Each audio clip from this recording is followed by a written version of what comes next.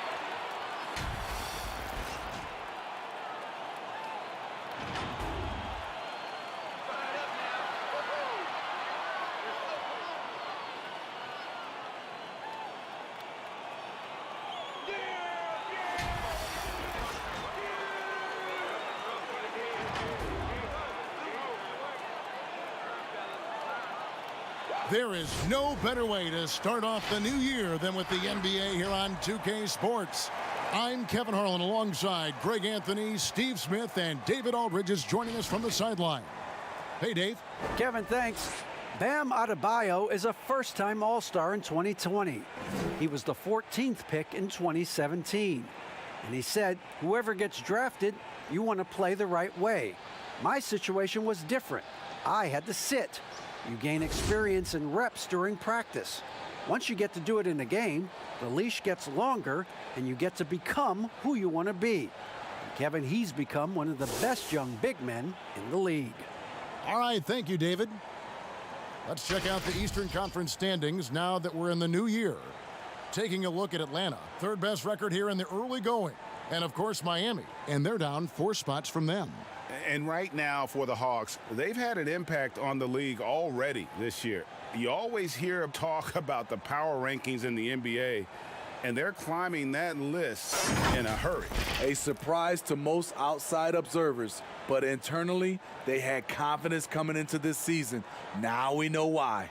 A look at Atlanta's opening lineup. Herter the 2 with Hunter at the 3.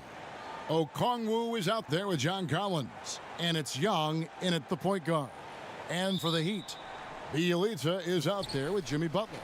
Then there's Oladipo. Then it's Bam Adebayo. And it's Hero in at the shooting guard position. Here's Hero.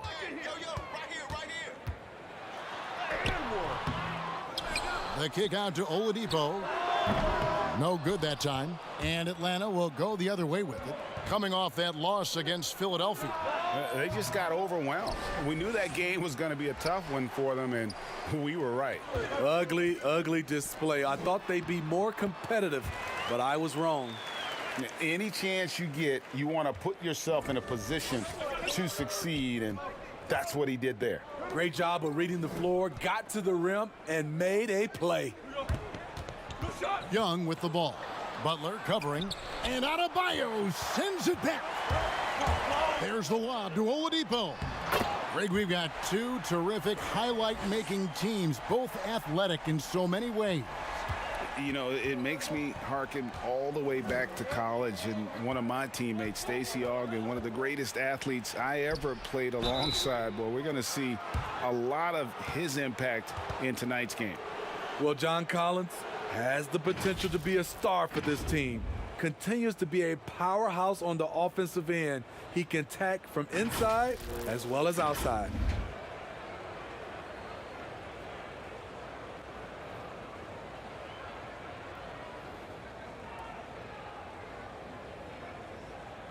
Take a break. Take a break. 2 shots.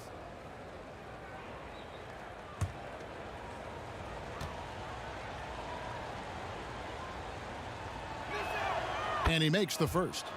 And Collins said so himself. He believes he'll be a max contract player when he hits free agency. You know what, GA? I love the confidence from him. And you look year to year, his numbers are improving at an unbelievable rate. He just might get that max contract. And so Collins nails both of them. What's interesting about John Collins, he plays fast, but he's also measured in his approach. Oladipo taking his time here and finished off by Oladipo. Never a bad idea to run the old pick play. You're right. And if it produces a slam like that, we'll probably see more of them. Especially if the defense is going to allow you to do it. Have to switch on that play. 4 shots, 4 misses, and you can sense a certain frustration building. For Atlanta, they've gone 0 of 4, missing their first 4 field goals here. Herder, no good. Yeah, slow start right now. 5 straight misses to get this one going. Pass to Hero. Here's Oladipo. He picked up 12 points in their last win against Sacramento. Will not go. This is off the front iron. Hunter, the pass to Collins. He can't hit that time. Some solid defense from Butler. The Heat have gone 3 of 7 from the field since we've gotten underway. Oh, drew the foul and almost hit the 3-point bucket. But he'll go to the line to shoot 3. Jimmy Butler used his body and muscle well to get the foul called. And as impressive as the numbers were for Jimmy Butler in the bubble, they don't begin to tell the whole story. He was hitting clutch shots for the Heat during that run in the postseason.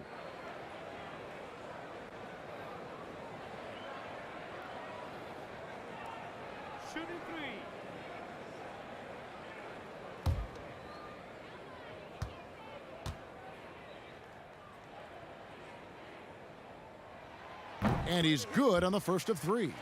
You know, Greg, going back to Jimmy Butler, it felt like each series he had a few big shots. I mean, everything you want from your leader. The big shots, motivating others, setting an example with his play.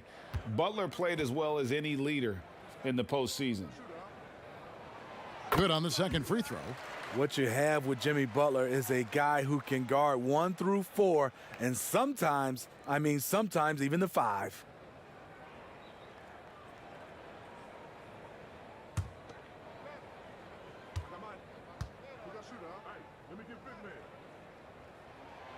And he nails the third. Money from the stripe. He does a great job night in and night out. Guys are looking for a spark here. Yeah, a cold stretch offensively for sure.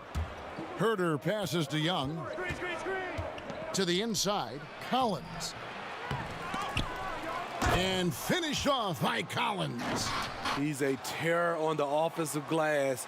You don't have to run plays for Collins for him to score. Hero passes to Adebayo. Good ball movement here by Miami. Oladipo against Young. Oladipo outside. And again, it's the Heat missing. The defense is right there. Quality contest, and they threw him off his rhythm. And Okongwu slams it in. Nice look from Kevin. Intelligent and unselfish. The Heat leading by 3. And Oladipo kicks to Butler. Back to Oladipo. Pass to Adebayo. Hunter grabs the miss. Atlanta's gone 0 of 2 from deep here. Shoots it up. The shot by Okongwu, no good. In a funk this quarter, he's trying to shoot his way out of it. Good on the shot. Oladipo's got 6. Some shooters get tunnel vision, but Tyler, keeping his eyes up and his options open, delivers a great pass. Now, here's Collins. 23 points for him the last game against the 76ers in Philadelphia. And no one on defense could stay in front of him. He continually got pummeled and kept getting back to the stripe. Defense doesn't get much better than the mobile 1 block we just saw on replay. And early in the game, a defensive play like that goes a long way, establishing the attitude you want.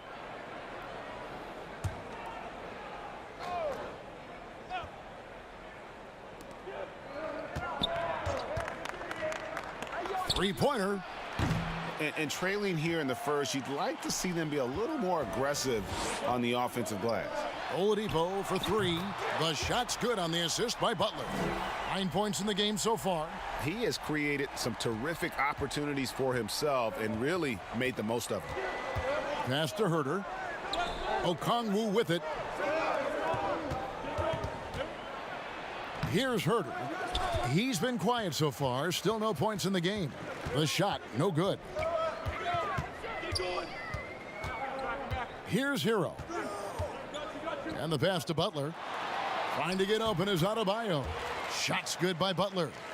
And you can see their strategy coming in They want to control the paint. This is my type of approach. Get some high percentage looks. Then later, you can play inside out.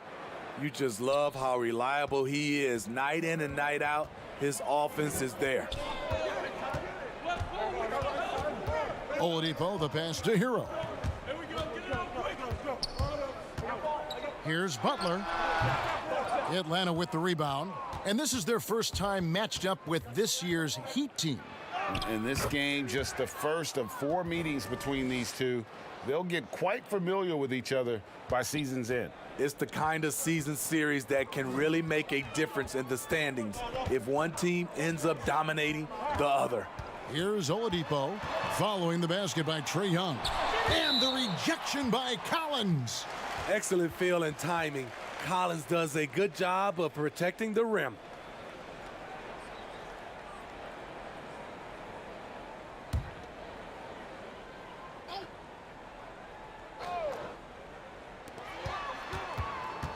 Pass to Hero. Good, and it's Oladipo picking up the assist. Hero's got 5. He has big-time confidence. Tyler's a decisive shooter who doesn't hesitate when he gets a look. And there's the foul. It goes on Jimmy Butler. That is his first foul of the game. A different look for Miami. Trevor Ariza's checked in for Bjelica. Iguodala comes in for Hero. And it's Dragic in for Victor Oladipo. Gallinari, he's checked in for the Hawks. Bogdanovich comes in for Kevin Huerter. A nice shot by Bogdanovich. No reason to overcomplicate an easy shot, but hey, he still got it to go. Now Dragic, 11 points for him in that last game against Sacramento. He was very active on defense too, recording 3 steals for the game. Here's Okongwu. And 3 chances on that possession, but they just couldn't find a way to score. Here's Butler. Bogdanovich grabs the miss. The Hawks trail by 7. Outside Collins. To the middle. It's stolen by Dragic. Butler from outside. Atlanta with the rebound. And there hasn't been anything easy for him in this period. And you've seen they've made numerous attempts to try to get him going. Shows how valuable he is to this offense. Outside Dragic. Okongwu grabs the board. Okongwu's now got 4 rebounds now tonight. And Adebayo sends it back. The reach of Bam Adebayo is off the charts, using it well with that block. Robinson's checked in for Jimmy Butler. Clint Capella, he's checked in for Atlanta. Williams comes in for Trae Young.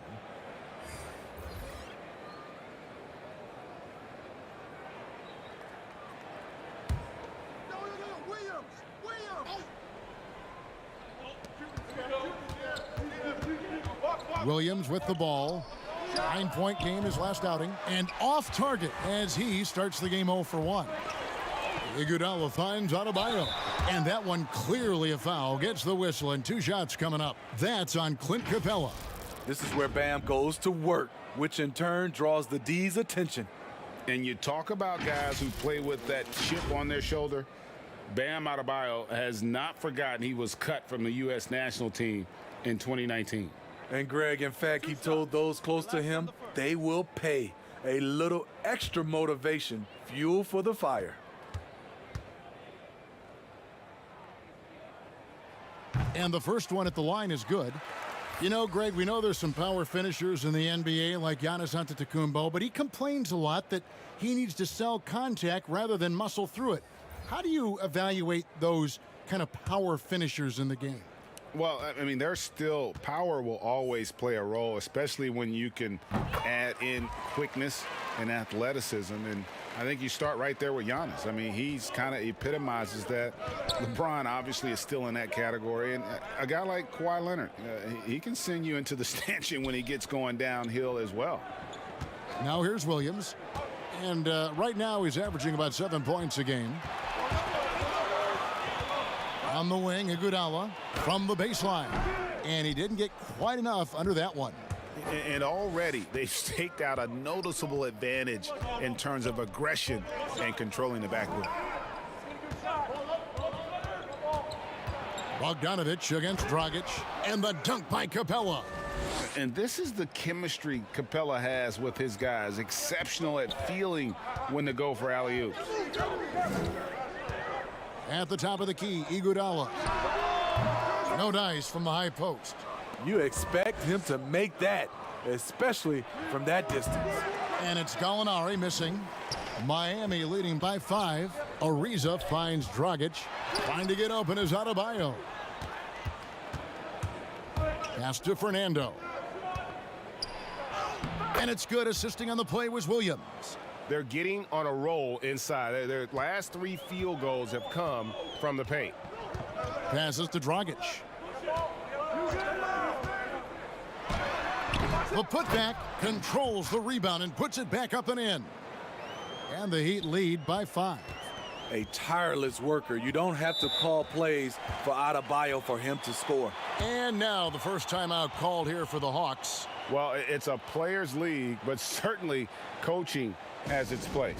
Yeah, if that weren't the case, you wouldn't see so many coaching changes in the offseason. And how about we check the numbers for him? And suddenly his feel for the three-point shot has left him. It's been a tough go the past 5 games. The percentage from long range, not close to what it was earlier, but he's not going to give up on it, and he'll try to get it going here tonight. Nice ball movement here by Atlanta. Outside, Bogdanovich. Lock at 6. He can't get it to go. Great D that time from Iguodala. And now here's Dragic, the fast break chance. And Adebayo throws it down. Pretty tall point guard. Goran Dragic sees the entire floor. Terrific look. Williams passes to Gallinari. To the paint. And they call the foul, so a chance at the line for one more coming up. And they're beginning to just flat out fall apart defensively right now, especially on the interior. The Hawks have had 2 chances at the line already, making them both. And they've had really good numbers all season from the free throw line. Mind the lanes. Mind the lanes. One shot.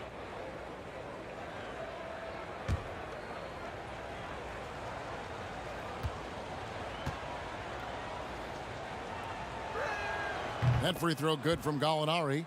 Up and down career for Gallinari. A skill forward with size, has struggled because of health. Bounce pass Robinson. Here's Dragic. The shot missing. And it's the Hawks taking it the other way. And for his offense, this has just been a brutal period. Well, it was Miami winning their last game against the Kings in Sacramento. And Robinson that time on the assist by Ariza. And the Heat lead by 6. Excellent pass there to cap that break with an uncontested basket. Williams passes to Fernando. Shoots over Dragic. Fernando, that's good. And it's Dragic bringing up the ball for the Miami Heat. This game coming on the heels of their win against the Kings. And it was one of those games where it was just hard to get anything going. And you could see frustrations emerge. But hey, a win is a win. Sometimes you're not going to play your best, so you have to just gut it out, right? Drills the three-pointer. And they are shooting the lights out from distance here early. The pass to Fernando. Here's Bogdanovich, and that'll be 2 free throws coming up. Officials on the call with the foul. He's getting his first free throw attempt of the night right now. Gotta admire what he's been able to do at the free throw line this season. How about over 90%?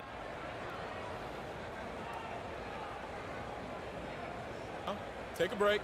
Take a break. 2 shots.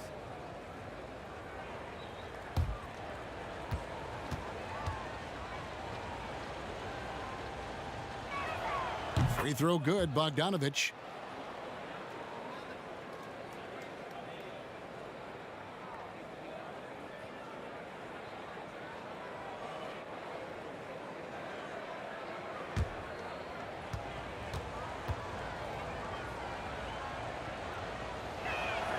And so Bogdanovich nails both of them. 50 seconds left to play in the first quarter. Pass to Adebayo. Kicks it to Robinson. Outside Dragic. 5 to shoot. Lets it go from deep. Fernando pulls it in. And he's trying to shoot his way out of it. You know, they have the lead, but honestly, I think it might help if he'd be a little bit more selective tonight. Williams passes to Fernando. And I like the fact that the defense is looking to protect the rim at all costs.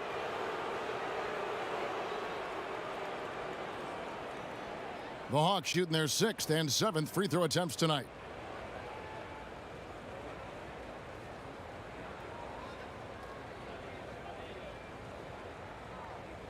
Shooting 2.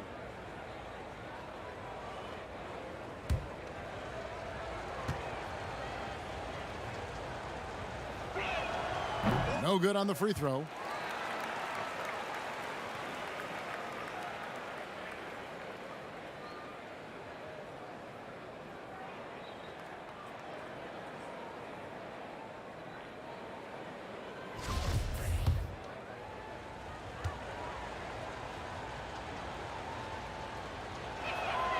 And he can't get the second one to drop either. Coming up empty that time.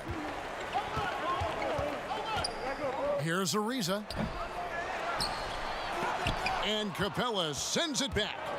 Opponents have to be careful when Capella is in the area. What an impressive display of timing.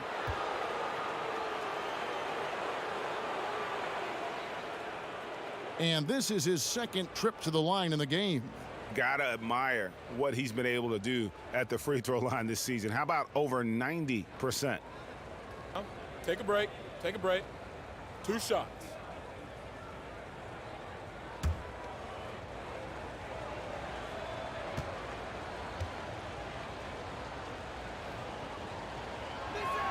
That free throw good from Gallinari.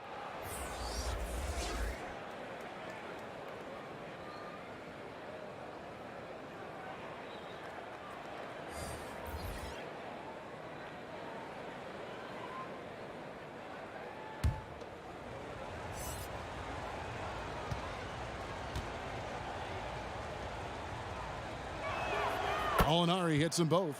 Well, he's come through for them at the line today, and you love having a big fella who's so capable on his free throws. And still a close game as the first quarter comes to a close. Heat lead by 3. After this break, we'll be back with the start of the second quarter on 2K Sports.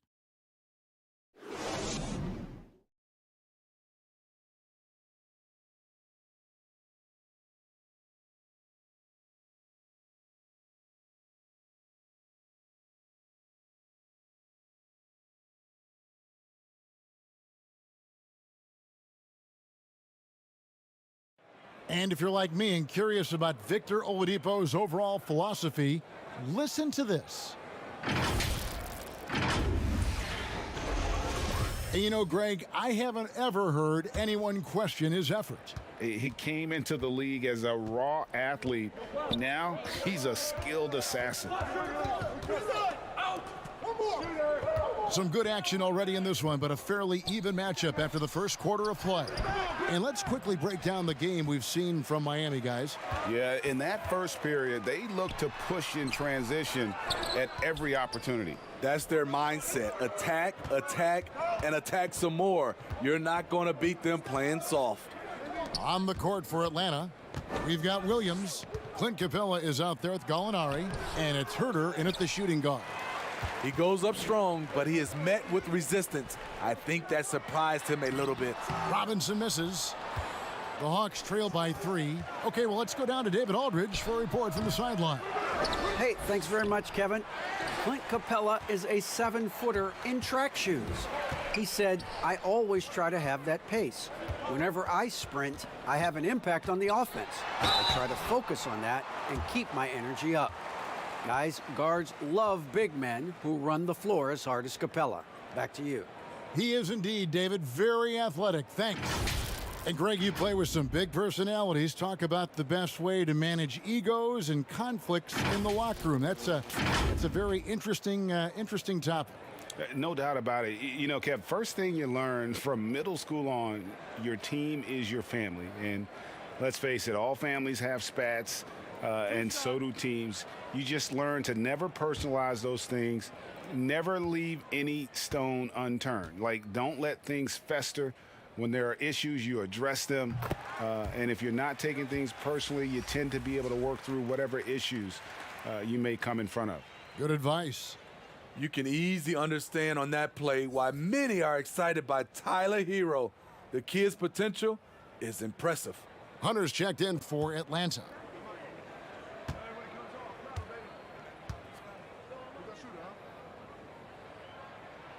And he makes both free throws. Quarter number 2 with just over a minute gone. Williams scanning the floor.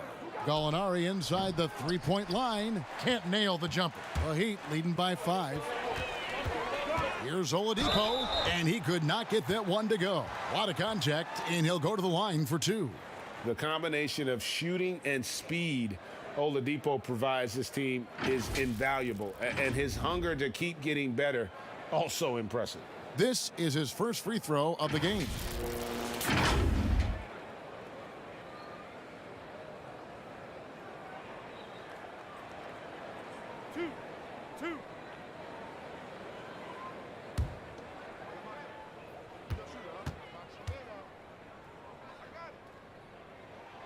The free throw drops for Oladipo.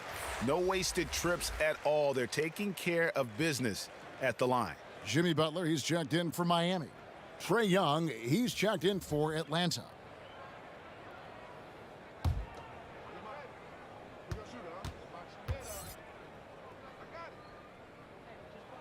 Oladipo hits them both. We're about a minute and a half into the second quarter now. They've been struggling here on offense. Yeah, a bit of a dry spell for sure.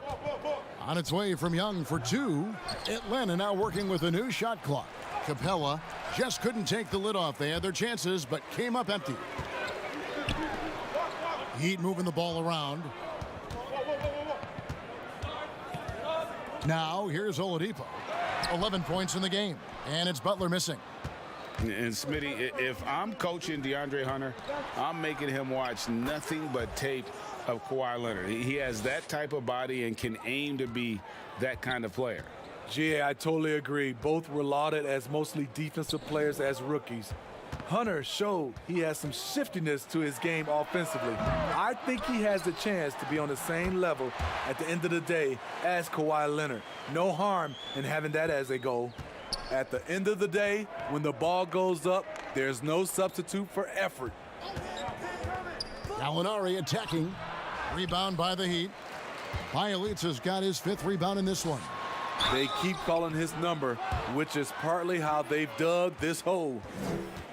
Let's take this chance to showcase the top setup man at the small forward position in the NBA. Jimmy Butler, 4th. The passes we've seen some of these guys make from the wing, just outstanding, truly gifted distributors. Teams benefit so much from having these guys at the small forward position that can pass. It's like having 2 point guards on the floor. And the first one drops. And as much as he commands attention on the court, Jimmy Butler content to skip the spotlight when he's off it. You know, GA, nothing has come easy in his career for Jimmy Butler. All he does is puts his head down and works and works and works. And because of that work ethic, he has become an all-star. Love watching his progression. And so Butler nails both of them. The Hawks trail by 8. Pass to Collins. Here's Herter. Whistle blows, bucket is good, and he'll have a chance at the line to make it a 3-point play. You can see Kevin Herter's been working on this, taking contact and completing the play. And Kevin Herter, a young player and a big part of this team's future. He keeps trying to add to his game. And the area I love that he's improved, I think the most and needs to, is his ball handling. doesn't have to only look for shots outside. He can attack the One rim. shot. He's also is more willing to take the lead in transition and create for others.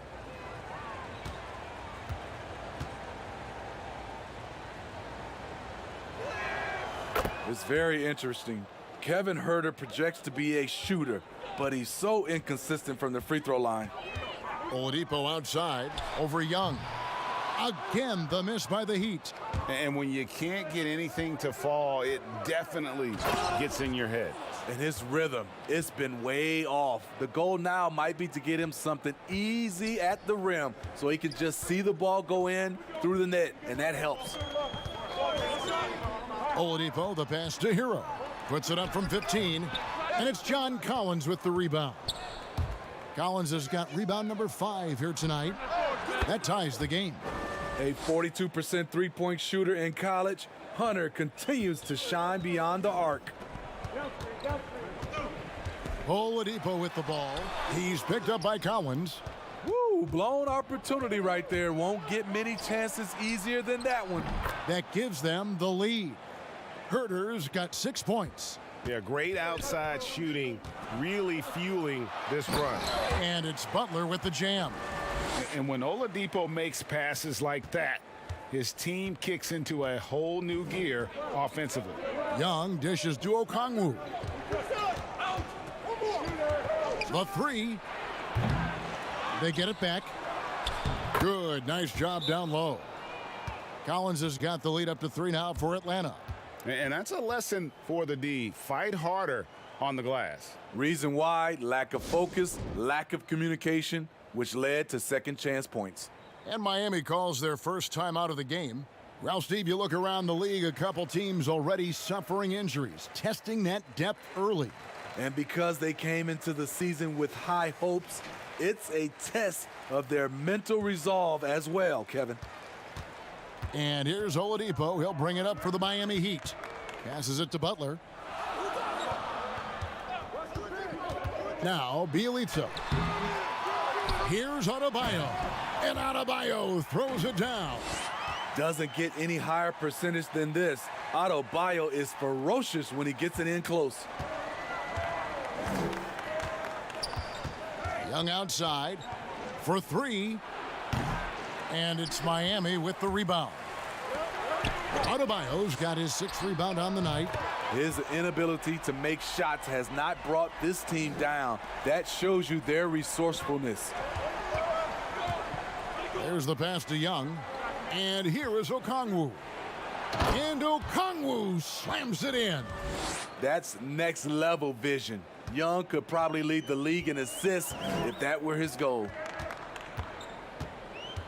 And it's DeAndre Hunter with the foul. That is his first foul of the game. And the next one puts him in the bonus.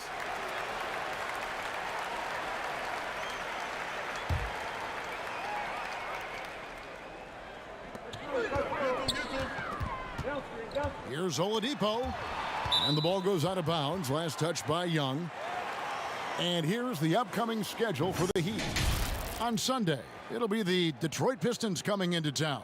Then on Wednesday, they'll be matching up against Kyle Lowry and the Toronto Raptors. And for that game against Chicago, I think it's going to be an interesting challenge. Even though they expect to come out on top, this could probably be a pick-em game, depending on how they play. Hunter kicks to Collins. Pass to Young. Launches it. That shot, no good. And it's Miami the other way. They've led by as much as 10. And at home for the next game, it'll be Detroit pulling into town. And that game is the second of 2 straight at home. Often viewed as just a shooter, Tyler Hero can score, though, in a variety of ways, which makes him very difficult to defend. He's gone 2 for 2 at the line so far.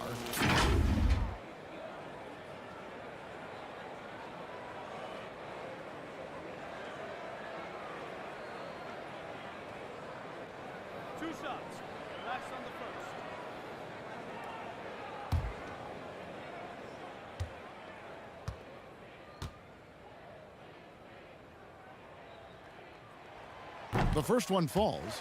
And didn't have a single free throw in that first quarter, but he started to play with a little bit more of an edge to his game here in the second. Goran Dragic is checked in for Victor Oladipo.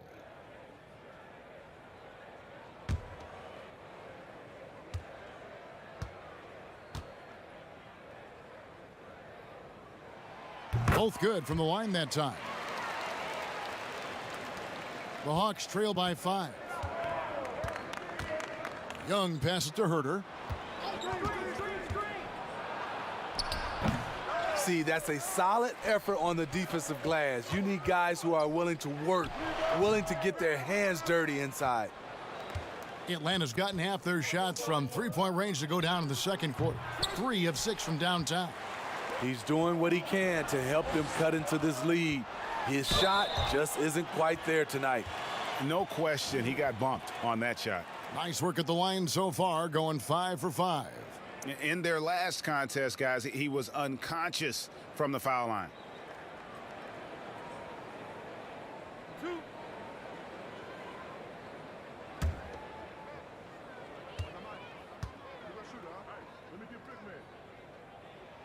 The free throw drops for Butler. Trevor Ariza's checked in for the Heat. Iguodala comes in for Tyler Hero. Bogdanovich, he's checked in for the Hawks.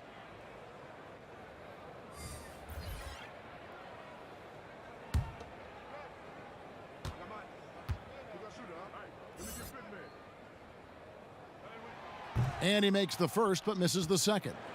The Hawks trail by 6. Young for 3. Jimmy Butler with the rebound. Butler's got his 4th rebound in this one. Here's Dragic. The shot's good on the assist by Butler. Dragic has got 5 now. Jimmy Butler is on it, staying alert, finds his man breaking free. Time called here. The Hawks decide to talk it over. And Goran Dragic last season coming off the bench for the first time in his 8 years in the league really excelled in that 6-man role. He did. He's a guy who creates his own offense. He's also a guy who can organize the reserves and keep things flowing. All about finding ways to continue to flourish, and he did it.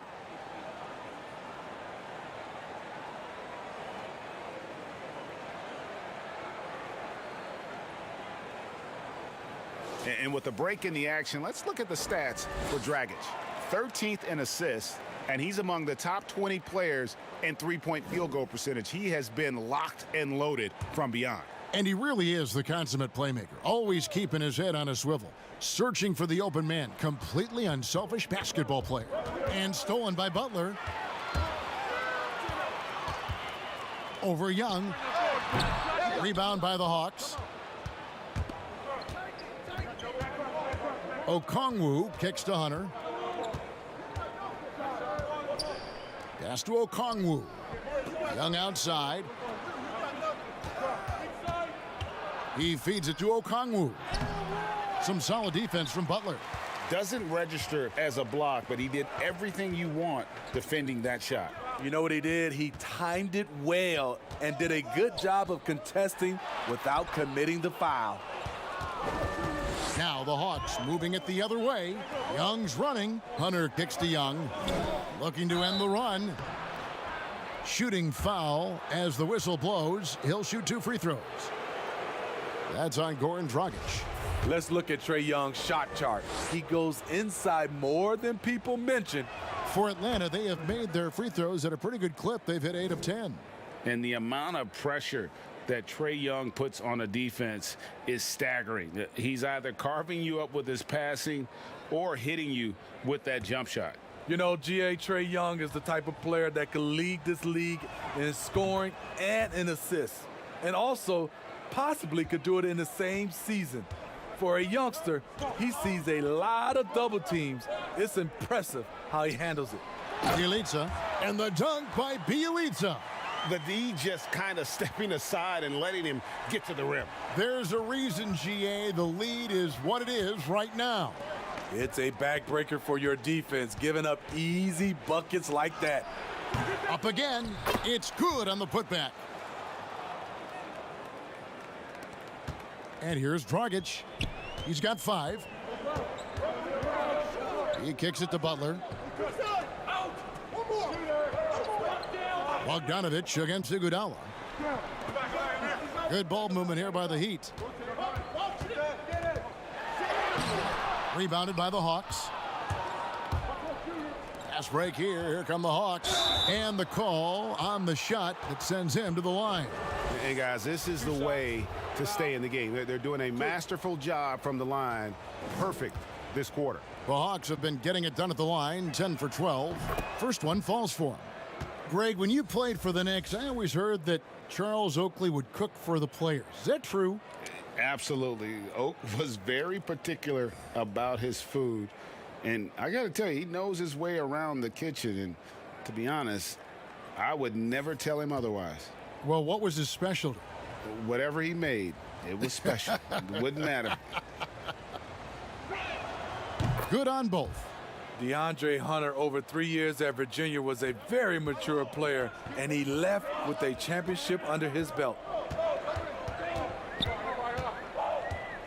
Here's Dragic.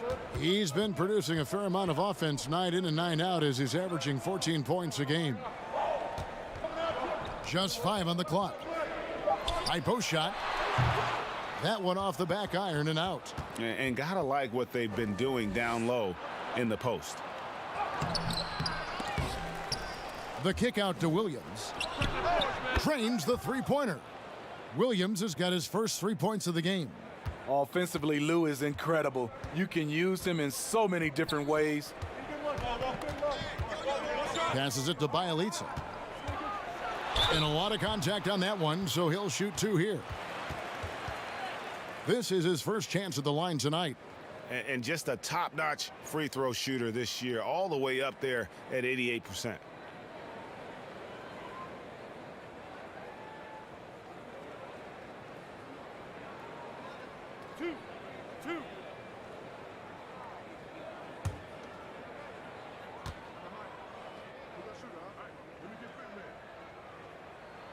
That free throw good from Bielitsa. The Atlanta making some changes. Clint Capella, he's checked in for Bruno Fernando. And it's Gallinari in for DeAndre Hunter.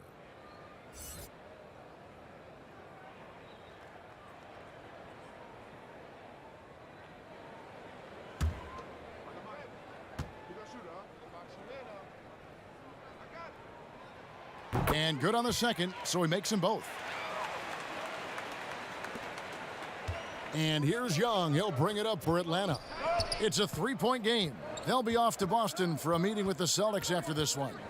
They're in the midst of a 4-game road trip right now. That'll be game number 3. And here comes Ariza, leading the fast break. Robinson passes to Bielitsa. And the rejection by Collins. Looking to get it going. Fouled in the act of shooting. Gets the bucket anyway, so a 3-point play chance for him. People worried about Trae Young's size entering the league. Could he stand the punishment? He has answered that question. This will be his 3rd free throw shot of the game. And you know, something I remember from their last game was how good he was at the line.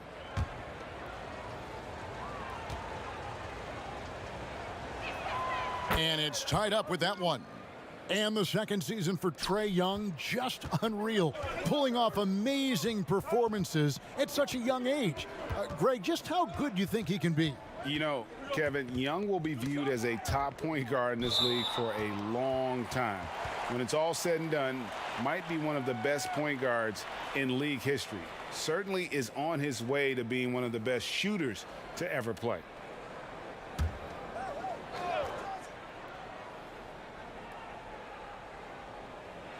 And here's Bielitsa for 3. And he's good on the 3-ball. Bielitsa's got 9 points. Aside from the rim runners in this league, most bigs are now asked to help stretch the floor. Inside. Shot is good, and the Heat's lead is cut down to 1 on the bucket from Young. I like that. Collins playing under control, reading the floor. Nice setup there. Dragic dishes to Robinson. Iguodala against Capella. There's Dragic with the 3. Collins grabs the miss. Atlanta's gone an even 50% from 3-point range in the second quarter, 4 for 8. And it's Gallinari missing. Miami's gone 6 of 12 from outside. A very nice 50% mark, shooting the 3-ball well. They get it back. And foul on the shot, so he'll get a chance at the line.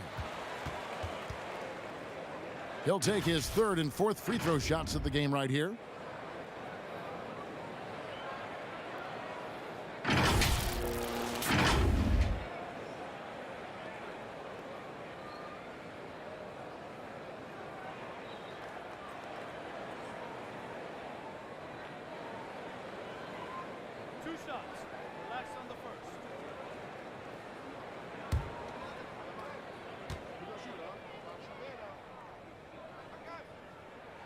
First free throw is good. The Heat making a switch here. Adebayo's checked in.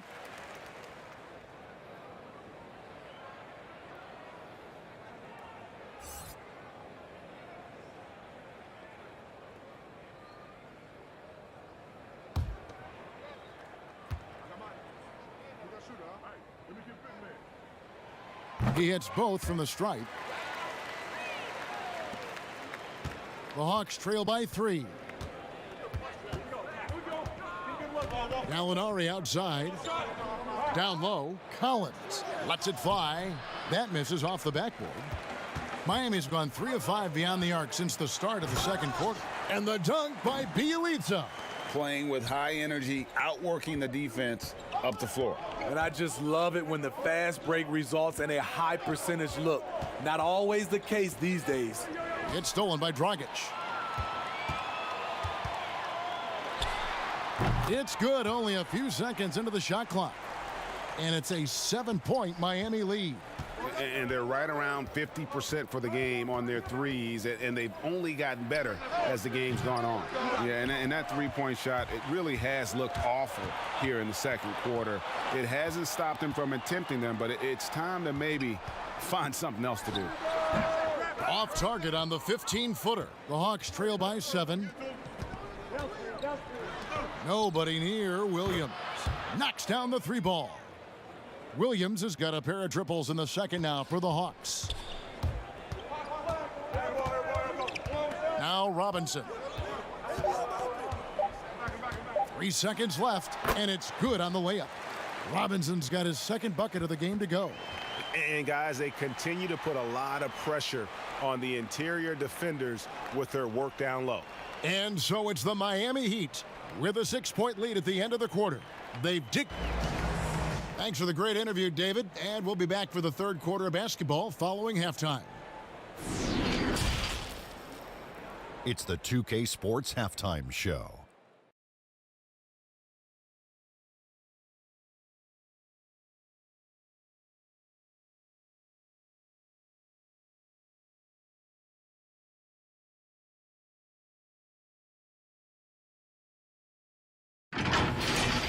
It was a closely contested first quarter for Miami. The period came to a close with them holding a 3-point lead. For the Heat, Kenny, what's your viewpoint? Well, they're doing a great job of pushing the action and getting to the foul line. They aren't just pulling up for uncontested shots. They're making the defense react to them. In transition, on the dribble, and with those quick cuts, they're in attack mode. That's dangerous. To beat them, you need to force them to play more defensively. And Shaq, what'd you see from Atlanta? The way they were getting rain on from 3, they're lucky to still be in this. In some cases, it was shooters making contested shots, but in others, it was defenders leaving shooters wide open. You can't do that. Bottom line, their perimeter defense was lax, and that needs to change, and that's a fact. Oh, what was rhyming, Ernie?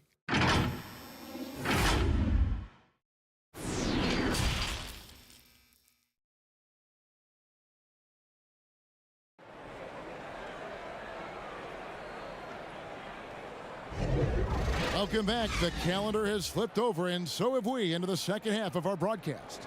Without question, Trae Young displaying his skills today. Man, he's been running wild on them through that first half. Absolute dynamite on offense. This is his challenge, to continue to dominate, to help them try to close strong here in the second half. Second half of basketball upon us. We may be in for an exciting finish based on how close of a game that's been so far. Bam Adebayo is out there with Bjelica. Then there's Jimmy Butler. Then there's Victor Oladipo. And it's Hero in at the 2. That's the group in the game for the Heat. Young's shot is off. Miami leading by 6. There's the lob to Oladipo. Takes the alley-oop pass and dunks it down. Always an explosive leaper. Oladipo's teammates can count on him to finish those alley-oops. The feed to Young. And he drops in the layup off the glass. Young's got 16 points. And even if you risk a foul, the D has to play him tougher when he gets it that deep. And if you don't, they keep finding the matchup every time up the floor. And the officials will call the illegal screen right there. And guys, point of emphasis for the league is to really crack down on illegal screens. Yes, the last few years, the rules changes have tended to benefit the offenses. This evens things out a bit. And that was another look at the aggressive D that led to the Mobile One block. And when you're behind in the game, that's what you've got to do. Contest every shot. And a minute played as the second half gets going.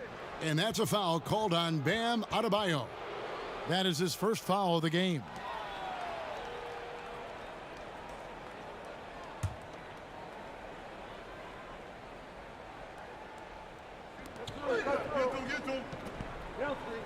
Here's Herter.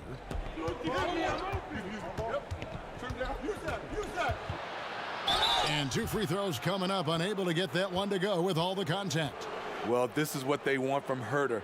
Be assertive and make plays. He's gone 1 of 1 in the game so far from the line. Gotta admire what he's been able to do at the free throw line this season. How about over 90%?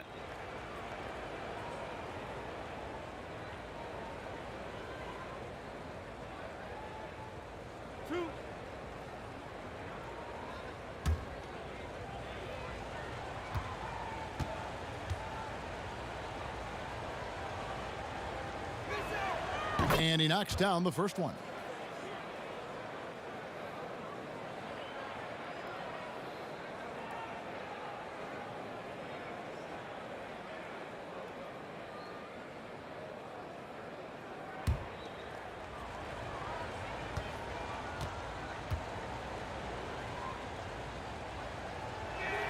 So he gets them both.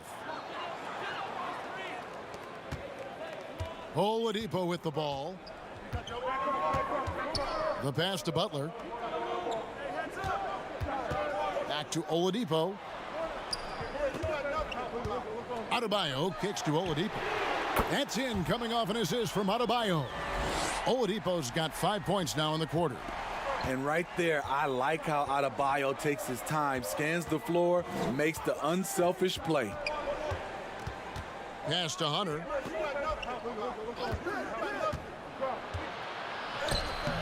And it's Miami with the rebound. Bjelica's got 7 rebounds in the game. And finished off by Oladipo. And firing on all cylinders. Oladipo is hot, and he knows it. Commanding the ball right now. On its way from Young for 2. And once again off the mark by Atlanta. Only 1 for 4 in this half. Sometimes it's execution. Sometimes the shots just don't go down. After hitting 3 straight, they finally miss one. But you can see the rhythm coming out of the half. It's his first trip to the line.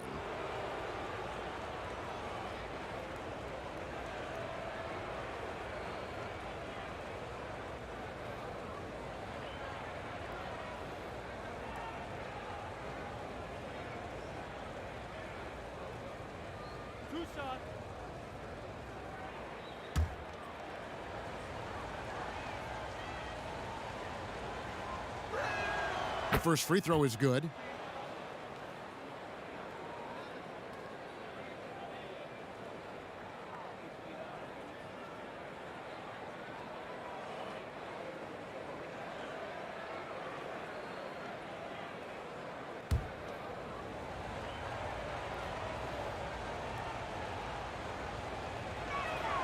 And that's good as he hits both of his shots. A little under 2.5 minutes gone by here in the third. Outside Butler. Pass to Oladipo. Fires for three. The shot's good on the assist by Butler. Butler's got 4 assists now tonight. This is the consistency he was looking for in the first half. Just took him a while to heat up. Passes it to Herter. Puts up a 3. Gets the three-pointer to fall. Hunter's got 8 points. A little get back. Hunter's not about to give ground. Answers back from beyond the arc. Here's Oladipo, and it's Oladipo with the jam. Never a bad idea to run the old pick play. You're right. And if it produces a slam like that, we'll probably see more of them. Especially if the defense is going to allow you to do it. Have to switch on that play. Time called here. The Hawks decide to talk it over. In addition to going over the game plan and making whatever necessary adjustments have to be made, Greg, this timeout also the time for players to get rehydrated or hydrate for the first time with some Gatorade. Plenty of basketball still to be played here, and they have to get recharged. That's a great point. Without proper hydration, a player can completely run out of gas down the stretch of a game, and that's something that none of these guys can afford to have happen. If you're going to battle all the way to the finish, you have got to be hydrated. And even though they're down, they are putting on a show at the free throw line. And this is his second trip to the line tonight. And you know, guys, he had a big game at the free throw line in their last outing. 2.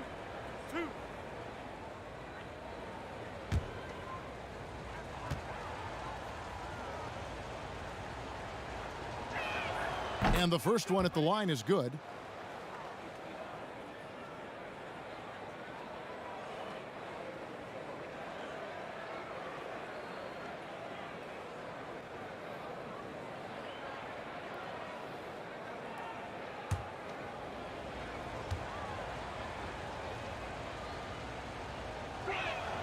That one falls, so he hits both of them. And here's Oladipo. He'll bring it up for the Heat. They've led by as much as 10. The pass to Hero. Here's Adebayo. And Adebayo throws it down. Oh, taking it to the rack with power. And hammering down the two-hand slam. Young passes to Okongwu. And Adebayo sends it back. Right side, Butler. There's the 3. Wow, drew the contact, and that 3 almost went in, so he'll go to the line for 3 free throws. It's going to go on Onyeka Okongwu. Free throw line numbers for him, 6 of 7.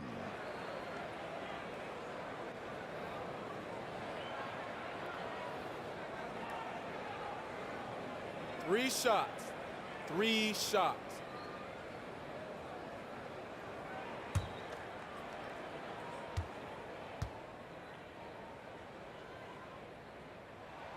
Free throw, good Butler.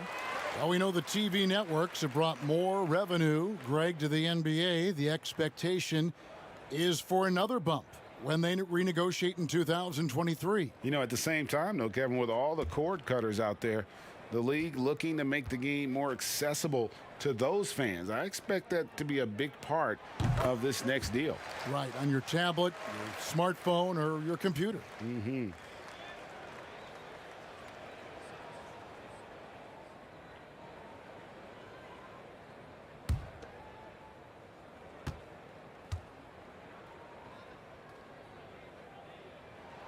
And he makes all 3. The Hawks trail by 12. Pass to Okongwu. Here's Herter. Softly drops in the floater. Herter's got 10 points in the game. Well, it's a lot harder to get to the rim in the NBA than it was in college. So Kevin Herter hitting with the floater. Here's Oladipo, and it's Oladipo with the jam. Putting consistent pressure on this defense. Just the threat of him out there makes this offense work. The Hawks have gone 3 of 7 on field goal attempts here in the second half. Out to the wing. Okongwu kicks to Collins. 2 free throws coming up, and they call the shooting foul. It's going to be on Bam Adebayo. On the night, he's gone 2 for 2 at the stripe. An 85% mark from the line. There aren't too many players in the league who are going to sport a much better percentage. 2 shots. Max on the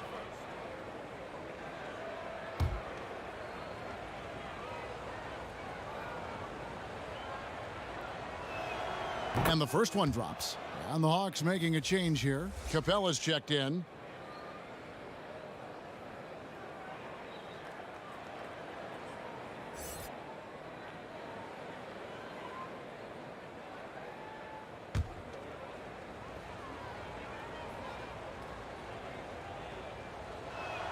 That's also good, so he hits both free throws. The Heat leading by 10. And it's Oladipo with the jam. Just sheer determination. The contact was there, but Oladipo showing real toughness gutting through it. Over to the left wing. Here's Okongwu, but they recover it. Wow, another opportunity. Just everything going their way. Pretty much the story of this game. Floats it up for Adebayo. Up high to stuff the alley-oop. Wonderful play. With that long wingspan and huge hands, Adebayo catches and finishes with ease. Young passes to Herter. There's the lob to the hoop. And the Heat call time here. And starting to send guys to the line way more than they need to. Let's get some good position defense going here. That should be the emphasis, and get away from the sloppy fouls.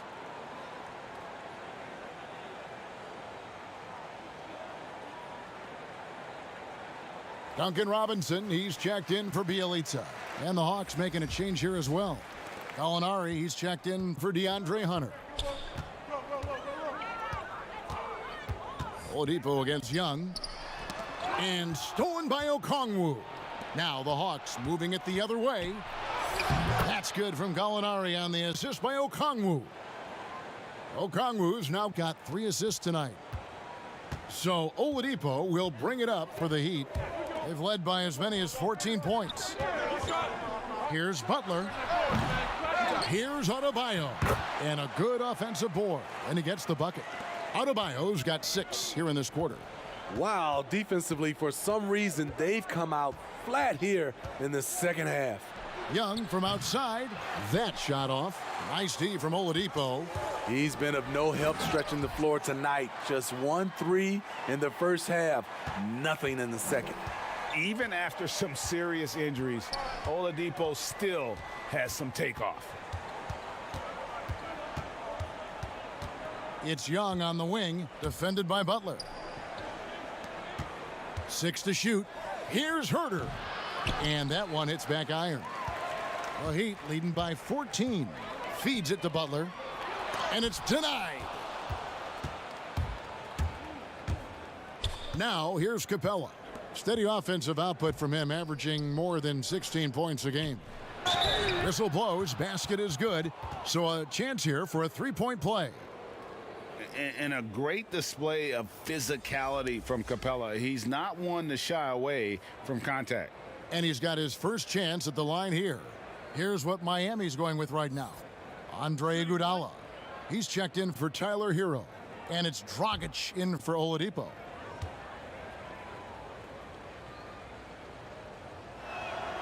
And last season for Capella wasn't that easy.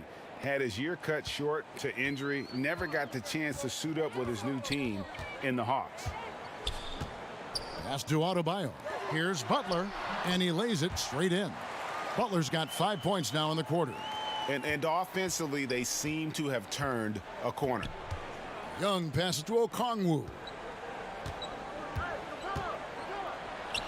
Gallinari down low. He's covered by Iguodala. Here's Herter. Walks for the new shot clock.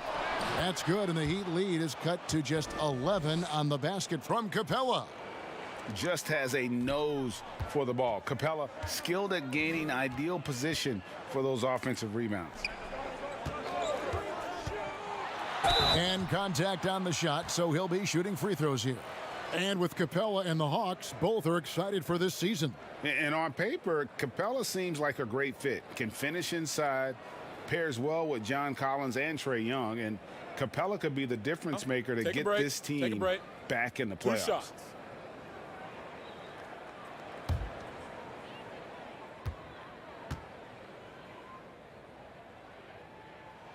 That free throw good from Butler.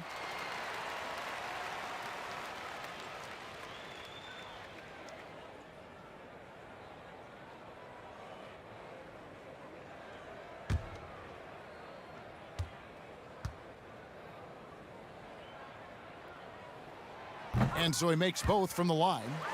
Impeccable from the line since halftime. Young passes to Gallinari. Throws it up high, trying to go for an alley-oop, but excellent defense and anticipation there to stop it. And it's Butler with the jam. Just a fantastic job running the floor by Jimmy Buckets. The Hawks trail by 15.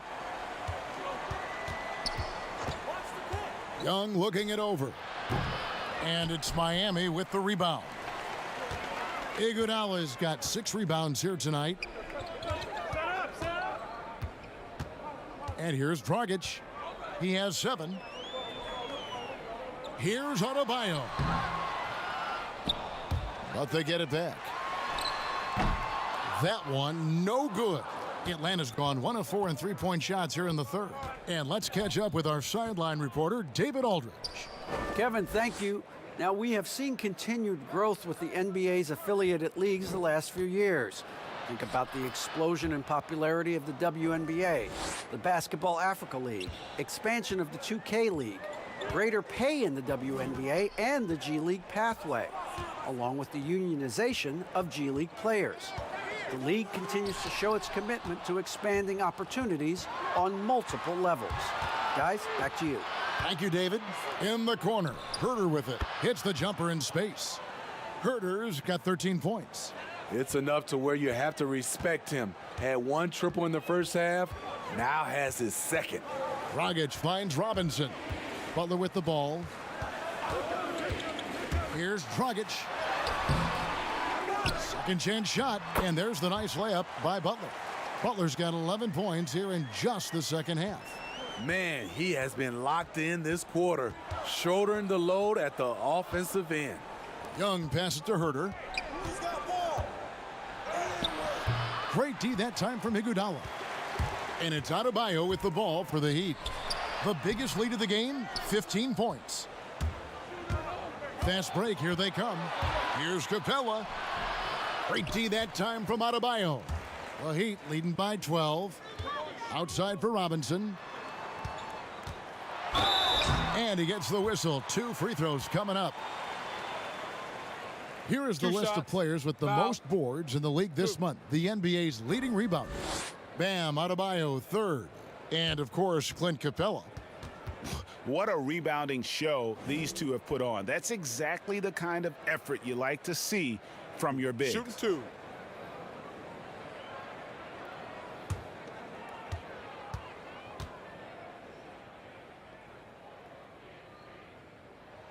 And that one falls for Robinson.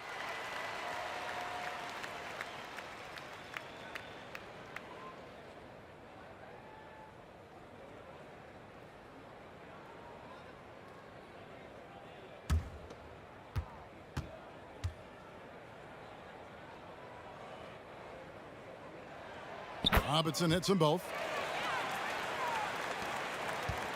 The Hawks trail by 14.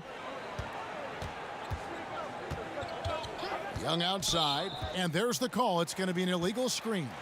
And a moment here to see the numbers for Adebayo.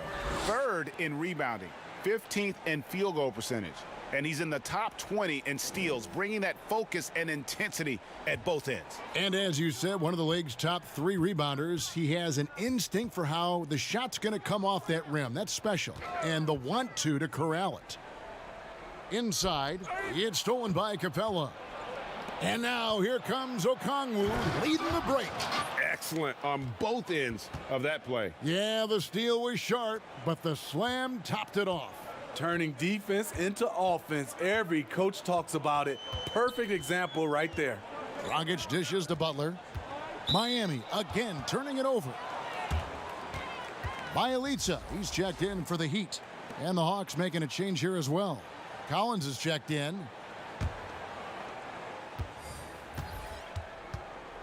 Young outside. Shoots over Dragic. Young's shot is off. Miami leading by 12. Here's Robinson. Rebounded by Capella. Capella's got 11 rebounds in the game. Here's Gallinari. And no good that time. And Miami the other way now. In transition, here comes Miami. Drops in the tray. Bjelica's got 16 points. That's just great court recognition there. He saw the D pack in the lane on the break, so he calmly rolls up and drained the transition three. And how about his athleticism? For a big man, Capella is able to make plays above the rim. Now Dragic, 2 on the clock. And the last shot at the buzzer doesn't go in for him. And as we end the third quarter, a double-digit deficit will make it tough to come back. Heat out front, they lead by 13. Back after this from the American Airlines Arena.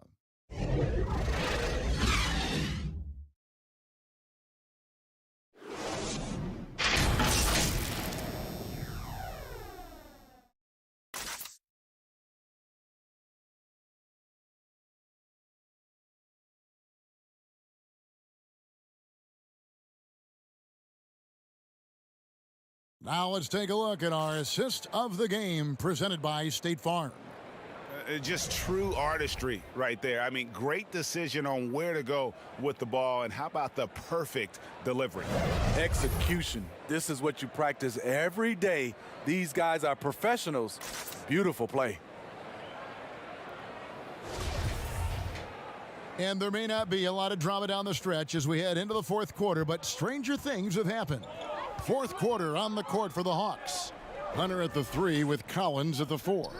Young and Herter make up the backcourt. And it's Capella in at the 5 down low. Gets it to go. That one good from Adebayo. Nice shot from Bam there. Embracing any opportunity he gets to score in close. Young for 3. It's Adebayo with the rebound. Adebayo's got rebound number 13 for him here tonight. Dragic gets the bucket. He is cold-blooded. Drops the dagger. Piles on to what was already a big lead. I mean, defensively, if you have any hope of coming back in this game, you can't afford to give him those looks. And he gets it to go. Young's got 20 points. For most defenses, Young's jumper is the first thing they have to account for when they play this team.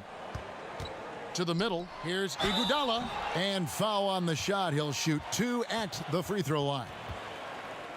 And some controversy last season. Andre Iguodala traded to the Grizzlies. We know he didn't report, Greg, just stayed in the Bay Area until a trade could be worked out to Miami. I'd call that a power move, Kevin, no doubt. Iguodala, a respected vet, wanted to play for a contender, and he got an extra year and $15 million in the deal.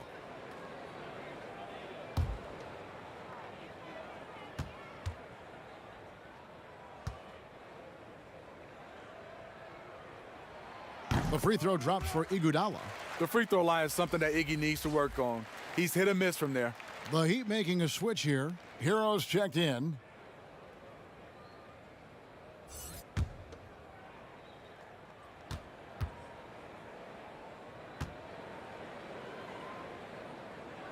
And Iguodala drops them both. We've played just over 1 minute here in the fourth quarter. Young against Dragic. Passes to Herter. Jacks up a 3. That's in, coming off the assist from Young. And he's finally getting the feel from beyond. His second 3 of the half right there. And Capella sends it back. And it's out of bounds. The Heat able to retain possession here.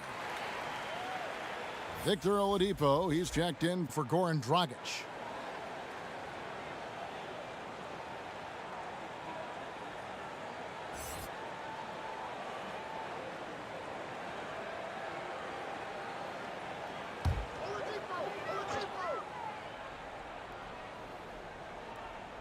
Here's Bjelica.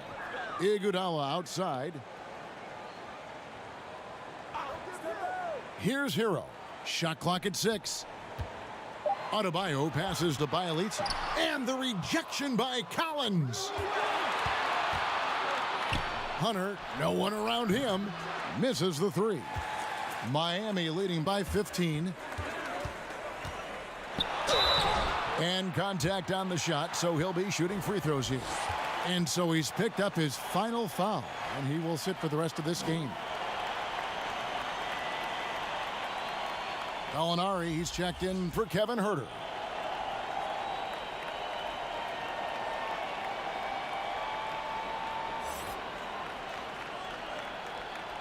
Shooting 2.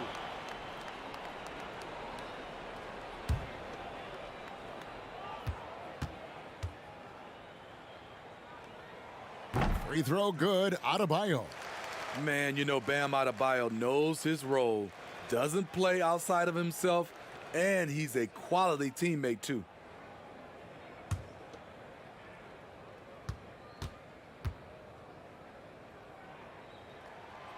Second free throw, no good. And here's Collins. He'll bring it up for the Hawks. They trail by 16. Oh, man, he hasn't had the rhythm tonight. Tried to make up for it there, but it just wasn't meant to be. And denied. He sends it right off the glass. Iguodala, no good. So frustrating when you can't get anything to go down as you're trying to help your team finish the job. We're in the fourth quarter here, just under 2.5 minutes gone. Here's Hero. Gallinari covering. 2 free throws coming up, and they call the shooting foul.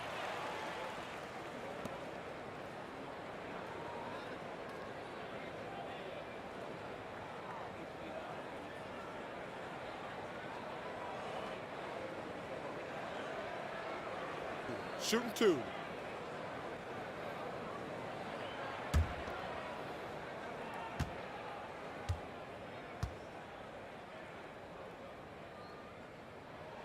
First free throw is good.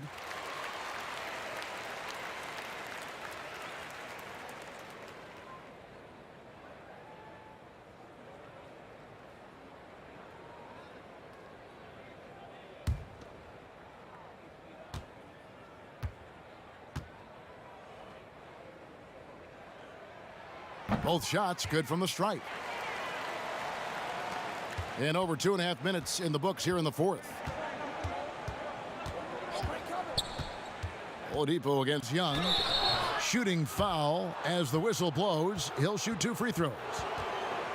It's going to be on Bam Adebayo. Able to see the entire floor. Young gets a lane, and he takes it.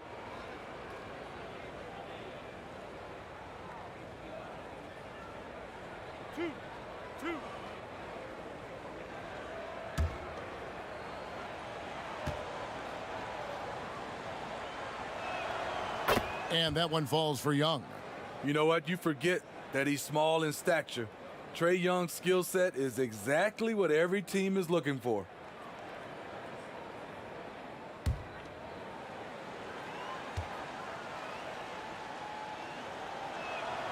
And so Young nails them both. The Heat leading by 14. And the Heat call time here.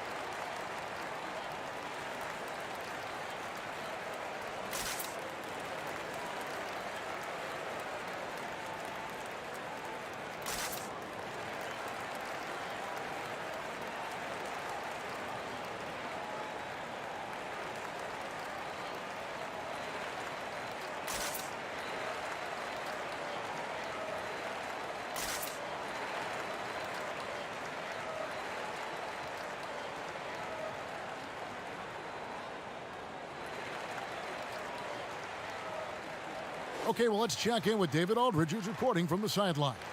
Well, guys, during the last break, I listened to Eric Spoelstra address the team. He loves the aggressiveness on D. He said, we're doing a great job of challenging everything they're trying to do. Stay active, talk to each other, don't let up. Kevin? Terrific dime from Hero, showing how versatile he can be. Young against Oladipo. Young's shot is off. The Heat leading by 16. Here's Iguodala, and the slam dunk by Iguodala. Iggy just using his tremendous athleticism there. Atlanta's gotten just 1 of 4 3-pointers to go down for them here in the fourth. And Young kicks to Hunter. The rebound by Iguodala. Heat have gone 4 of 10 here in the final period. Not the time to go cold. Bjelica passes to Hero. And Hunter over to help. And wrestling for it there, but no one has possession. We'll have a jump ball.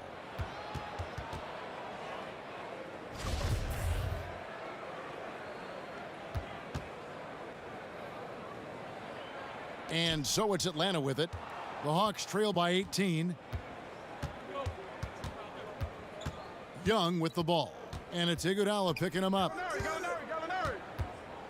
And Young kicks to Hunter. Shot clock at 5. It's tipped. And now Oladipo pushing it up. No one back to stop him. And they're getting points. They're getting stops.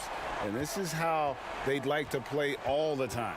Yes, when it's going good, it feels easy. These are the nights you relish, but they're tough to replicate. Hunter, Young trying to break free.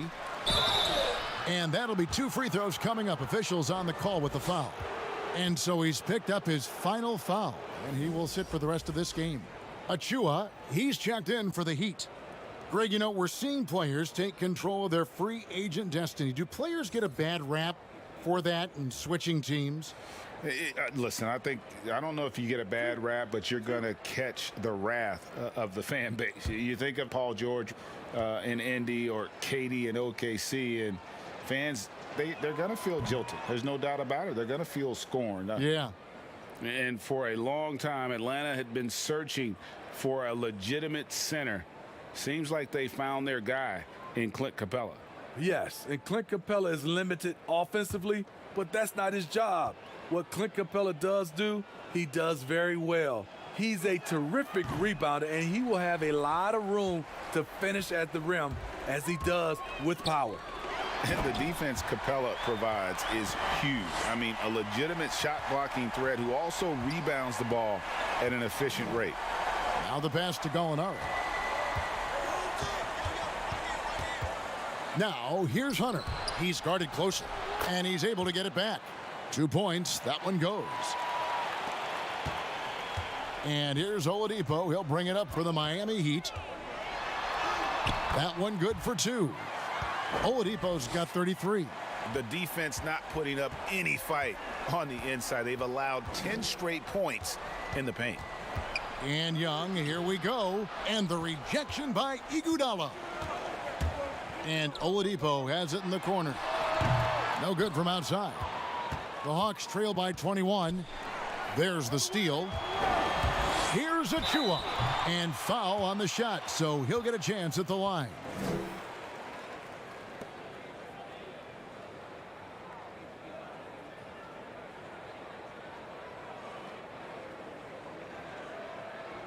And the new G League Pro Team, Smitty, signed a number of 5-star high school basketball players.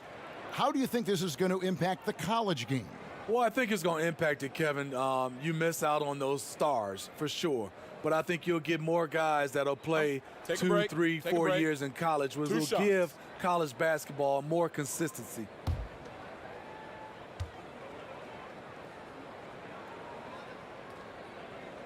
And that one falls for Achua. And Miami making a change here. Butler's checked in. Okongwu's checked in for the Hawks.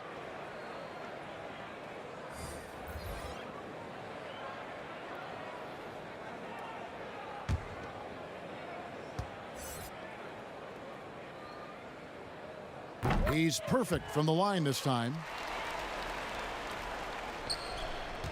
Atlanta's gotten just 1 of 4 3-pointers to go down for them here in the fourth. And Young kicks to Gallinari. And he lobs it up toward the rim. And Okongwu slams it in. And that's a tall order for the defense. You have to play Gallinari for the shot. But that was a good dump off to the roller. Achua, the pass to Hero. Heat moving the ball around. Pass to Achua.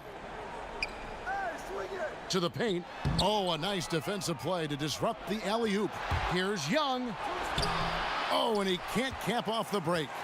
Just a solid performance on the interior. The rebounding has been off the charts. Beautiful form on that jump shot. When Tyler Hero puts it up, it just looks like it's going in. Young with the ball. Kicks to Gallinari. Shot from the wing. Rebound by Butler. Butler's got double-digit rebounds now in the game. Oh, my! Young fella. An offensive-minded player. Tyler Hero is a sneaky player who runs the floor hard. They need a bucket in a big way here to regain some confidence. Here's Gallinari. No good on the shot, a bit long that time. The Heat shooting in the fourth quarter has been efficient at 56%. Drills it from outside. Oladipo's got 36. Ever since halftime, he's had his eyes on the basket and just crushing it right now. Young passes to Okongwu. Gallinari surveying the D. Young takes the assist and lays it in. Picked out the pass nicely. Young's got 8 points here in this quarter. Miami's gone 2 of 5 on 3-point shots since the end of the third quarter. And the dunk by Bjelica. Yeah, and ever since halftime, they played precision basketball offensively. You know, the coach has had something to say about that. No question, they've settled in and executed brilliantly. Greg, after we saw top prospects like LaMelo Ball and R.J. Hampton playing a year in Australia, the NBA G League sweetened the deal to attract those blue chippers to this G League, which I think is a very interesting topic and a very interesting way to go. It is. You know, I think the salaries now can exceed $500,000, not to mention the endorsement deals, and they're on a single team that's built around their needs. Certainly an enticing option for those who want to skip the college route. Does this affect colleges, in your opinion, in their recruiting? Not at all. You're going to love your school no matter who plays for them, especially if you're winning. Here's what Atlanta's going with right now. Solomon Hill, he's checked in for DeAndre Hunter. Reddish comes in for Gallinari. And it's done in for Trae Young.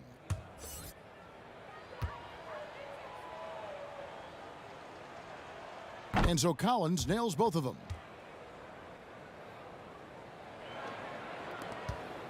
And Nunn has got the ball here for the Heat. Pass to Achua.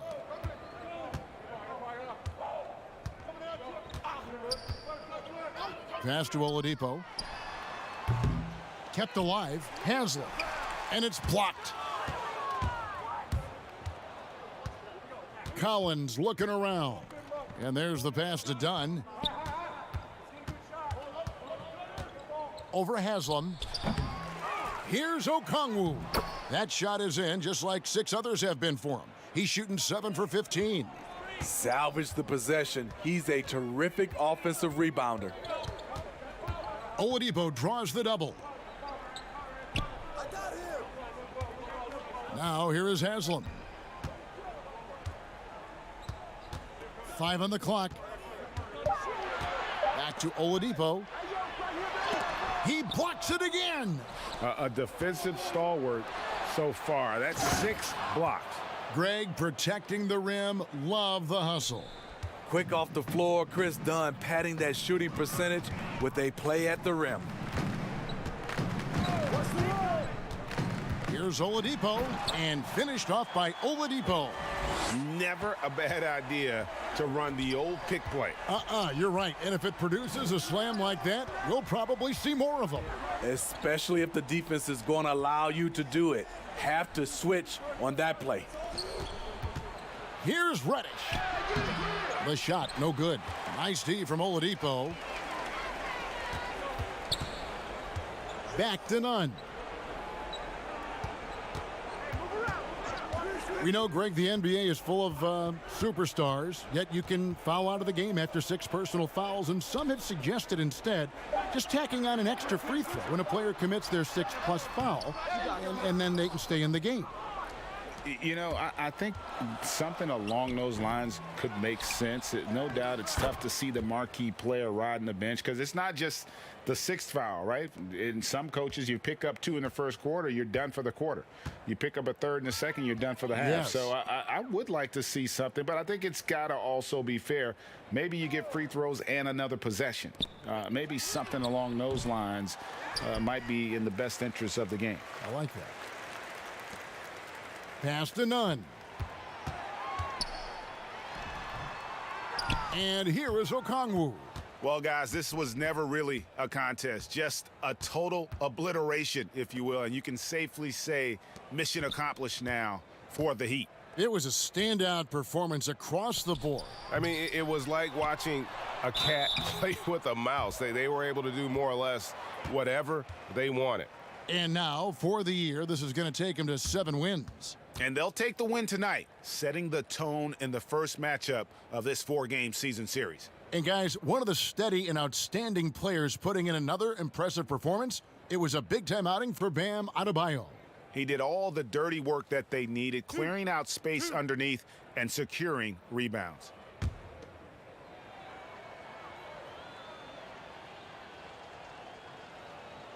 And he knocks down the first one. And the league taking steps to discourage teams, Greg, from tossing away seasons in search of high draft picks. Has enough been done, you think, in that regard? We'll see. I tell you, the idea of a play-in That's a tournament tough one, isn't it? for the last few playoff spots, I think that's a good idea, actually. It might keep more teams in the hunt down the stretch. And I think the onus also, if the fans put enough pressure on their teams to try to develop what they have and not always put it on the future, I think that's going to help. But I think you're going to always have a little bit of that moving forward. Pass to Iguodala. Done against Nunn. 6 on the shot clock. Miami needs to get a shot off. From deep. And they force the shot clock violation. Great D. Lou Williams is checked in for the Hawks. Here's Atlanta. They're on a 12-4 run right now. There's 39 seconds left in the fourth quarter. To the left side wing. Dunn left side. Atlanta again missing. Now Nunn. 17 seconds left to play in the final quarter. Some nice ball movement here by the Heat. Passes it to Iguodala. Hits the three-point bomb. Impressive job by the players, coaches, and don't discount the impact of these fans. They gave the team tremendous energy tonight. The fans were fantastic. It was a true home court advantage. And so Miami takes this one by a big margin. They poured it on tonight, dominant showing in front of a crowd that loved every minute of it. And, you know, this game could really be a defining one for what they can do when they are playing at their best. I mean, being here at home no doubt helps, and the execution was flawless. It's time now to go courtside as we send you over to David Aldridge from the sideline. David, take it away. Thank you, Kevin. Jimmy, how confident are you that you guys can build on this win and keep the momentum going? Very confident. Like I said, we got a great group of guys.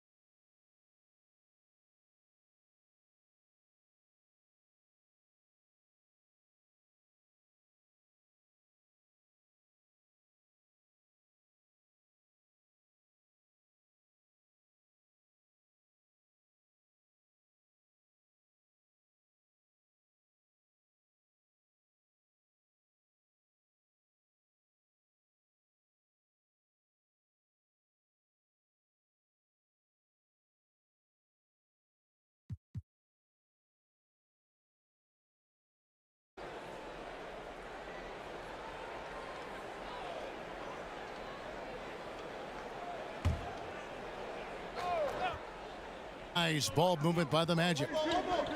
6 to shoot. Shot by LeVert. Great start for him. 4-4. He could be in. You look at the development of Domantas Sabonis. Few thought he could be a franchise room to grow as a player.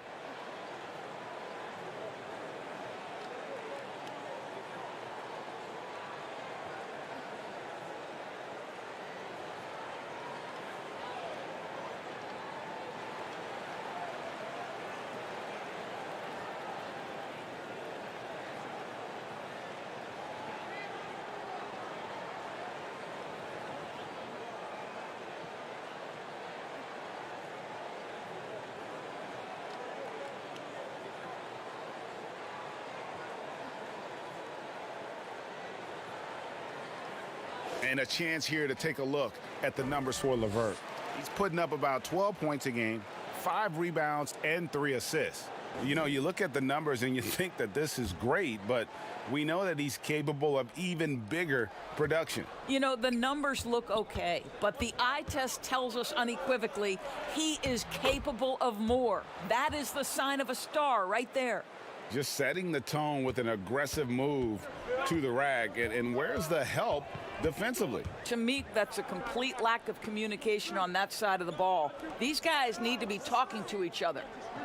Now, here's LeVert.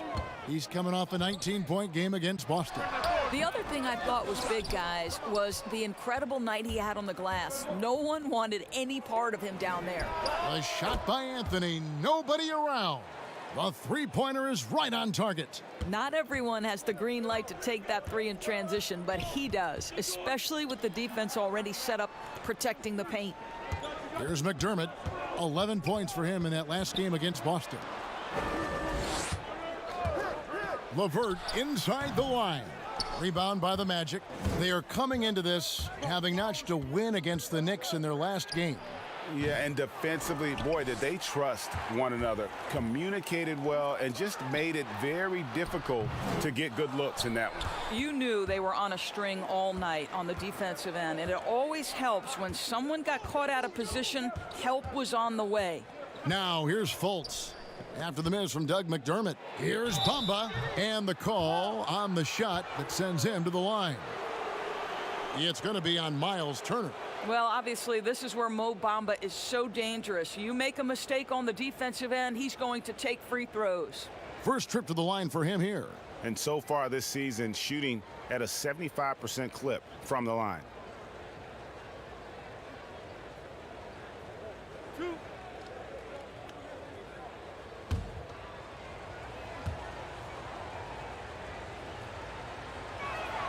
And he makes the first.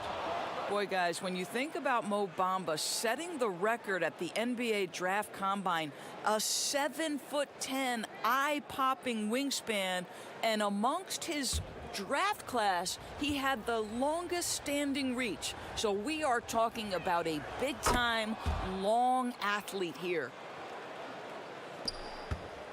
For Indiana, they've gone 5 of 9 from the field here in the first. And Holiday, here we go. It's good. How about how he sets his man up there, runs him right into the screen, and then gets the basket. Indiana shooting their first free throw tonight.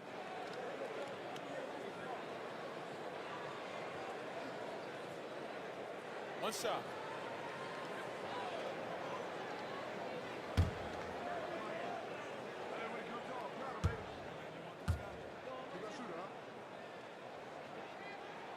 That free throw good from Holiday.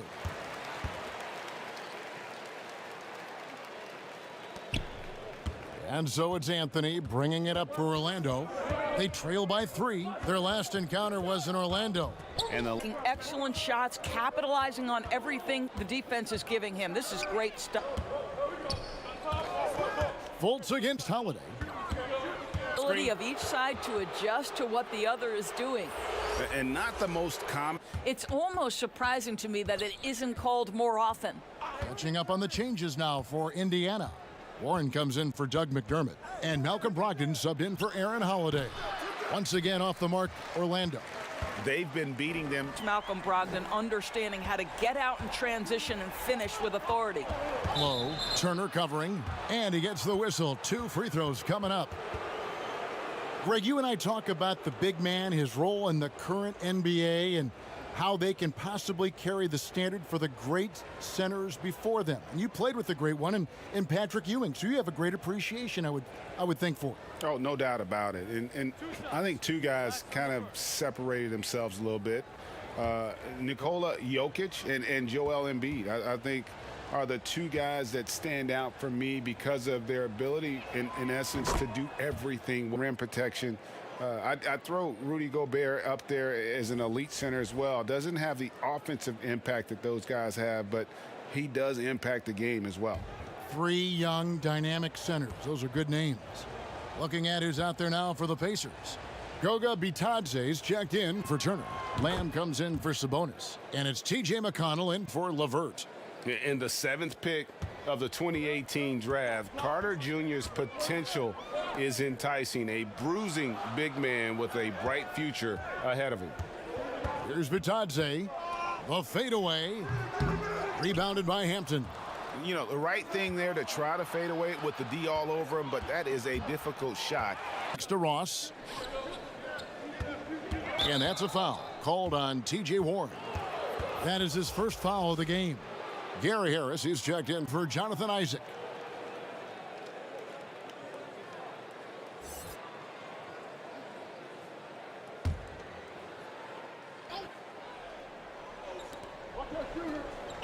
Harris outside. Well, seized up just a little bit at the last second. That's when he normally converts. And that'll be 2 free throws coming up. Officials on the call with the foul. And T.J. Warren has always been able to score. Gives you production whether he's playing the 3 or the 4. Greg, the numbers have never been a concern for T.J. Warren. He's always been a solid scorer. He's increased his efficiency. He's leaned a little bit more heavily on the 3-point opportunity, which is so important. For him, to me, it's about staying healthy. Take a break. Take a break. 2 shots.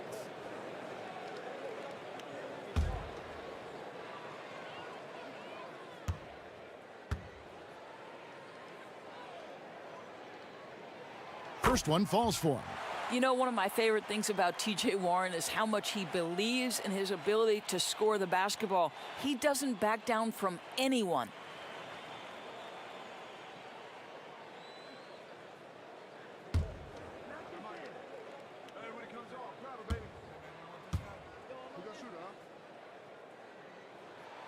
Both free throws good from Warren.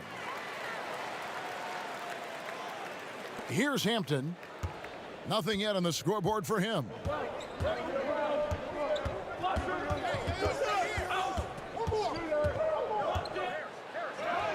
That's in, and he found his range with that one. Now 1 for 2.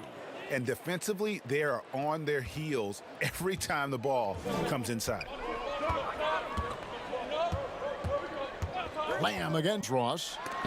Has a strong sense for when to go after that block shot. Superb defense, guys. No way he's going to let him get off a clean look at the basket. Offensive rebound. And the call on the shot that sends him to the line. Let's group. I mean, they'll pick your pocket, and no surprise to see them in the upper echelon as far as steals.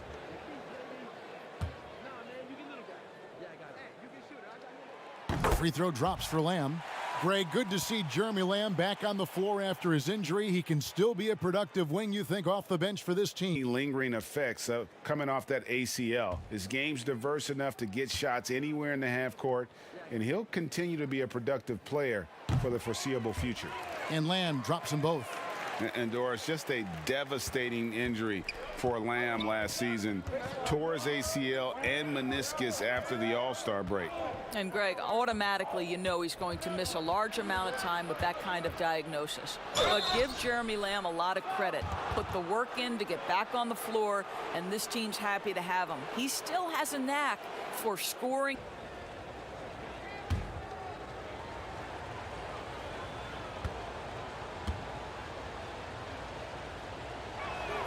The first one falls. You guys look at a guy like Otto Porter, and it seems like he's coming into his own in this league. He scuffled a bit, certainly, in his first season, but a key piece for this group moving.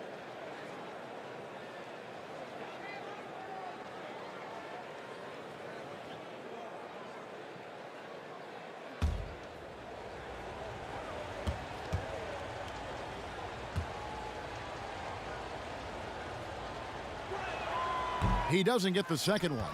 Yeah, look, you'd like to take the lead on that possession, but at least he was able to tie the game up. The shot by Brogdon, no good. No doubt he's struggling right now from the field. Let's see if he can get it going this quarter. No good from Ross. Indiana's gone 3 of 3 from deep. 9 points rung up from outside here in the first.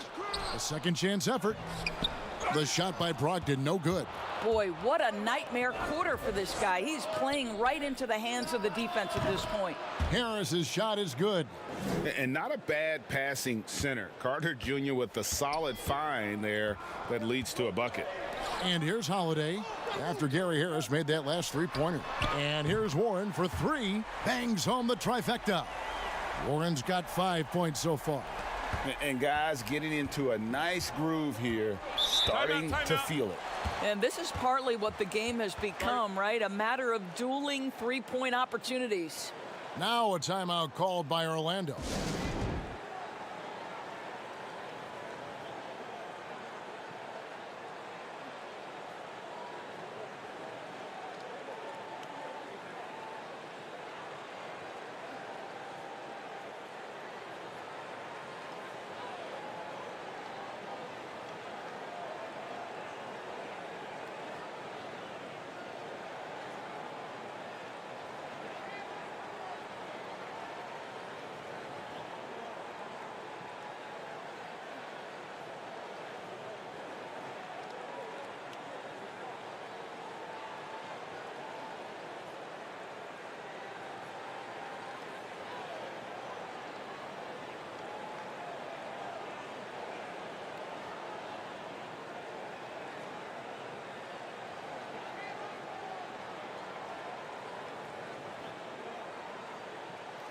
And a moment here to look at the numbers for Malcolm Brogdon.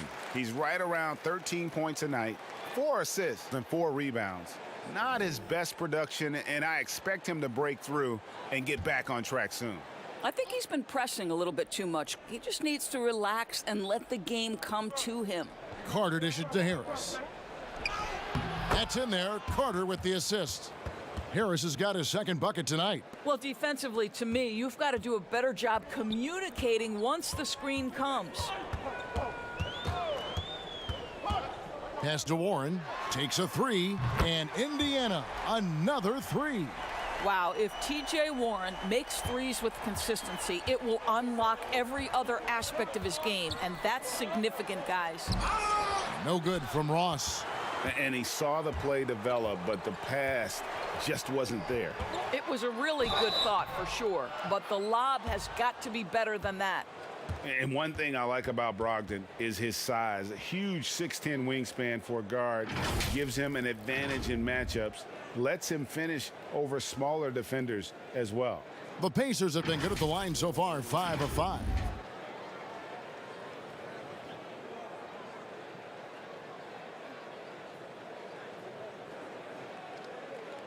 Take a break. Take a break. 2 shots.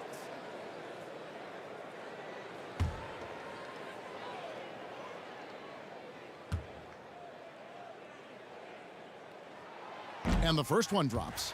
Of course, we all remember that Malcolm Brogdon back in 2016 was a second-round draft pick.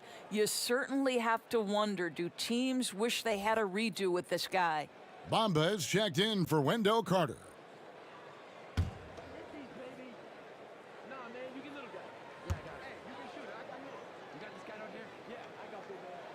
And so he hits both. The way he's shooting free throws tonight, you simply don't want to put him there. 2-for-1 chance here. Let's see if they use the clock to their advantage. Porter passes to Hampton. Corner shot. No good there. Good D by Brogdon. Indiana leading by 3. Off target at the rim. That's a surprise. I mean, really out of character for him to miss when the defense is not right up on it.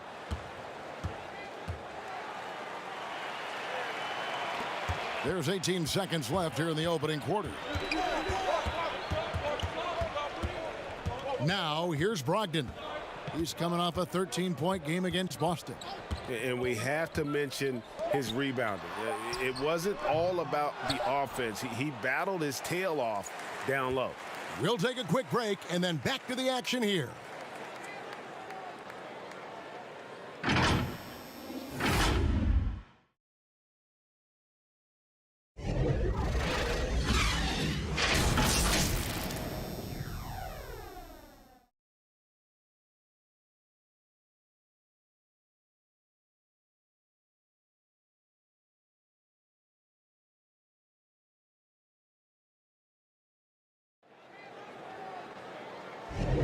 And this has been a fairly close game through the first quarter, and we'll see what happens here in the second.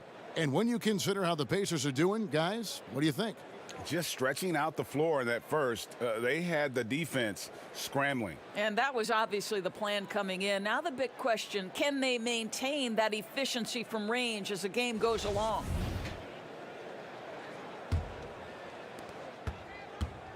And Brogdon has got the ball here for the Pacers. Following this one, they get to host the Hornets. And that's the third of 4 straight played at home. They've got Warren, and it's Holiday in at the small forward position. So that's the group out there for Indiana. Shooting foul as the whistle blows. He'll shoot 2 free throws. Greg, you're the all-time assist leader for the Big West Conference. In that frame, talk about some of the traits that make for a good floor general, a good point guard, a good facilitator. Yeah, I mean, listen, you have to be a leader because that's what the position calls for. Unselfishness, instincts, that stuff matters. But ultimately, your teammates got to feel like you play for them. And that's when you have a chance as a team to be special. I'm assuming you've always been like that. Am I correct? No.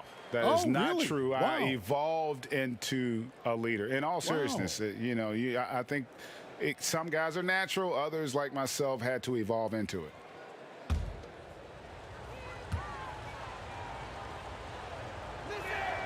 And Harris drops them both. Now Holiday.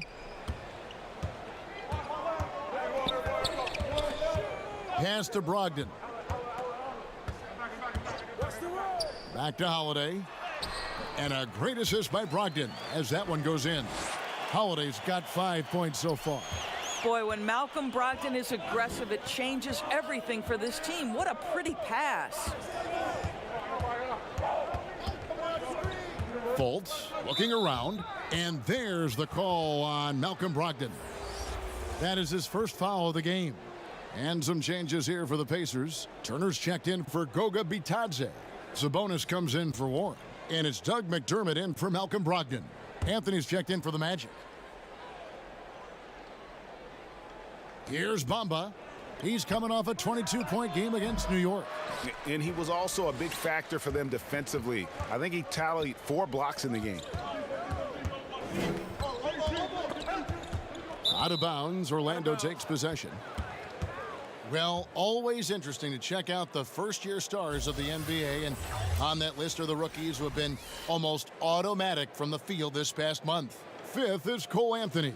And his confidence is going to keep growing if he continues shooting like he has over the past month. And the pass to Bamba. 2 free throws coming up, and they call the shooting foul. It's going to be on Miles Turner. Well, let's remember, Mo Bamba is 7 feet tall. He is a challenge for the defense to get a good contest. This is his second trip to the line in this one.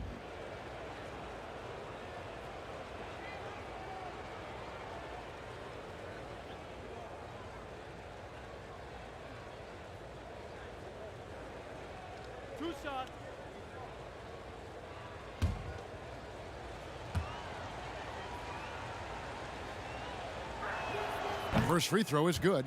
The Pacers making a switch here. LeVert's checked in.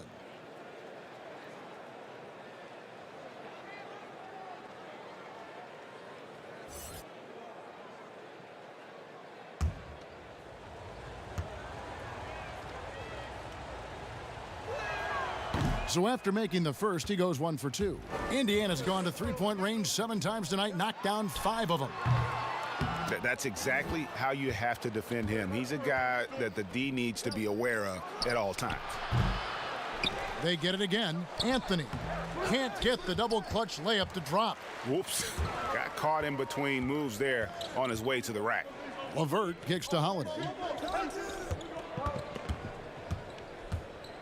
Passes it to Sabonis.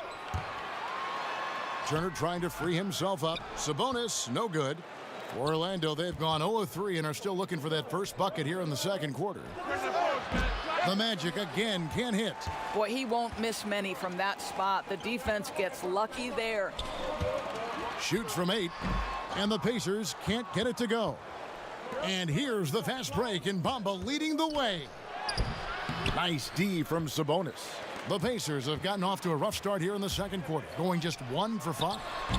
Boy, bodying up there, making sure to get position. That's really nice rebounding technique. Sabonis with the block. Improving on the defensive end as well. Domantas Sabonis getting tenacious there with the block shot. Fultz against Holiday. Here's LeVert. He's got 8. Shot clock at 6. Over Anthony. No good off the back of the rim. And so it's Porter bringing it up now for Orlando. Only giving up 2 points this quarter. Well, they have the advantage, but you still feel like this guy needs to find a way to get himself going. Sabonis against Anthony. Sabonis, the pass to LeVert.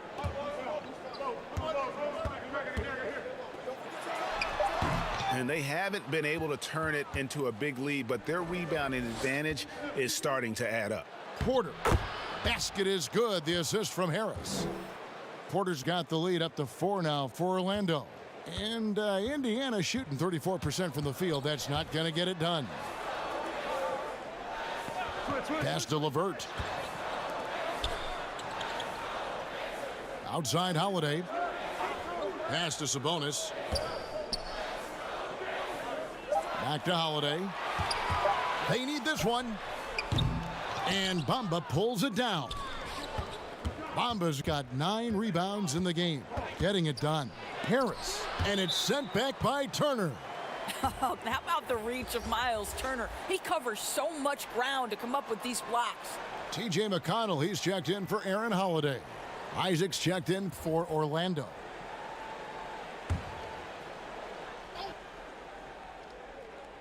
The Magic leading by 4. Outside Porter, a 3-ball. It's good from long range. Porter's got 7. So you have got to be in the space of Otto Porter coming off the screen, or he will make you pay. So timeout called here, the first for Indiana. And Doris, one thing that's never been an issue for Fultz, that handle. Great at navigating in traffic for himself or creating opportunities for his teammates.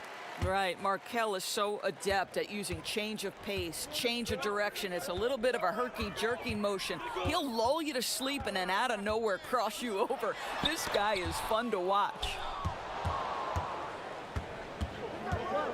Outside Anthony. And the shot goes in. And now it's a 9-point Orlando lead. This is what we call highly efficient play. Working off the screen, getting to the cup. McDermott finds Turner. Back to McDermott to halt the run. And foul on the shot, so he'll get a chance at the line.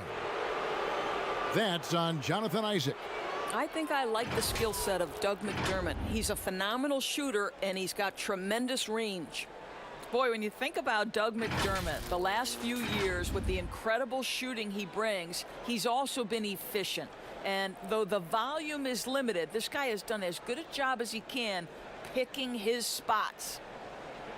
Shooting 2.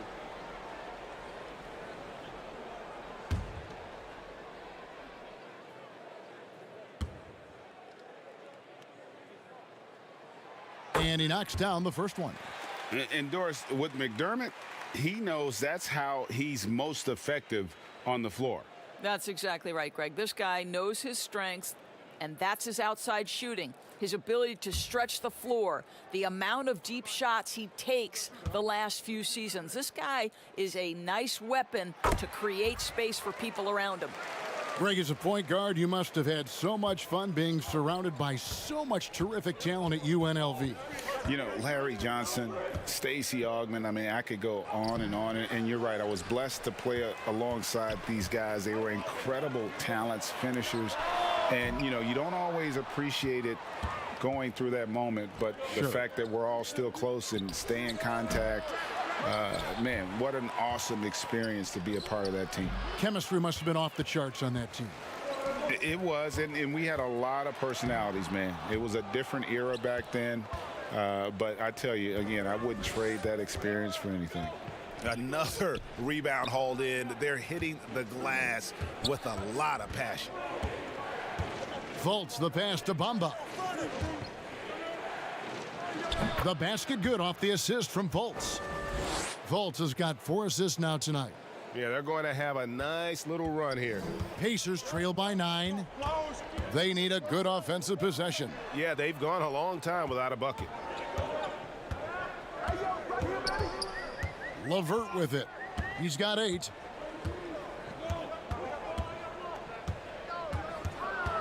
Looking to get back on track here. Rebounded by Isaac. I'll tell you, it's been a struggle for him in this period, and they're struggling as a result. Anthony's shot is off. Indiana's gone 0-3 from beyond the arc to start the second quarter. Here's McDermott. That shot off the mark. Nice D from Porter. Now, I'll tell you, they're going to need more from this guy if they're going to cut into this deficit. Quick job of getting up the floor and creating early offense. You don't give the defense any chance to set up. Sometimes you just love an easy look. Three-pointer, LeVert. He gets that one to drop. He's now 5 of 12. Boy, this is the next step for Caris LeVert. Critical. He become more consistent from deep. And here's Fultz. He's been patient so far. Nothing on the scoreboard yet. And he's fouled pretty hard on that shot, but he's got the chance to pick up the points at the line. It's going to be on Doug McDermott. Clearly a foul. First trip to the free throw line for him in this one. And with a percentage of 82, he's been one of their more dependable shooters from the line.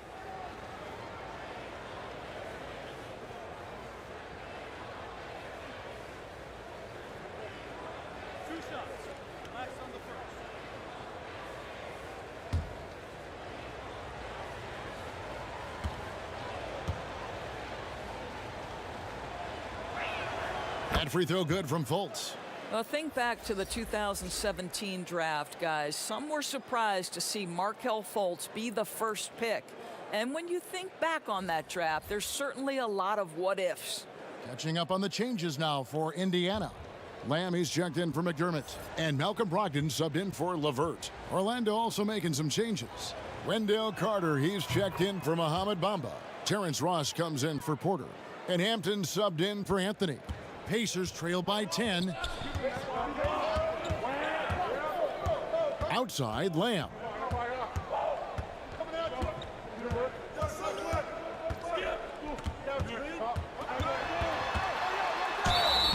And the call on the shot that sends him to the line.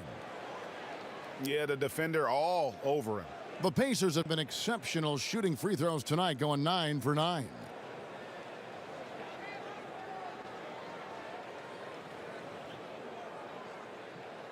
Shooting 2.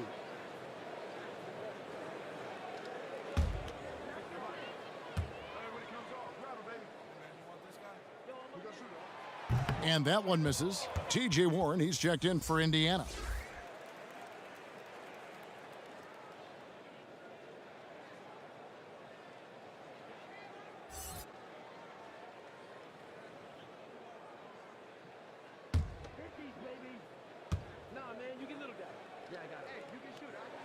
And he sinks the second. You know, Doris, teams are using analytics more than ever before. We know that. And for example, blocks are certainly a key number. But some defenders, as you know, are so good Teams don't even go at them because of those analytical numbers. Kevin, we refer to that as shot suppression, and you have to look no further than the last two winners of the Defensive Player of the Year award, Giannis Antetokounmpo and Rudy Gobert. When those two guys are in the middle of the paint, a ball handler or would-be shot taker may reverse course and reset the offense. That's how much those guys impact the game on the defensive end. Now, here's Isaac. Tight defense on him.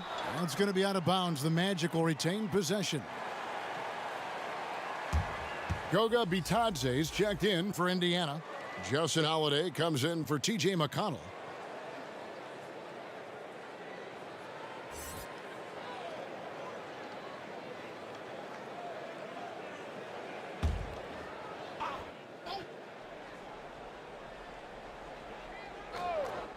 No one near Isaac as he lets it go. Once again off the mark, Orlando. Boy, a forgettable night for him, but thankfully his teammates have played well overall. Back to Warren. And oh, he blocked it and deflects off the backboard. And up the court come the Magic on the break. The dunk and the foul, a powerhouse move, and he's got a chance for one more at the line. It's going to be on Jeremy Lamb. Well, tremendous understanding from the young Jonathan Isaac. How about that awareness for the young guy?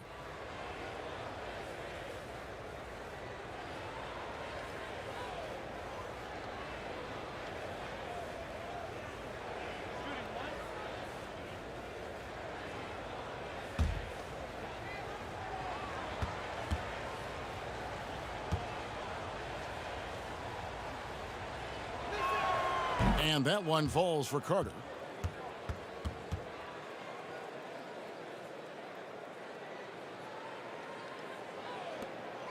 And so it's Brogdon who brings up the ball for the Pacers. Outside Warren. And a great assist by Brogdon as that one goes in.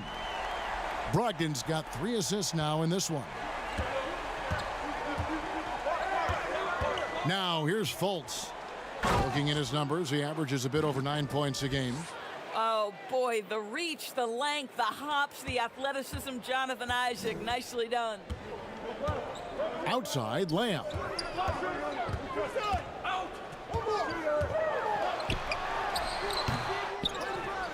Now Carter. He had 22 points in the win against the Knicks in New York. Yeah, a terrific defensive effort along with that. 4 blocks on the game, huge lift defensively for them. Fultz, again, the Magic score. Well, make no mistake, Markelle Fultz, because of his athletic burst, can score on the interior. That's nicely done. Now here is Holiday. He's tightly guarded. He kicks it to Lamb. Clock at 6. Off target from 3-point range. They have been board dominant in this game. That's definitely been a factor in crafting this huge lead. And he comes up with the deuce. Carter's got the lead up to 13 now for Orlando. Well, this is what he does. Find ways to make his presence felt, and this time on the offensive glass. How about the hustle on display there? That kind of effort will earn respect from everyone. And slam dunk by Lamb. And wait to finish and cut into that lead a little bit. Yeah, but look at the basket guy still shaking. Now the pass to Ross. And here is Hampton. And the 3 off target. Holiday, no one around him. A 3-pointer off the mark. Magic leading by 11. And a guy like Justin Holiday, a great option off the bench. Consistent scoring threat with that second unit. That's exactly right. And Justin Holiday also provides you solid defense to go along with that shooting, Greg. And he's older now. There's a calmness to his presence while he's on the floor. He's been with a couple of teams. He's been around a little bit. So he's just got to maximize what he does best. As the game has gone along, they've gotten more and more aggressive on the backboard. They've been looking out of sync offensively. Yeah, their offense has ground to a standstill. Wow, Malcolm Brogdon doing work off the dunk. That is nice. 50 seconds left in the first half of basketball. Here's Fultz. There's the dish to Carter. Pass to Isaac. Good ball movement here by the Magic. Just 5 to shoot. No good from Ross. Pacers trail by 11. To the middle, here's Warren, and it's Warren with the jam. Boy, it really doesn't take much for T.J. Warren to get started on the offensive end, and once he finds his rhythm, just get him the ball. Hampton with the ball. Inside.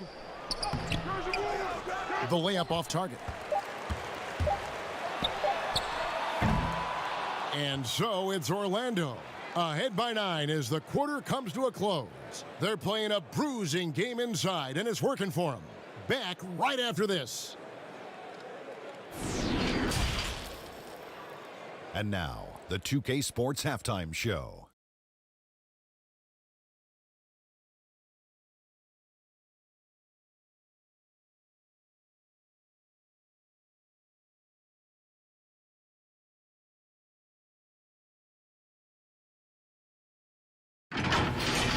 Some incredible work in this one by Wendell Carter Jr.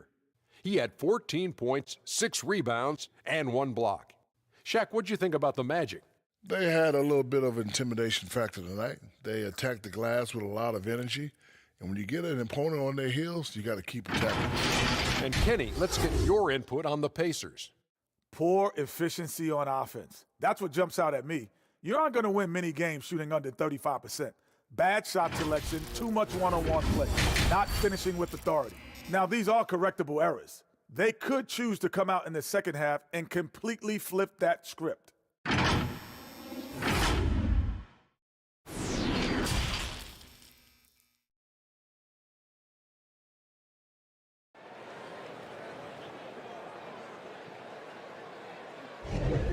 Welcome back. The calendar has flipped over, and so have we, into the second half of our broadcast. A fantastic game from Wendell Carter in this one. And the way he goes at defenders, he is bound to get to the line just like he did there in that first half. I have to love his tenacity. This guy stays in attack mode, makes defenders work, tries to keep them off balance. And if you're just joining us in this one, first half is in the books, 1 half to go. Pacers trail by 9. All fueled up and ready to go. Let's reset the lineups courtesy of Gatorade for the second half of basketball. And so in the game for the Magic, we've got Carter. Bamba is out there with Isaac. And there's Fultz. And it's Anthony in at the 2 spot. And here we go with Anthony running it up the court. That's all good, and that's his 5th basket of the game. He's shooting 5 for 11 now. Well, how about Jonathan Isaac showing a desire to share the basketball? I love it. Holiday, the pass to McDermott.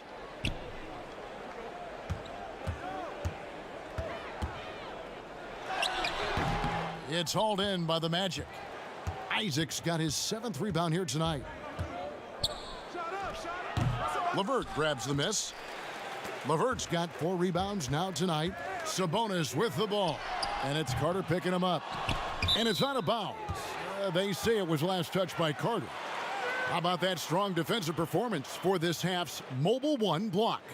Determined to protect the lead with the all-out effort defensively. Superb anticipation on the block.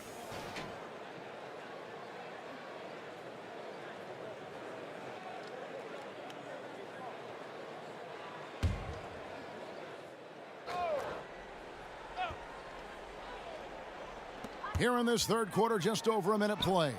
Well, you love disrupting the shooter. Markelle Fultz being dogged on the defensive end. Boy, yet another missed opportunity here. Whatever they talked about at halftime, it's not working. Boy, Jonathan Isaac comes out of Florida State back in 2017. 6th overall pick. Obviously, with that high a pick, you think, oh, he's come out of his career a little bit slow. But this team believes in his upside and is committed to building with him. Shooting 2.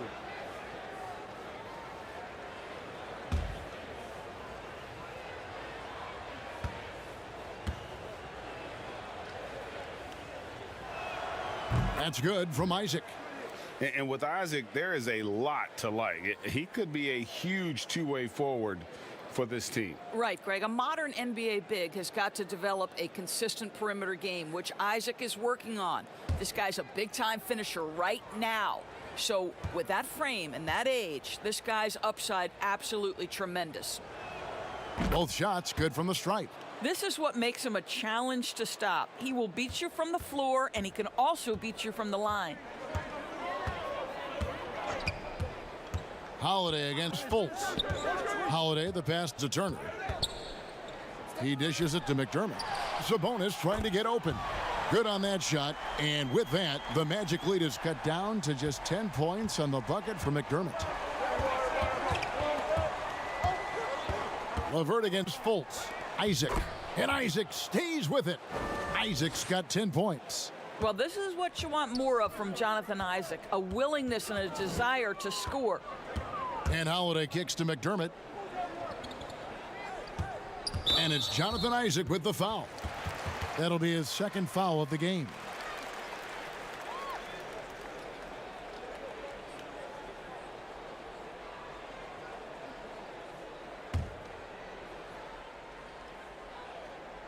Two minutes gone in this third quarter now.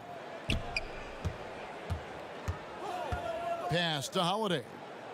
Down to 5 on the shot clock. They get a hand on it. And so it looks like the Pacers will retain possession here. A moment now to see how the schedule is looking for the Indiana Pacers. On Sunday, they'll be matching up against Gordon Hayward and the Charlotte Hornets. And then on Tuesday, they'll take on Kevin Love and the Cleveland Cavaliers. And for that game against the Hawks, not going to be an easy one for them. We know about the struggles they've had of late, and having to deal with the back end of the back-to-back is never fun. Pacers trail by 12. Here's LeVert. And the layup is good after a nice lead pass. He's got 13. And there's a deceptive strength to the lean frame of Caris LeVert, showing tremendous strength on his way to a tough finish. From the stripe, Fultz, no good. I think this is a spot he has got to become more consistent from if you want to command the defender's respect. McDermott can't get it to go. Magic leading by 10. Here's Anthony. Another shot. Trying to get open is Carter. Anthony's shot is off. The Pacers have gone just 25% from the field here in the second half. They're 2 of 8. The kick out to Holiday. Had a chance there to cut it to single digits, but it's off target. And oh boy, a lot of contact there, but he gets the call and will shoot 2. With a break in the action, let's go to the 2K leaderboard for a look at this season's stingiest defensive teams. The Magic in second. I mean, terrific rim protection. I mean, they rotate and help on the inside as well as anybody. And, of course, you want to keep offenses on the outside shooting jump shots, and that continues to be the goal.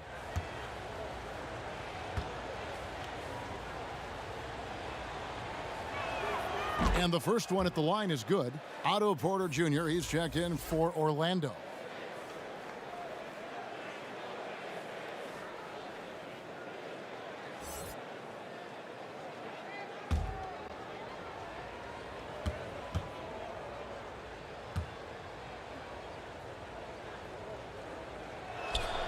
That one is no good. And so it's Turner with it. He brings it up for the Pacers.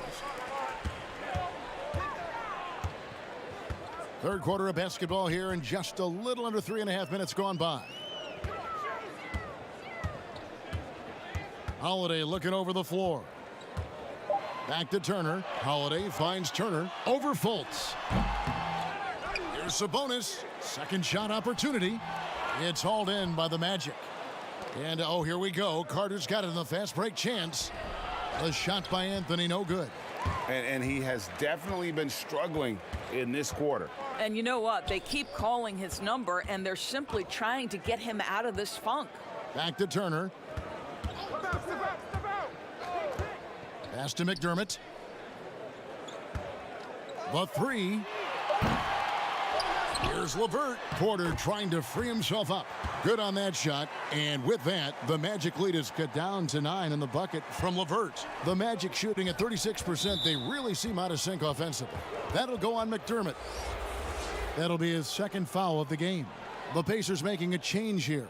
McConnell's checked in. And a switcher also for Orlando. Hampton's checked in.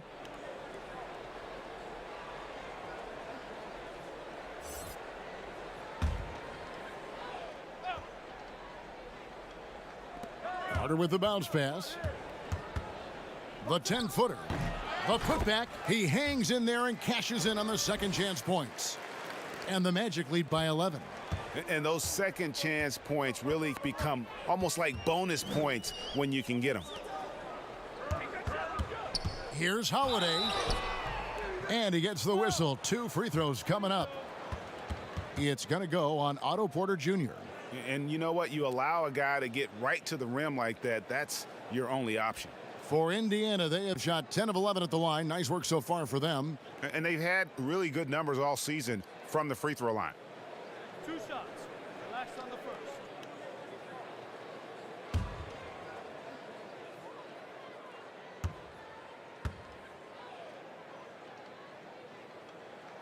The first free throw is good.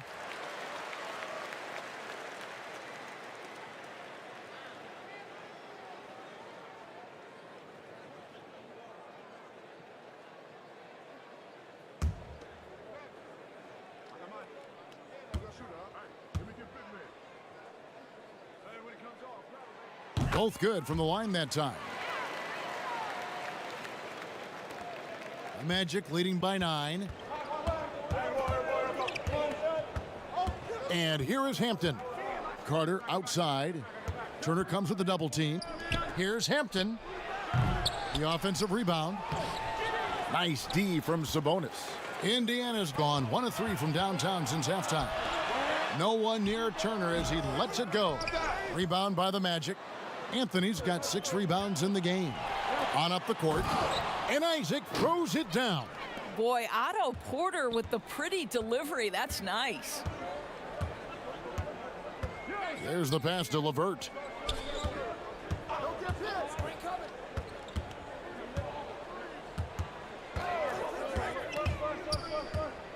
Shot clock at 5. Outside Holiday. Indiana with a new shot clock. Now here's McConnell. Still looking for his first bucket in this one. And it's LeVert missing. Just enough coverage to bother that three-point attempt. Isaac misses. And the timing just not there on that attempted alley-oop. Just a missed connection, and it happens. I'm sure they will go back to it if given the opportunity. This is a quarter he'd rather forget. This guy just can't seem to get the lid off of that bucket. 2 free throws coming up, and they call the shooting foul. Well, the size and the length of Jonathan Isaac presents a problem for the defense. This guy uses that frame to draw fouls. These are his 3rd and 4th free throw attempts of the game. Shooting 2.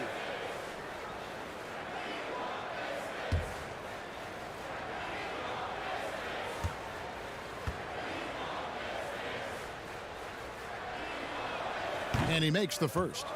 I think the fact of the matter is all the tools are there for Jonathan Isaac. It's really a matter of being consistent for this young guy. T.J. Warren, he's checked in for the Pacers. Malcolm Brogdon comes in for Aaron Holiday.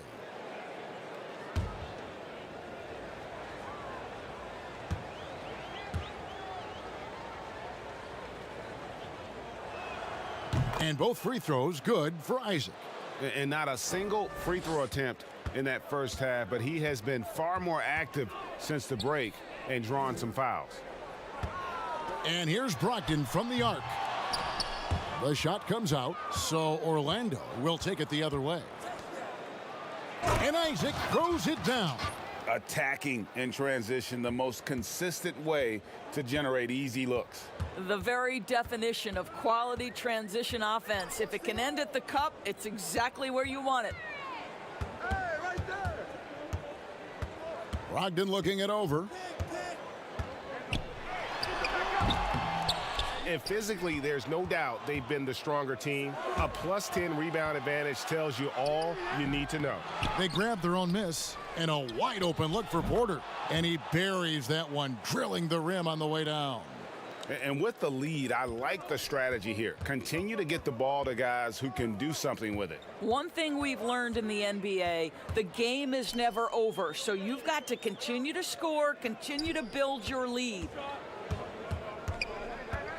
Passes it to Warren. Indiana needs to get a shot off. And here's Brogdon from the arc. Carter pulls it in. Carter's got double-digit rebounds now in the game. Outside, Porter. Kicks to Hampton. Now here is Carter. He's covered by McConnell. No problems knocking that one down. Hampton's got his second bucket of the night. Well, he showed right there. This guy capable of making shots, especially if you leave him that wide open. Time called here. Indiana decides to talk it over. He gets a chance now to catch up with the fourth member of our crew, Hall of Famer David Aldridge. Thank you, Kevin. The NBA continues to build international academies to develop prospects from other countries. Already, academy graduates are playing Division I college basketball. And before long, NBA players should start emerging from that pipeline. The league continues to reach out to find overlooked youngsters who have a gift and give them the opportunity. Guys? Outstanding, David. Thank you. Looking at who's out there now for the Pacers. Goga Bitadze's checked in for Turner. Justin Holiday comes in for Sabonis. And Jeremy Lamb subbed in for T.J. McConnell. He's made 3 of his 4 free throw attempts in the game.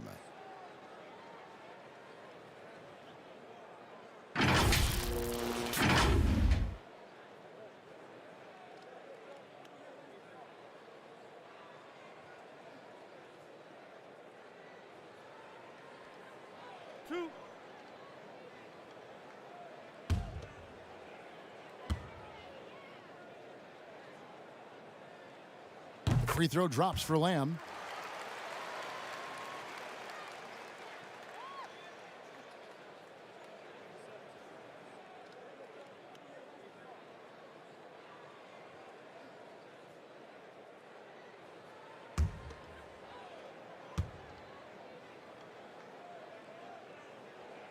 And Lamb drops them both. Wow, they've made every free throw here in the second half. The Magic leading by 18. Outside, Porter. And that'll be 2 free throws coming up. Officials on the call with the foul. Now, Otto Porter is a master at drawing contact on shots just like that. On the night, he's gone 2 for 2 at the stripe. In their last contest, guys, he was unconscious from the foul line. Take a break. Take a break. 2 shots.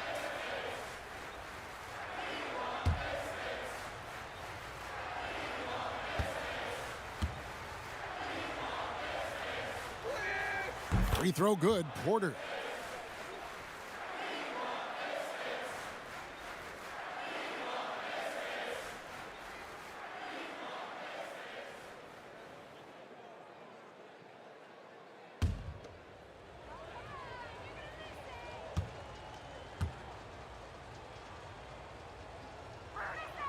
And Porter drops them both. Pacers trail by 20. Pass to Brogdon. Back to Lamb. Carter pulls it in. Carter's got the glass covered here tonight. 11 boards for him. They've shown some strength in the paint today. Their work on the boards has been impressive. Well, this guy flat out carrying the load for them offensively. He is taking and making good shots. What a terrific job. Pass to Holiday. Over Porter. Here's Warren. Gets it to drop, and now he's shooting at a 5 for 8 clip. Well, T.J. Warren is terrific at using his frame to become a factor on the glass. I love it. Down low. And there's Porter on the assist by Hampton. Porter's got 9 points here in the second half. Assists like that have typified their effort today. Terrific ball movement. Here's Lamb. Off target from outside. And I thought that was going to drop. It looked good from here.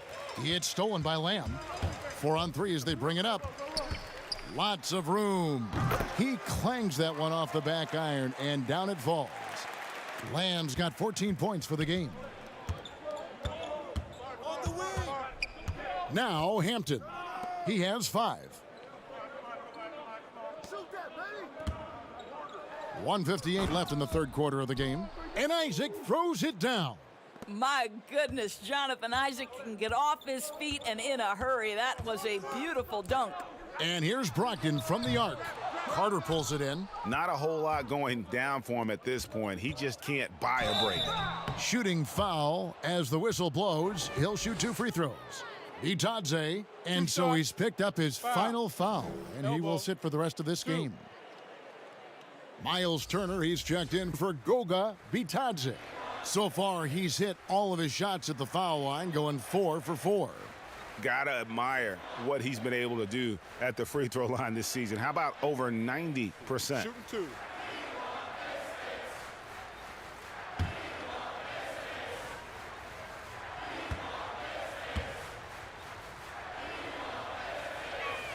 And he knocks down the first one.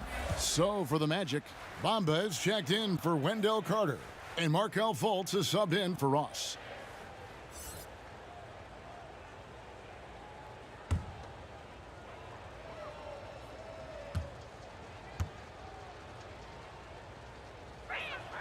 And both free throws good for Isaac. There's 1:38 left in the third. To the paint, Isaac with the steal. Oh, and here we go. Isaac's got the fast break chance. Here's Hampton. He has 5. Outside, Porter. And it's sent back by Turner. And it's Warren with the ball for Indiana. Dishes it to Lamb.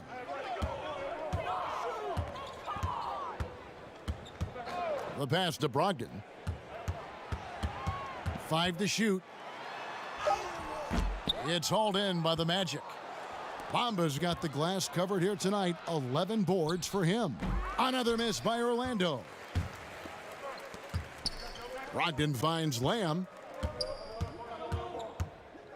Back to Brogdon. Looking to end his cold spell. And the jumper is on the mark. Brogdon's got 9. So much confidence right now with Malcolm Brogdon. The catch and shoot, so pretty. Outside, Porter. Passes to Isaac. Now, here's Bamba. Isaac trying to break free. Bamba's shot is off. And no need to rush this. Let the clock run down. Well, it's trying to close the quarter strong, and by that, take a great shot without giving them an opportunity for another one down the other end. And Justin Holiday picks up the foul. That's his first foul of the game, and the bonus will go to the free throw line. And not the guy you want to send to the line. He has been automatic.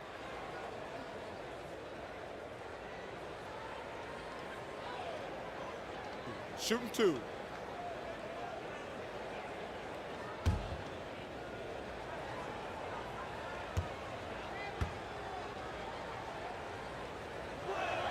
First one falls for him.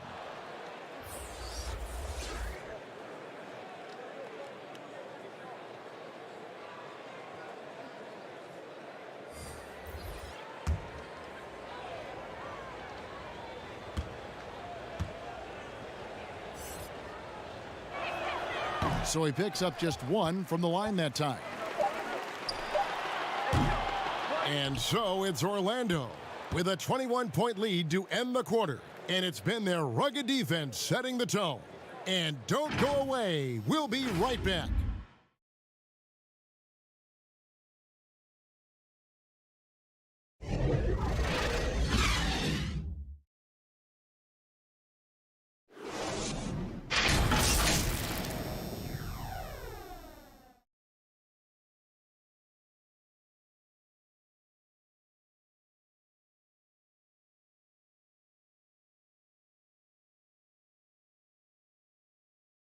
While we have the chance now, folks, let's go to our State Farm assist of the game. And I'm glad this was the pick because I love this pass. Such a great dish. That's what I call court vision. Well, making the game easy for your teammates. All about putting them in a position to score. That's pretty. And 1 quarter to go in a game that to this point has not been an evenly fought contest. Warren and Turner at the 4 and 5. Then there's Malcolm Brogdon. Then it's McDermott. And it's Holiday in at the 1 spot. So that's the group out there for Indiana. And Turner kicks to Holiday. Over Porter. It's rebounded by Fultz. And there have been some terrible shot choices here, Kev. That's not a good look at all. And he's been a force on the glass all game long. A lot of it comes down to great fundamentals. Establishing position early, controlling the backboards. And now Orlando on the break. Porter trying to free himself up. Great positioning on the putback. Bamba's got the first field goal of the 4th quarter here for the Magic. This is a skilled, hungry offensive rebounder, and Mo Bamba's size and motor make him a problem on the windows. Warren, Porter with a block. And they're pushing it up. And the dunk by Hampton. And great hustle to turn that block shot into a fast break opportunity. Big time play on both ends. Outside Holiday. And the wide open shot from Warren. Offline with his 3. The Magic have gone 2 for 5 on field goal attempts in the 4th quarter. And that one's good by Porter. And he's finally getting the feel from beyond. His second 3 of the half right there. Time called here. Indiana decides to talk it over. You know, Doris, we saw the All-Star game playing to a target score down the stretch. And some think in years to come, the NBA may adopt it for the overtime periods. What do you think? Well, I'll tell you this, Kevin. That All-Star game, I was absolutely riveted to my television. The action was compelling. The defense was compelling. I can't say I've ever experienced that in an All-Star game. I think it's something you have to take a hard look at. Outside Holiday. Pass to Turner. Indiana moving it around. Fades away. Off the left rim and out. And another miss. Ooh, he's having a really ugly game. Yeah, about as ugly as you can have, you're right. I'll tell you, it's one thing to do this at home, another to do it in a hostile environment. Boy, just sheer dominance, the ability to step into enemy territory and flat out take over. This is impressive. And again, Orlando running the court in transition. Here's Harris. It's rebounded by Indiana. And Holiday has it in the corner. Good on the three-point shot. Well, the defense deserves to get burned. Absolutely no excuse for leaving him open. Here's Carter Williams, stolen by Holiday. And here we go. Fast break. Turner's got it. Wow, facing a huge size disadvantage. He goes fearless to the rack. Great athleticism and body control. Harris outside. An easy 2 points on the layup. I'm sorry, that's poor defense down low again. It's been a mismatch thus far in the paint. Indiana's gone 1 of 2 from three-point range here in the 4th. Holiday, the pass to McDermott. And he's going up for the alley-oop. Oh, and they get in the way of the alley-oop. Not to be. Good play defensively. A look at the clock. A little under 3.5 minutes gone here in the 4th. Pass to Bacon for the 3. He can't get that one. For Indiana, they've gone just 2 of 8 in this 4th quarter. The final quarter not treating them well so far. The pass to Holiday. Launches a 3. And Indiana, another 3. Well, Doug McDermott, a high IQ basketball player, understands when his teammates are open how to find them. Passes it to Bacon. And with small ball catching on, it's the rare team, Doris, that looks to go big and play bully ball. Why hasn't that approach been more popular? Well, to me, Kevin, the NBA game is one that's in constant evolution. So right now the emphasis is three-point shooting, free throw opportunities, and restricted area opportunities. That seems to be the most efficient way to play the game of basketball. On the defensive end, what that requires is positionless players, guys in the post who can guard the perimeter, switchability. All the versatility you can bring to bear on the defensive end is significant, and so that's why bully ball becoming harder and harder to play in today's NBA. Shooting one.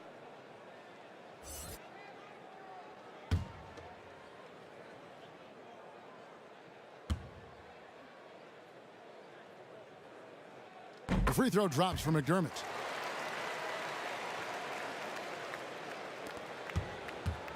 Magic leading by 21.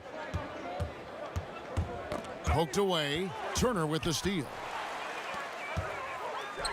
McDermott, no one around him, and that one off the back of the rim and in. And now they're turning this game into a drag race, sprinting out for easy fast break baskets. The Magic have gone 5 of 11 from the field in the fourth quarter. Fultz the pass to Carter. Yeah, easy call.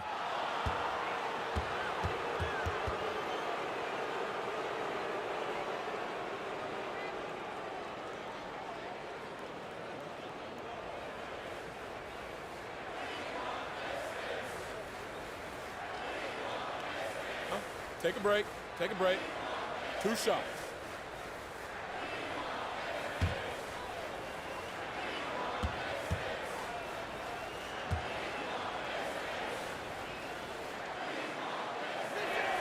And the first one drops. You know, Doris, I've heard some experts say, you look at the 6-foul limit, the NBA is basically the only sports league that takes stars off the floor. Doris, what would you think if they just tacked on an extra free throw instead? Kevin, I absolutely hate the idea. The best defensive teams at any level of basketball guard at a high level without fouling. There's the drama aspect of a player being in foul trouble, either at the start of the game or down the stretch. It has an impact on strategy. It's something that I'm a traditionalist on. I think the 6-foul rule should remain in the game. And it's still a rare sight to see rebound numbers like the ones he's had tonight. His production has been unbelievable, a testament to how much he cares about his craft. McDermott kicks to LeVert. And it's off from three-point range. Fast break. Here come the Magic. Bamba's running to the inside. And Holiday throws it down. And it's getting late, guys, but all of a sudden they have hope when just a little while ago it looked like hope was lost. Pass to Porter.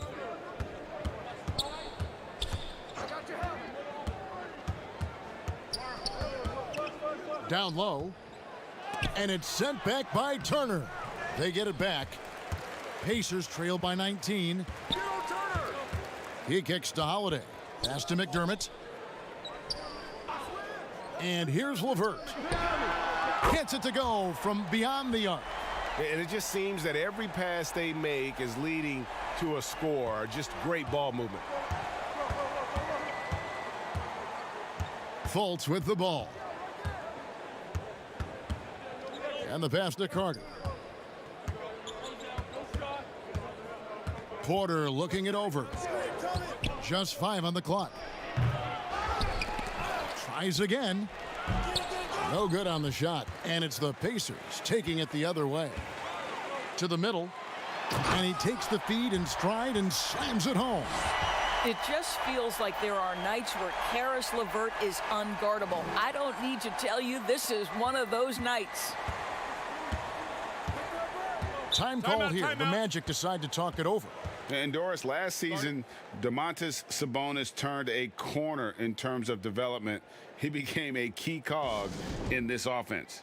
That's exactly right, Greg. Coach trusted him in more pick and roll situations. He allowed him to do more heavy lifting within the offense. And Sabonis has got great basketball IQ. He understands how to make reads, set solid screens. This is a guy who makes people around him better.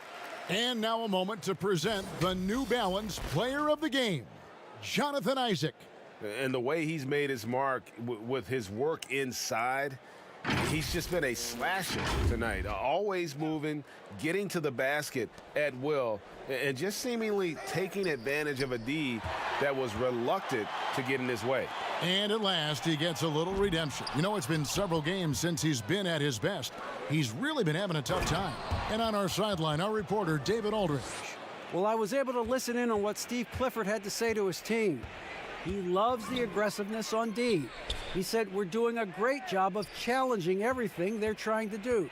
Stay active, talk to each other, don't let up. Kevin?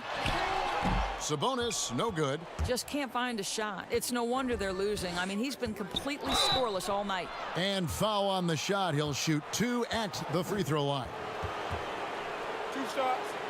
Foul. Elbow. 2.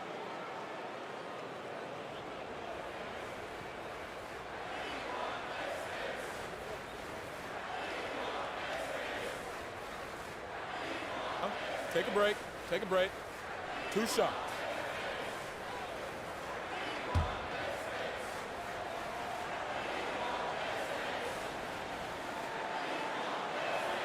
He's off on the first.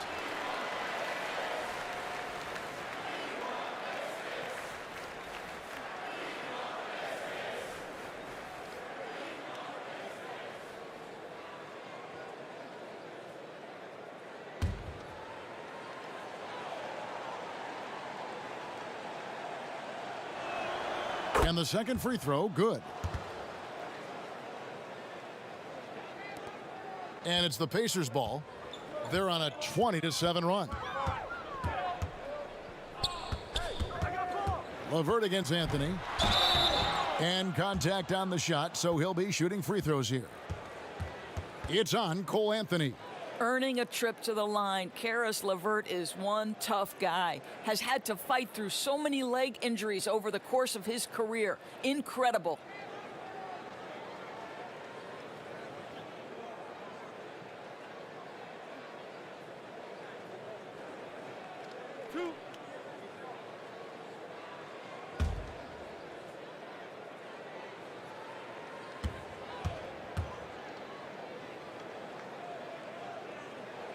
And the free throw drops for LeVert.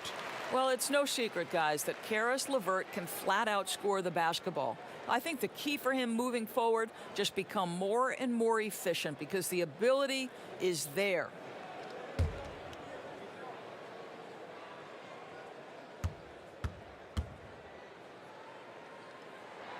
And good on the second, so he makes them both. Magic leading by 15. And here's Fultz. Outside, Porter. Bamba inside. Sabonis is there. Anthony on the wing. LeVert defending. 4 on the clock. Here's Carter. Tries yet again. And Bamba lays it in. I'll tell you, the next step for Mo Bamba will be more muscle, but he finishes through contact right there. Now here's McDermott, guarded by Porter. Nice shot by McDermott. Well, everyone's seeking those high percentage looks in the restricted area. Nicely done there. Now here's Fultz. Outside, Porter. Sabonis grabs the board. Sabonis has got 11 rebounds in the game. Here's Holiday. Carter pulls it in. Carter's got his 18th rebound here tonight, all over the place. Oh, and the jam by Anthony. Great teamwork, punctuated by a strong finish. Going right to the rim, which is where you want transition opportunities to end. Stolen by Bamba. Holiday against Fultz. Carter outside.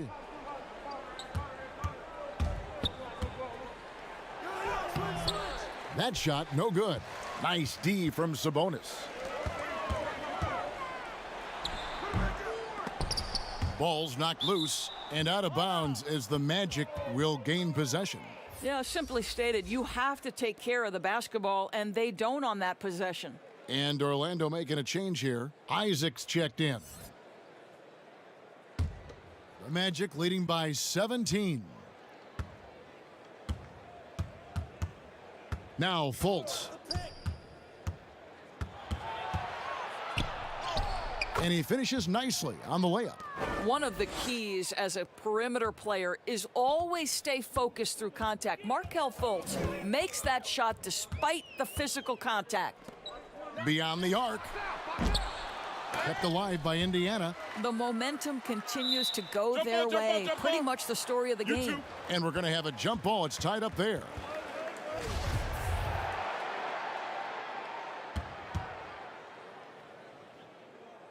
So it's Orlando now. Orlando's gotten just 1 of 4 3-pointers to go down for them here in the fourth. And here's Anthony from the arc. The basket good off the assist from Fultz. Fultz has got his 8th assist in the game. Passes it to LeVert. Back to Holiday. Outside, Sabonis. Shot to stop the run, and he lays it up and in. Sabonis has got his first points of the game. And as we head to the final buzzer here, a crushing blowout, big-time dominance, and this will go in the record books as a gaudy win for Orlando. You don't see this kind of a blowout often, but tonight this is a quality win across the board to deliver out this kind of punishment. They definitely never changed the approach. They just kept after it and showed they were clearly the better team in just about every single category. And with this effort tonight, grabbing their 8th win of the year. And continued dominance against this team, winning both of their matchups this season. A very solid win indeed. And when you check out the box score, there were some great numbers for Wendell Carter. Boy, this guy played with some swagger and intensity on the boards tonight, dominating the physical aspect of the game. Just 5 to shoot. The 3 from Anthony. And again, it's Orlando with the 3. And once they smelled blood in the water, you could see the killer instinct take over. And you want to save your best for last. Tonight, they've done that and then some. And finished off by McDermott. And you can appreciate the fight now, but it isn't how they came into the game. No doubt. It felt like they were a little tight for much of the evening. Now they're in a better flow, but it may be too little too late. And here's Anthony for 3. Sinks the 3-pointer. Spirited performance. You love to get this kind of win, especially on the road. You've got to be able to block out all distractions in enemy territory. This team did a tremendous job staying focused on the task at hand. I mean, even from over here, you could see that one pretty clearly.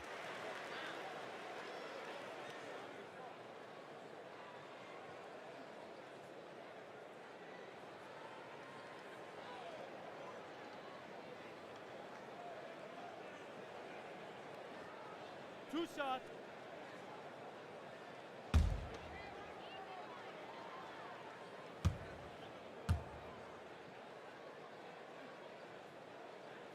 Free throw good. Sabonis. You know, it's such a pleasure to watch Domantas Sabonis play the game. Yes, he's got absolutely God-given talent, but he also has an incredible understanding and feel for the game, and he plays it the right way.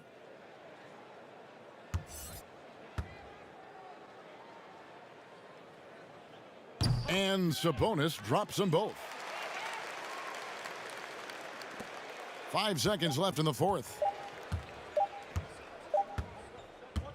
And so it's Orlando taking this one by a big margin. To come into an opponent's building and dominate the way they did tonight says, I think, Greg, an awful lot about this team. I guess they don't need home cooking to feel at home. I mean, Kevin, just a masterful performance all the way around. Thank you for joining us. That'll do it for now. For Doris Burke, David Aldridge, Greg Anthony, and the rest of our terrific 2K Sports crew, this is Kevin Harlan saying thanks for watching. So long, everyone.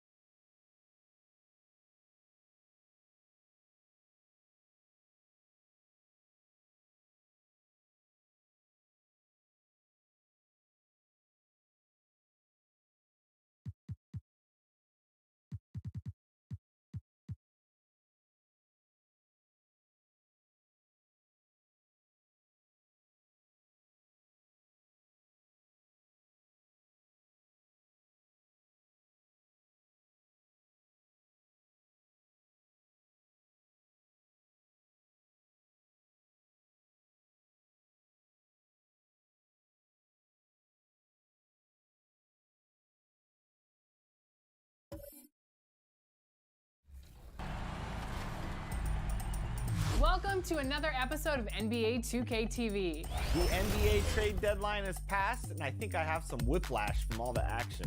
Yeah, but you can already see the newly traded players in their new places in the game, which is super cool. But which trade do you think was most impactful, Chris? Well, there was 3 that come to mind. Denver picking up some size in JaVale McGee and Aaron Gordon was huge for them. Victor Oladipo on his way to the Miami Heat, that's going to be nasty. And of course, the Clippers pick up some championship experience in Rajon Rondo. But one of the trades this year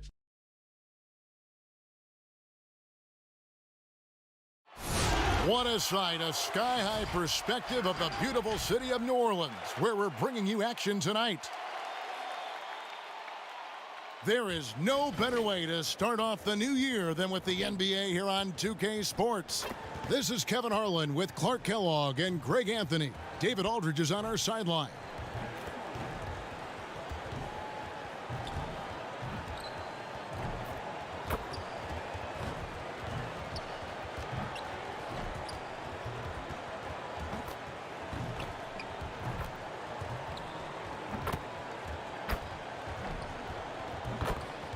And nothing tips off a broadcast like getting the lowdown from the sidelines.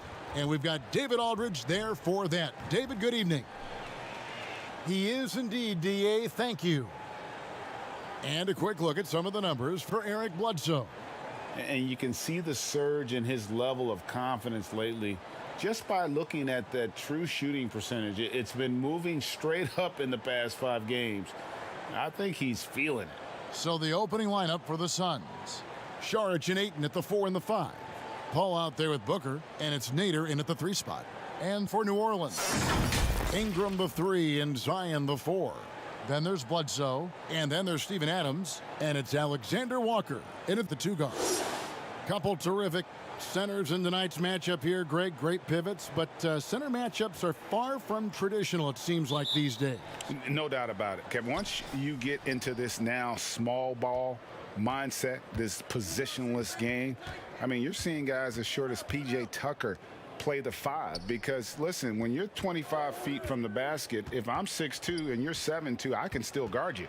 So because of the spacing now, it allows you the luxury to play smaller. Fires from deep, hands it from downtown. So good to see Bledsoe setting up guys like that. I mean, especially when they're wide open and they've got the better shot. And so Booker will bring it up for the Phoenix Suns. It's a 3-point game.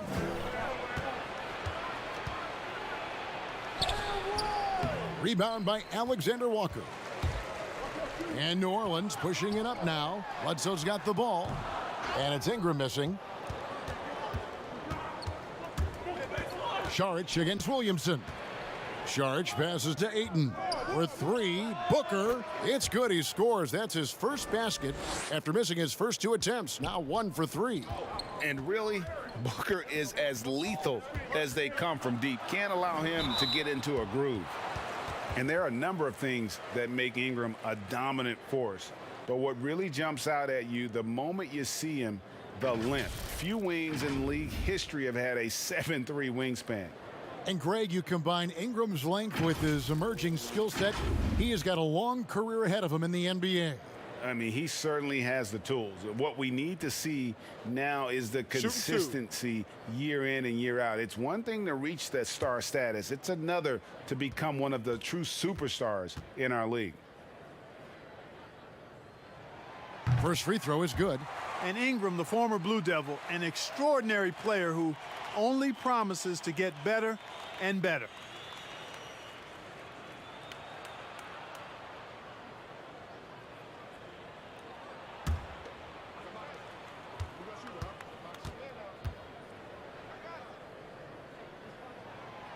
Old free throws, good for Ingram.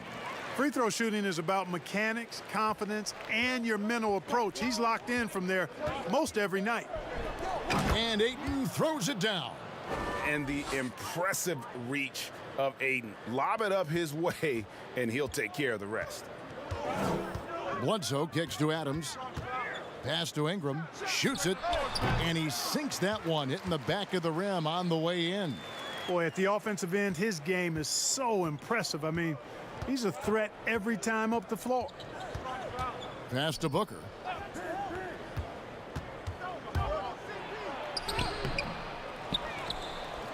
Here's Ayton. Laid in with a nice touch off the glass. Ayton's got his second basket of the game. A towering presence on the offensive glass. Ayton uses his height well to keep possessions alive. From the low block. Offensive rebound. Adams. And the call on the shot that sends him to the line. Chris Paul picks up that one. The Pelicans have had 2 chances at the line already, making them both. And they've had really good numbers all season from the free throw line. Put that nigga ass in the dirt. They challenge each other, guys. I mean, each and every one of them to improve their free throw shooting in the offseason. Held each other accountable in that area. And now you see the results individually and as a whole.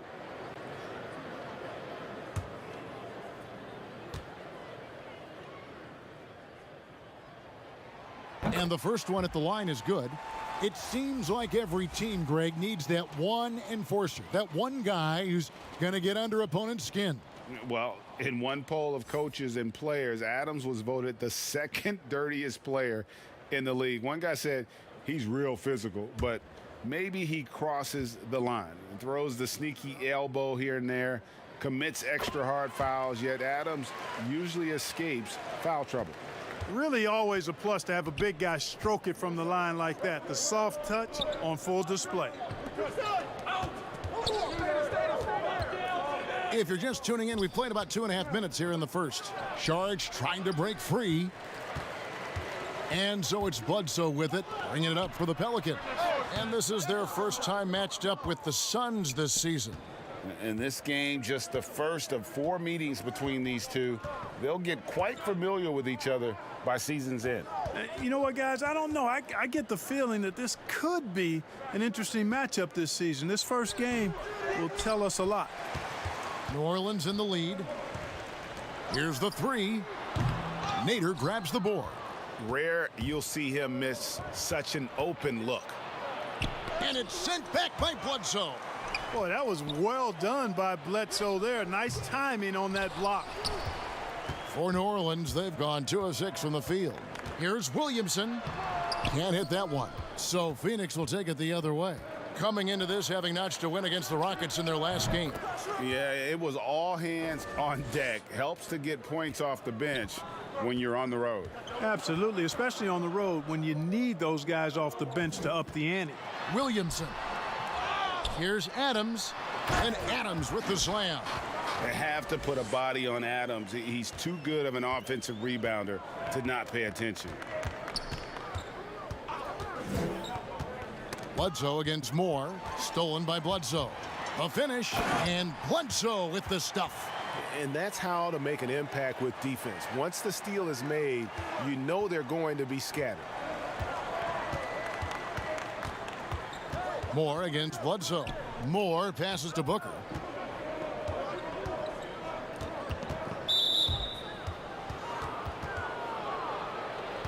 An outstanding defensive play to earn the Mobile One block. And early in a game, these sorts of plays really can set the tone.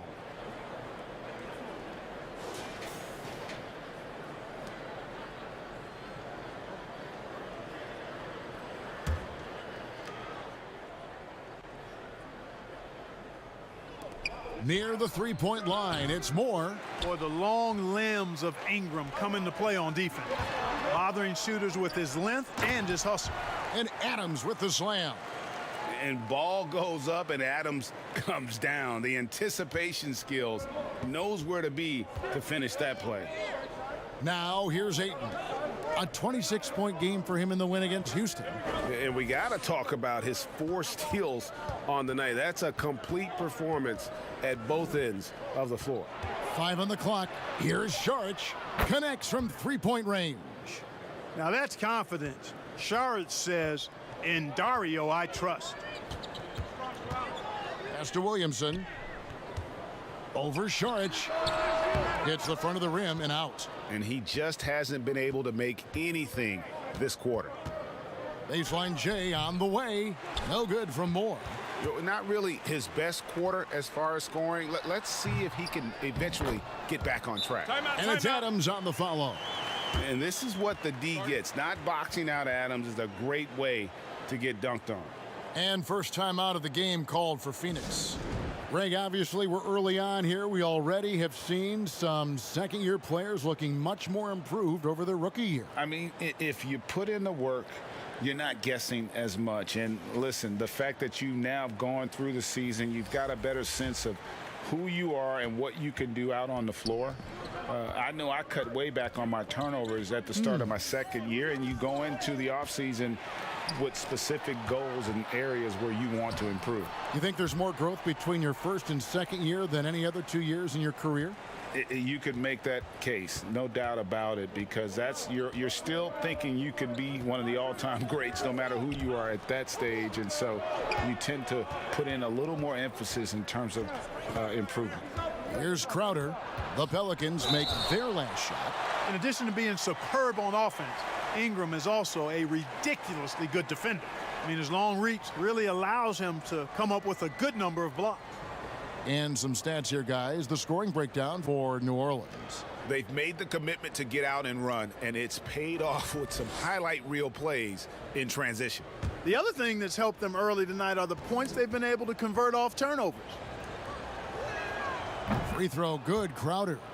What you love about Crowder, he gives you a little bit of everything at both ends. I mean, defensively, he'll take on anybody. He's smart, draws a lot of charges. Offensively, he can stretch the floor, and he'll make the extra pass. He's also an opportunistic rebounder. Catching up on the changes for Phoenix.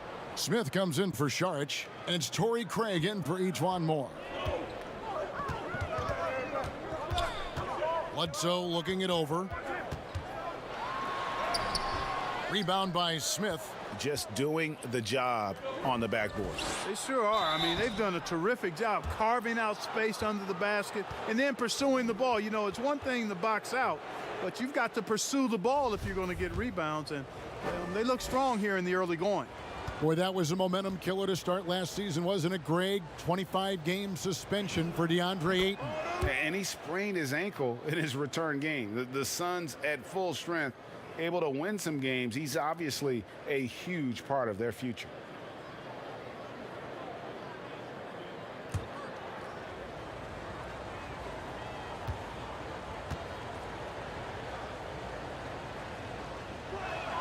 That one falls, so he hits both of them. And you see the raw talent Ayton has, an intimidating big man with a high ceiling and a desire to grow. Now here's Ingram. Against Golden State, he was really on his game. And slam dunk by Ingram. And everybody out of the way. I mean, clear the lane. We've got some rims to rattle. What a sensational play to get to the rack for the slam. Strong interior move, aggressive, assertive, and effective. Yeah, you know, guys, this has been far from his best game. A disappointing outing for both him and the team. And the defense scattered all over the place on the break. Nice job finding the wide open three. And so here's Phoenix following the three from Eric Bledsoe. Craig kicks to Booker. Zion Williamson grabs the miss. Pelicans leading by 7. Ingram wide open, and it's New Orleans scoring again. Oh, great ball movement there. Phoenix has gone 3 of 4 on three-pointers in the first quarter, doing well from long range. The pass to Crowder.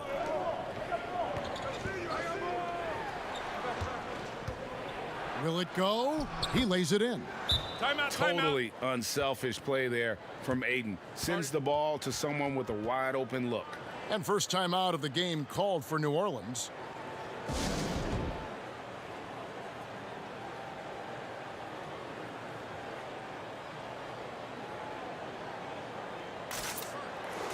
And the Suns making a change here. Jones is checked in. And with a pause here, how about the stats for Bledsoe? He's putting up about 16 points a game, 5 assists and 4 rebounds.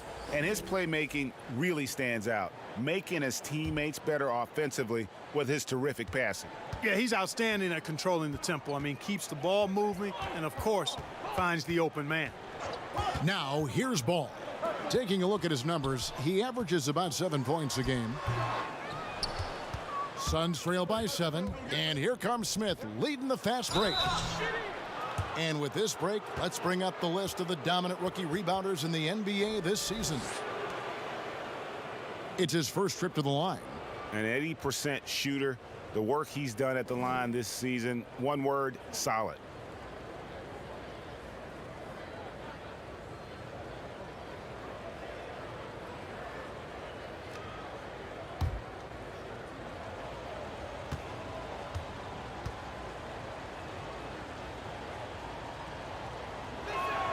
Free throw good, Smith.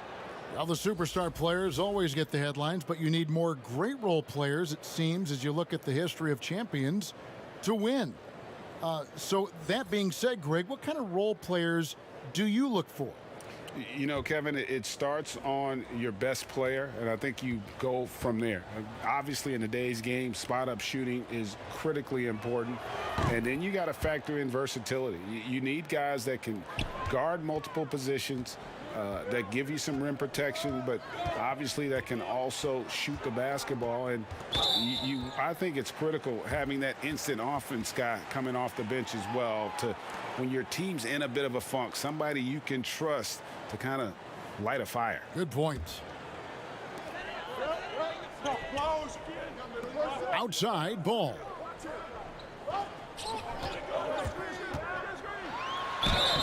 And foul on the shot. He'll shoot 2 at the free throw line. Well, it's a must to avoid fouling Ball. I mean, he's excellent at taking it to the defense and drawing the contact. And he's got his first free throw of the game. Numbers this year at the line below 70, so when he's getting to the line, not nearly as effective as you'd like. He's been a completely different guy at the line this season. I mean, last year, you weren't sure what you were going to get when he got to the stripe. There's no way we could have expected such a huge increase in those free throw percentage numbers.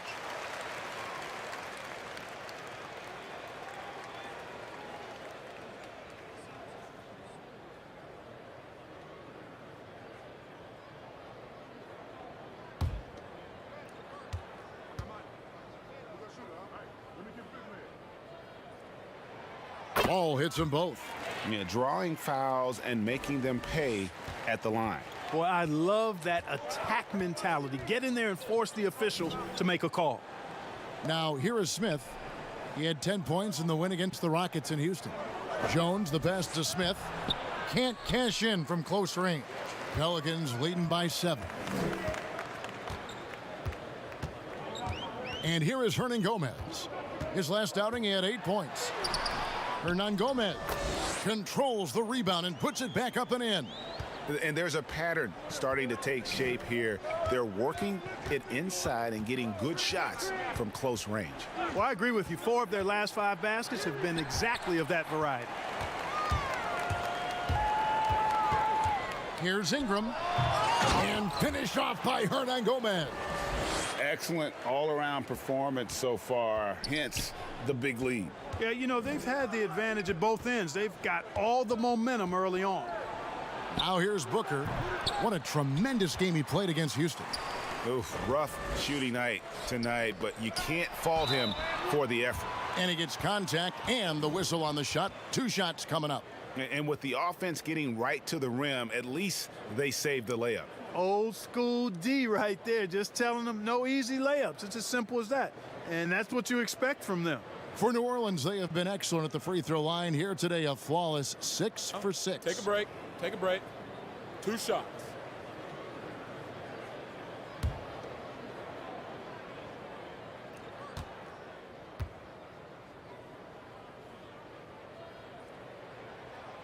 Free throw good, Hernangomez.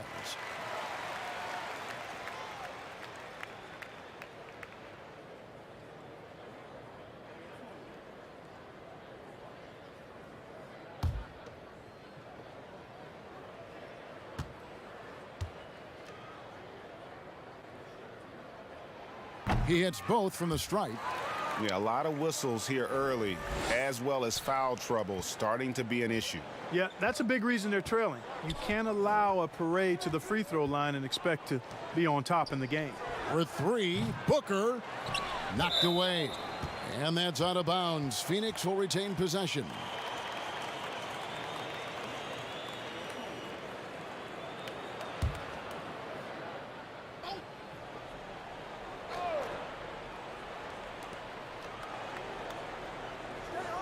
Crowder against Ingram. And he's fouled pretty hard on that shot, but he's got the chance to pick up the points at the line. And basketball in the blood for Devin Booker. I mean, his father, Melvin, started at the University of Missouri and played pro ball. Started in high school. Devin trained with his father, trying to follow his path.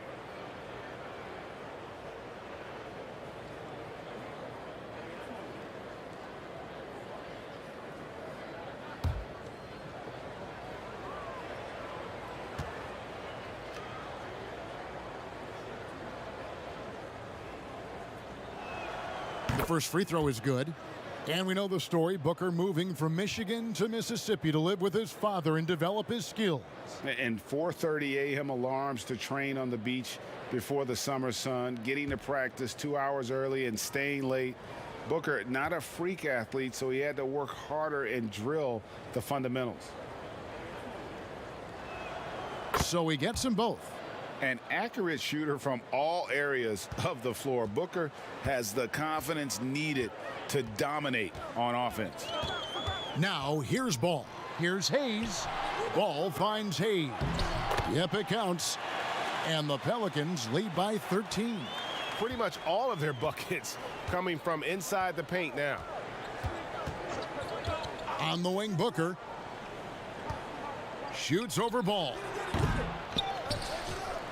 Goes back up, and 2 free throws coming up, unable to get that one to go with all the contact. And, you know, a chance here to see where the Pelicans sit in the NBA statistically. And they've been outstanding defensively, as you can see from that ranking and opponent field goal percentage. They get after it and make everything a challenge.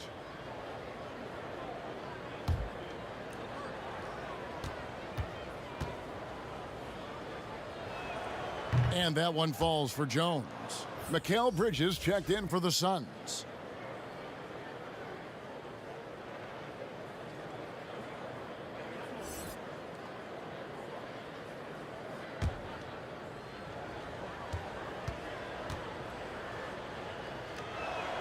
And so Jones nails both of them.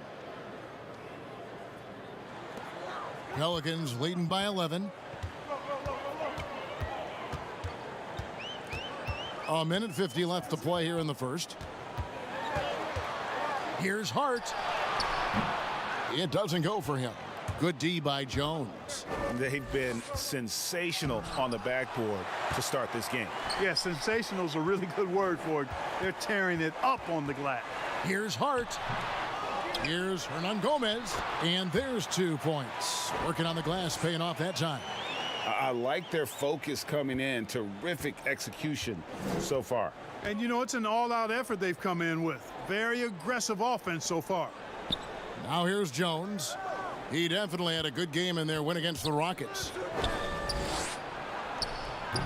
And the rebound goes to the Pelicans. They come in fresh off a win against the Warriors. Yeah, those road games are tricky, but they had a good strategy going in and stuck to what they do best. Yeah, you know, game balls all around in that one. A terrific team effort. They trusted in their system and executed well to get the win. Up again. He hangs in there and cashes in on the second chance points. There you go. Relentless pursuit of the ball. I love it. He never stopped working. Here's Hart. He's gotten some minutes, but nothing on the board yet. From past the arc. Rebound by Smith. And so it's Smith with it. He'll bring it up for the Suns. Trailing by 13. Craig, good.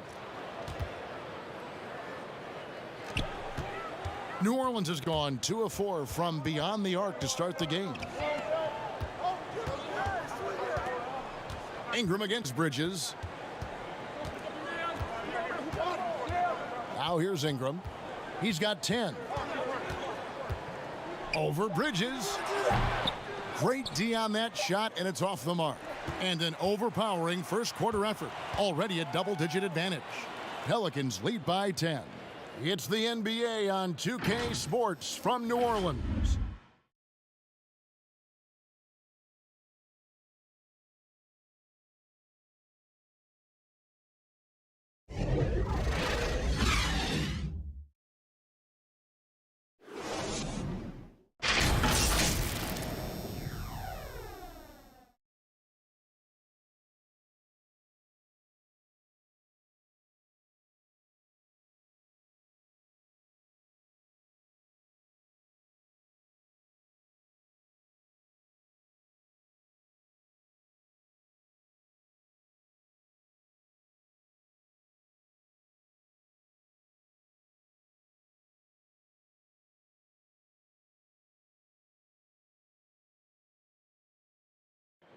When it comes to the art of providing leadership, CP3 had this to say.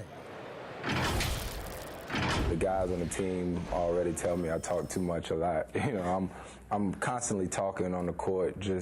I'm a communicator, and I feel like it's hard to go wrong when you're communicating. Well said. He does a great job of keeping everyone involved and on the same page. And Kevin, he practices what he preaches. He plays the right way and motivates his teammates to do the same. And if you're just tuning in, we've got a wide margin on the scoreboard, but plenty of time left for a comeback. And what stands out to you from the Pelicans in this one? Yeah, in that first period, they looked to push in transition at every opportunity. Yeah, I like the way they play. They're looking to get up and down the court every time. Racehorse basketball here tonight. Strap it up. Don't look down. You'll miss something. And Phoenix looking who they've got on the floor. Paul out there with E'Twaun Moore. Then it's Bridges. Then it's Johnson. And it's Jones in at the center. All right, let's catch up with our sideline reporter, David Aldridge. Hey, Kevin, thanks very much. Well, Steven Adams could be the league's most physical presence. All-star Jimmy Butler said that he is just so strong. Butler says he hit me with a screen, and I thought my life was over. Adams said his strength doesn't help with flopping. The refs are like, get up. Guys, he has a sense of humor about it, and maybe that's a counterbalance to his great physical gifts. But you're right, D.A. He is strong. Thanks for that report. And that one falls for Ingram. Hey, Greg, if you could coach one team right now, who would it be? Whew, that's a tough one. Clippers, Lakers, Bucks. You know what? I would probably go Lakers or Bucks because you would have an opportunity to coach someone who arguably might be considered the best to ever play the game, because I think Giannis is trending in that direction, and LeBron obviously already is. How about a guy like Kemba Walker and coaching the Celtics, having him to do what you want to do on the floor? Oh, he'd be brilliant, and yeah. Kemba, one of the most underrated leaders in our game. Great human being. Shot clock at 3. Fades. No good that time. And Phoenix the other way now. And he lobs it up, and Jones slams it home. And hard to decide which was better, the pass, the catch, or the slam. Oh, there's no wrong answer. Sensational alley-oop. Tell you what, you wouldn't know they're the team trailing when they're able to pull off plays like that. Now, here is Hernan Gomez. It's good. When you allow good scorers to get uncontested shots at the rim, no wonder you're losing. You know, he should be getting extra attention from the defense, not less. Here's Moore. Still getting warmed up offensively. No scoring yet from him. The craftiness of Paul really on display everywhere, but especially inside and forcing defenders to commit fouls on him. The Suns haven't made a mistake at the line yet. 10 of 10. And they've had really good numbers all season from the free throw line. And they've increased their percentage quite a bit since last season, guys.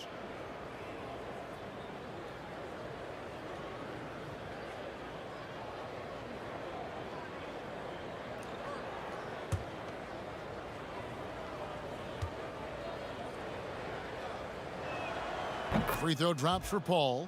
Both prolific and efficient. Ultra competitive as well. Paul is a double-double threat who shoots a very high percentage from the floor and line.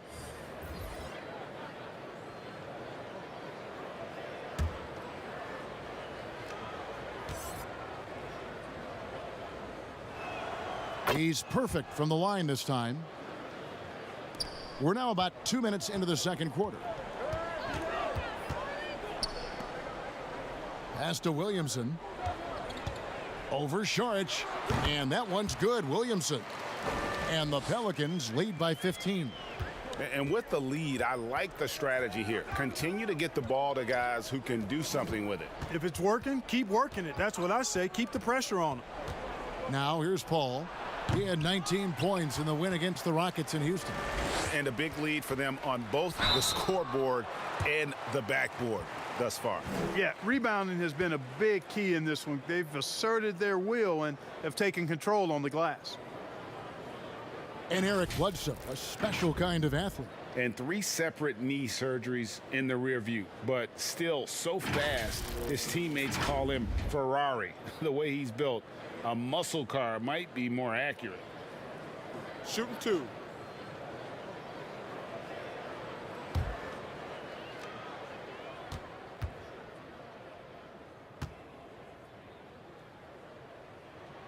The first one falls.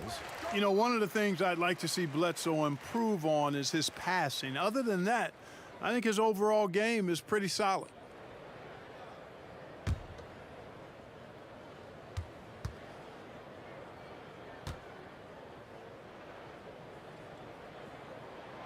And so he makes both from the line. No wasted trips at all. They're taking care of business at the line. One way to protect the lead, knock down those free throws, and 100% free throwing for the quarter, that's superb. Boy, just cannot buy a bucket, guys. And tell you what, that's a painful quarter for him, and it's painful for me to watch, too. And you don't want to give up that kind of look too often.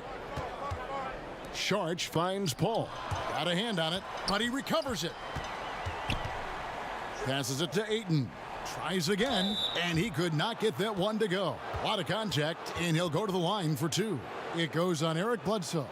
You know, he's not a big guy, but he doesn't back up from anybody. I mean, Paul is really good at using his body to draw contact. He's gone 2 for 2 at the line so far. Gotta admire what he's been able to do at the free throw line this season. How about over 90%? You know, he's been one of those players they've wanted on the line as much as possible this season, especially in close games, guys. First one falls for him. You know, he didn't get to the line in that entire first quarter, but right now he's showing some aggressiveness out there.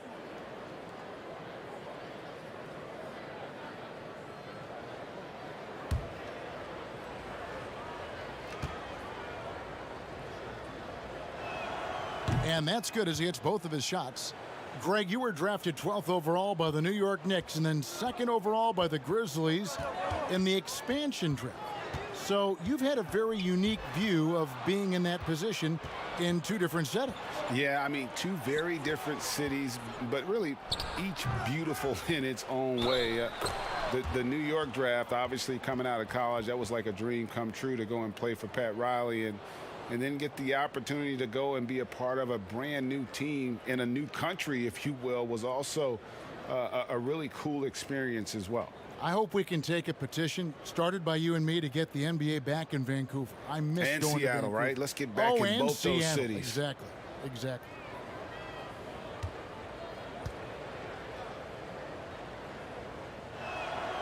Free throw drops for Ayton.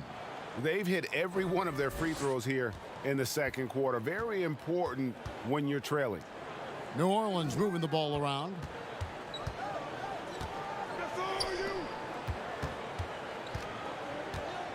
Pass to Adams.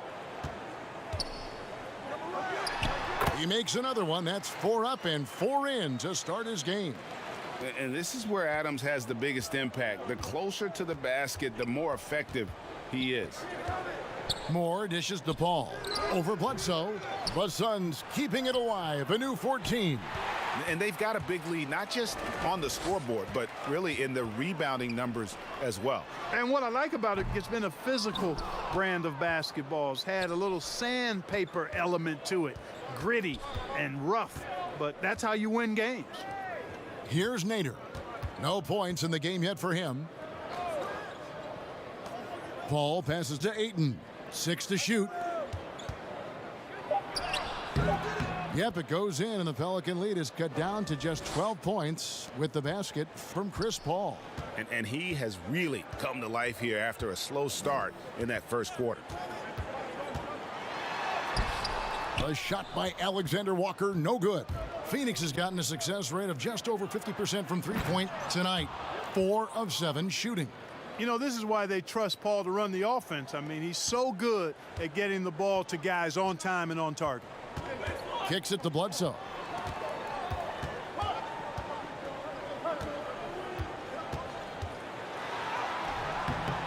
Second chance effort. And it's Phoenix with the rebound. No other way to put it. Just a poor shooting performance for him. But luckily, his teammates have picked up the slack. I think the three-point shot is one of Paul's deadliest weapons. You got to chase him off the line. Pelicans leading by 7. To the wing right side. Right block shot. That shot missing. Some solid defense from Šarić. Frozen. Guy is just ice cold, unable to contribute offensively. Off the mark there with the three-point shot. And so it's Williamson who brings up the ball for the New Orleans Pelicans. 17 points was their biggest margin. Steps back and fires. It's good on the putback. And the Pelicans lead by 9. And they continue to control the glass. Guys, I think they've simply been the more physical team, and that's why they're ahead. Paul can't get that one to fall. Yet that's another miss for him. They're behind in this game largely because he shot so poorly. And this game has been all Adams. He's getting to his spots and capitalizing with ease right now. Now here's Moore.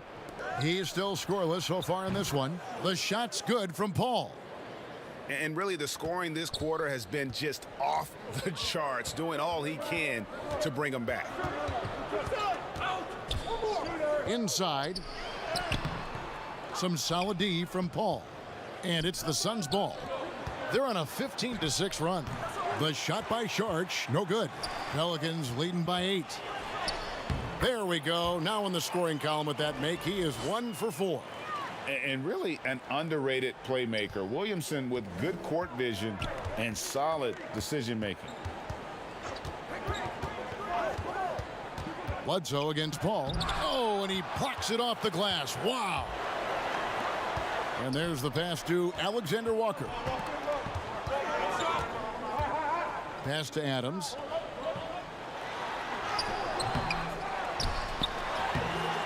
Nader grabs the board. Nader's got 4 rebounds now tonight. More. And the Suns miss again. It's just been a brutal outing for him.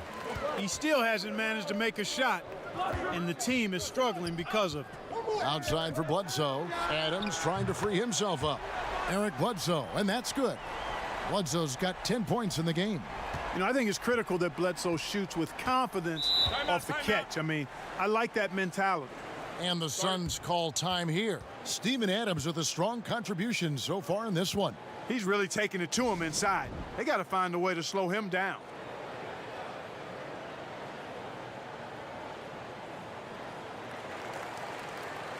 Hart, he's checked in for New Orleans. Well, we've got a moment now to see this year's three-point contest and how it's shaping up. Let's take a look at some of the top candidates emerging as we see here some players who are likely to make the final cut. Not too shabby of shooters on this list, Kevin. You gotta love the advancement and really the evolution of the three-point shot in today's game. Well, you look at Booker, there are a few players ahead of him in the voting, but if he holds on to his spot at number 5 on that list, he'll have a place in the three-point contest waiting for him. And if anything, I bet he moves up the list. I mean, how could you not have this fella taking part in this contest? He'll be there. And we'll keep you posted as we find out more and as we get closer to the three-point contest once we have our final list of official contestants. Yeah, it's going to be very competitive. That's the one thing we all know. We've got an incredible group of long-distance shooters in this league right now. Mind the lanes. Mind the lanes. One shot.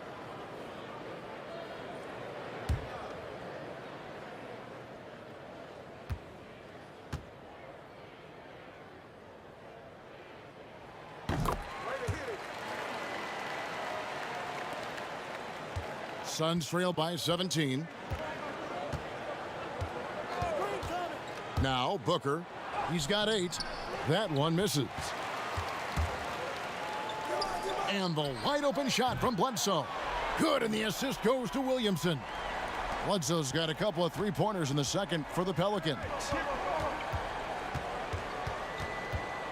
Paul against Bledsoe. To the inside. And Ayton throws it down. Yeah, just proving how fast he can heat up. Once Ayton finds that rhythm, he is going to work. Passes it to Williamson. 2 free throws coming up, and they call the shooting foul.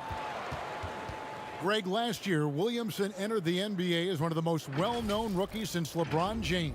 Already had millions of followers on social media, global name recognition. He has an above-the-rim game that produces the kinds of highlights that people want to see.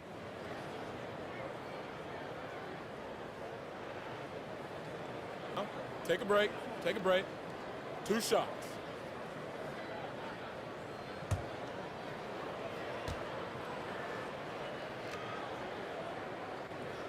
The first free throw is good. And we first heard about Williamson in high school, and that was due to his dunking ability. Now he's a full-fledged star on the rise. Damian Jones is checked in for DeAndre Ayton.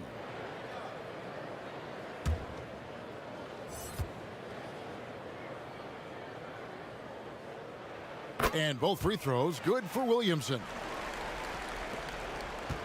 And so Booker will bring it up for the Phoenix Suns. They can look forward to the American Airlines Center after this game. They'll match up against Dallas, and that will be game 3 of 6 played away from home. Trying to break that ice-cold streak. That one wide left. Very dangerous to leave a guy like that open. Lucky break there for the D. Shots good by Bledsoe. Boy, you got to be in awe of what he's doing this quarter, actually destroying the opponent. They could use a big shot here to get this offense going. Too many empty possessions. Right now, they need a basket. For 3, Booker hits it from three-point range. Booker's got 11 points. It's first triple of the second quarter, 3rd of the game. Bledsoe passes to Hernan Gomez. Near the three-point line, it's Ingram. No good on that one. Good work defensively by Crowder. Paul outside. Booker with no one around. Again, the miss by Booker. New Orleans leading by 19 points. Here's Williamson. Williamson double teamed. Crowder with the steal. And Paul with a clear path to the hoop. And that'll be 2 free throws coming up. Officials on the call with the foul. 3 trips to the line so far for him in this one.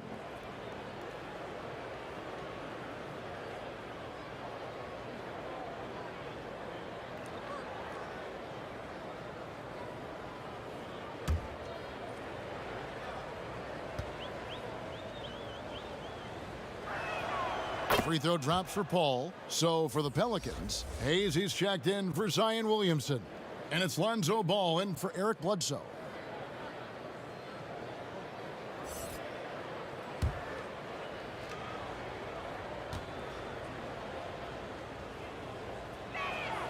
And he makes both free throws. Ball with it. Dishes to Ingram. Shot from the top of the key. Offensive rebound. Shooting foul as the whistle blows. He'll shoot 2 free throws. He'll take his 3rd and 4th free throw shots of the game right here.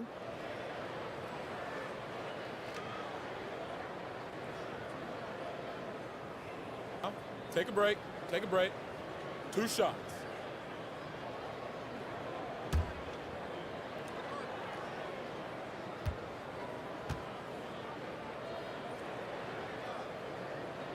First free throw is good. Some changes for Phoenix. Bridges comes in for Smith, and it's Johnson in for Chris Paul.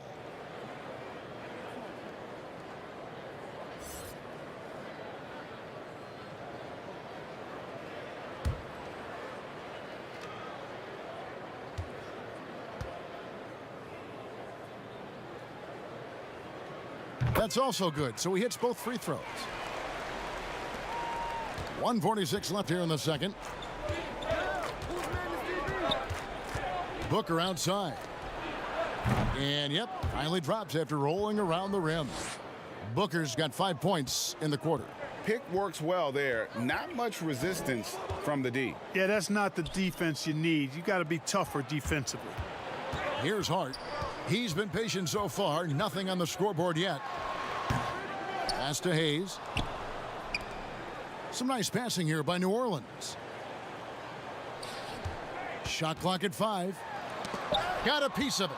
It's stolen by Jones. It's rebounded by New Orleans. Gomez has got rebound number 9 now. What an effort here tonight. And Hayes throws it down. And the one-hand slam just looks so pretty when it's in his hand and he's the one doing the slam. Agreed. He is smooth as silk, even on a power finish. Part of what makes him unique, guys, that combination of power and polish. Mind the lanes. Mind the lanes. 1 shot.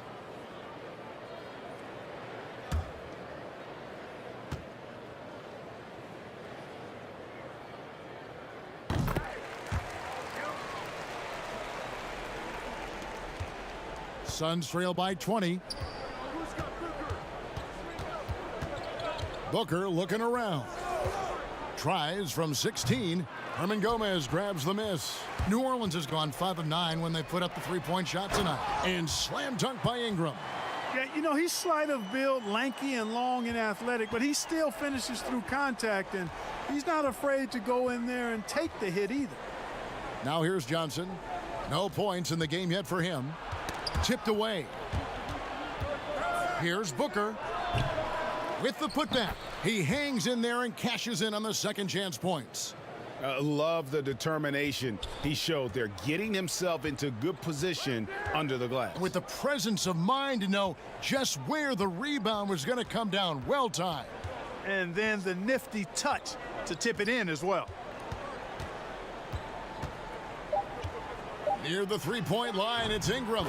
And he wills that one in, sinking right through off the back iron. How do you like this? A sleepy-eyed assassin. Ingram looks like he could score in his sleep. And so it's New Orleans, cruising into the quarter break with a 22-point lead. They have made it very tough to get a shot off. The 2K Sports Halftime Show.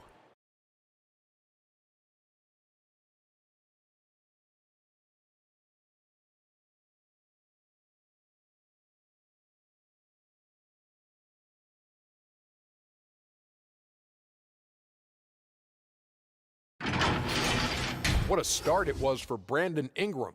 He ended up with 17 points, 2 block shots, and 2 rebounds. Kenny, your thoughts, how the Pelicans are playing? Well, it has been an electric performance. These guys were firing on all cylinders. They came out aggressive, going after those rebounds, and they were piling it up. I think they wanted to send a message with their physicality. They're going to be nearly impossible to stop if they're playing that way. And over to Shaq. What did you think about Phoenix? When you're that cold from the floor, it's always going to be an uphill battle. So the ball movement has to be the priority in the second half. They need to be creating a lot of good shots if they want to dig into this lead.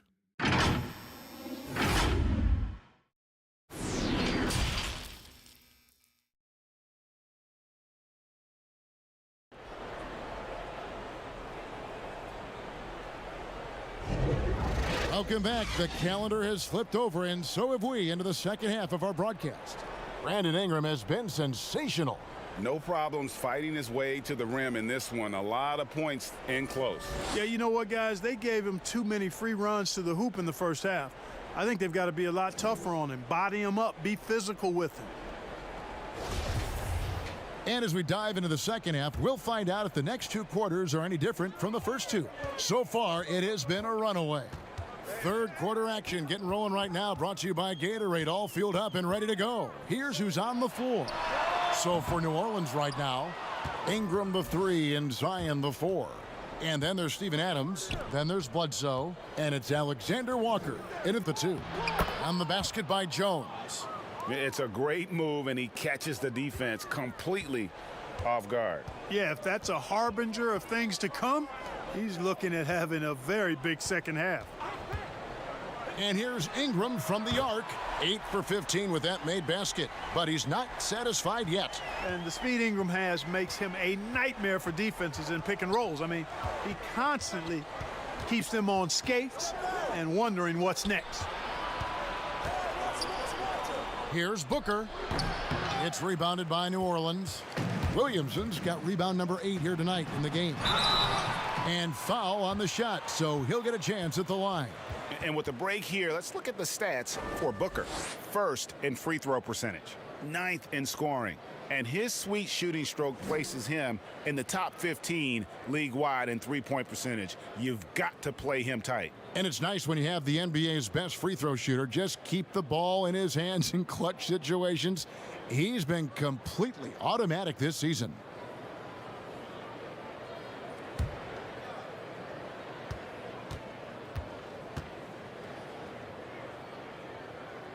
And he knocks down the first one. Sharge checked in for Jones.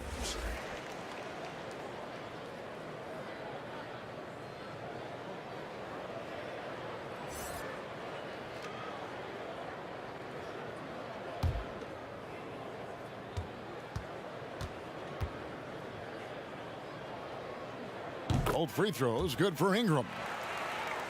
Little over a minute gone here in the second half. Ball against Bledsoe. The shot by Paul, no good. And Ingram has got the ball here for New Orleans. They lead by the biggest margin of the game, 25. And this is what we came to see, right? Go ahead, Zion. Do your thing on the alley-oop. And Booker kicks to Paul. And the Suns miss again. For New Orleans, they've gone 2 of 3 from the field to start the second half. Here's Bledsoe. That shot off. So Phoenix will take it the other way. Guys, they're looking for a spark here. Yeah, a cold stretch offensively for sure.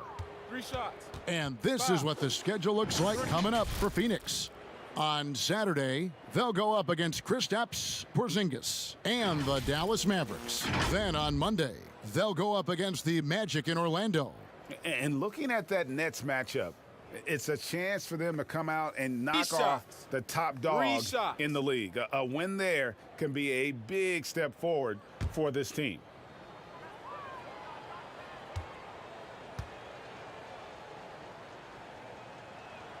And he hits the first of 3.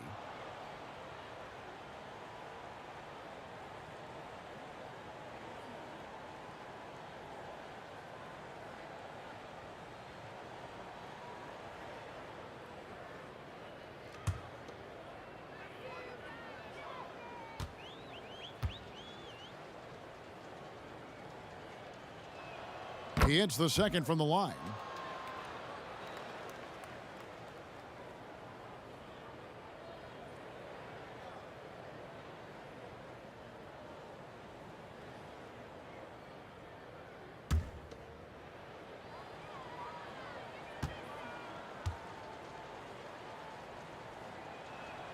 Makes it, and he continues to shoot well from the line.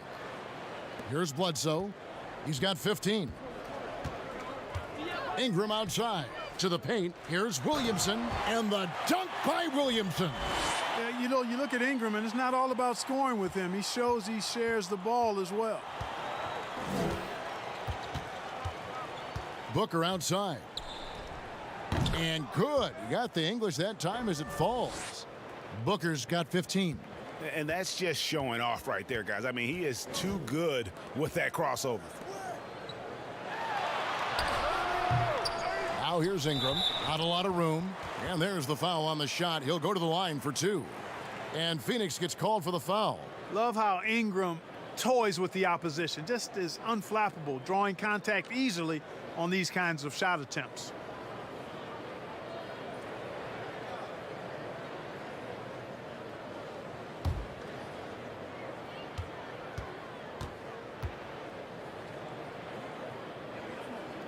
And the first one at the line is good.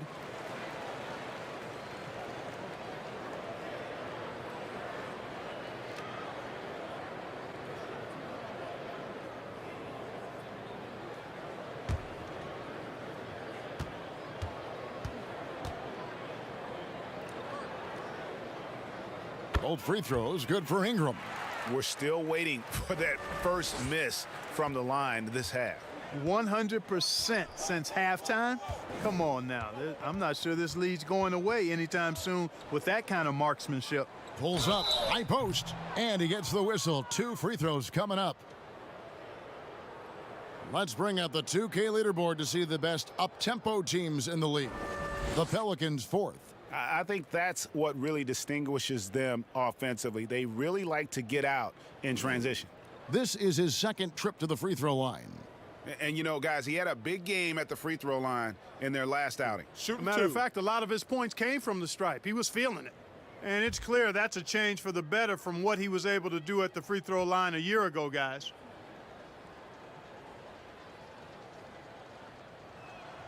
Free throw good, Booker. And even though they're down, they are putting on a show at the free throw line. Yeah, they're making the most of their opportunities at the stripe, and they'll need to keep it up to take the lead.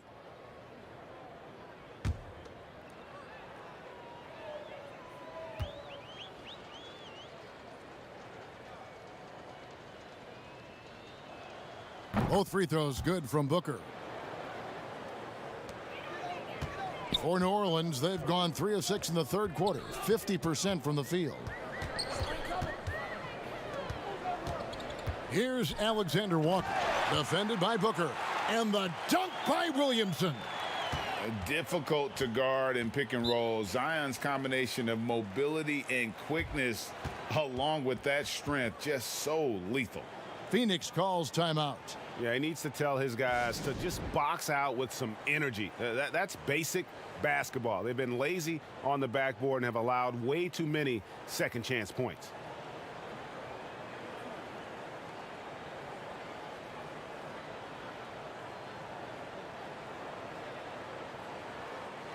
And a moment here to check out the numbers for Adams.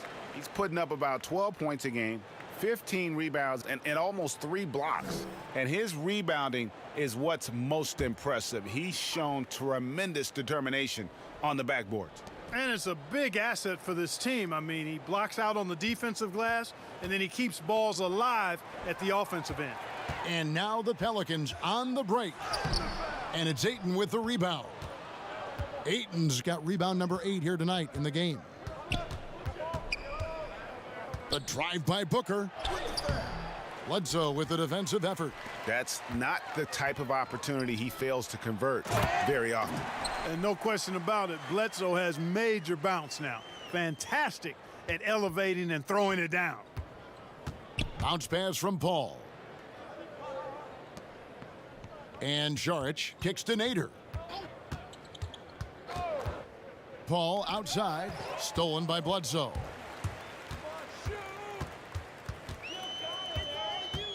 Now the pass to Alexander Walker.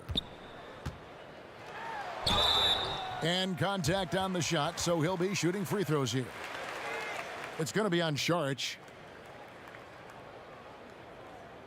He made the only free throw attempt he had earlier in the game. Gotta admire what he's been able to do at the free throw line this season. How about over 90%? And boy, I tell you what, he's really coming to his own this year. I mean, that is an enormous step up from what he shot at the line last season.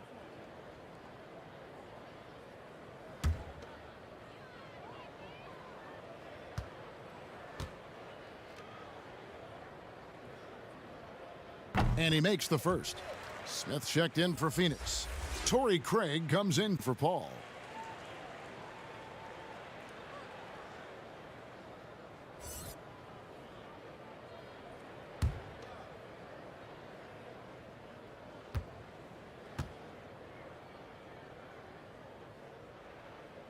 And that one goes in. 2 from the line that time.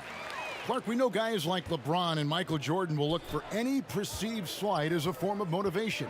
Was that something that you ever did as a player? You know, Kevin, I really didn't go down that road. Now, had I played longer at the NBA level, I had a very short NBA career, maybe I would have approached it that way. If there was a slight or if there was a player that gave you trouble and you needed to get back at him in some way, sure, you'd be motivated by that, but I don't know if I was hunting for bulletin board material. I sought to be intrinsically or self-motivated from the inside as opposed to looking for outside influences to move me forward. A chance here, Kevin, to take a look at the Suns and how they rank in the NBA right now. And you know, their free throw shooting overlooked by some, but it's kept them alive in close games, and you definitely get confidence when you have the ability to convert on those opportunities.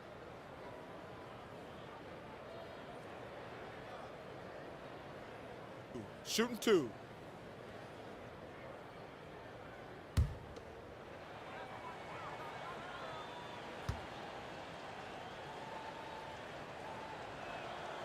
No good on that one. The Suns making a switch here. Moore's checked in.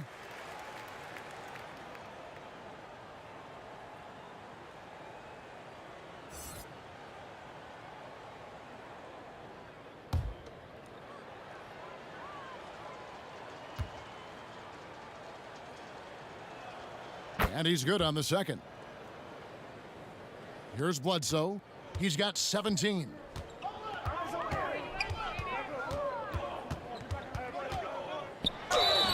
Shooting foul as the whistle blows. He'll shoot 2 free throws. Because of his strength and his athleticism, he kind of burrows his way inside and gets contact because he's looking for it. No fear from Bledsoe there.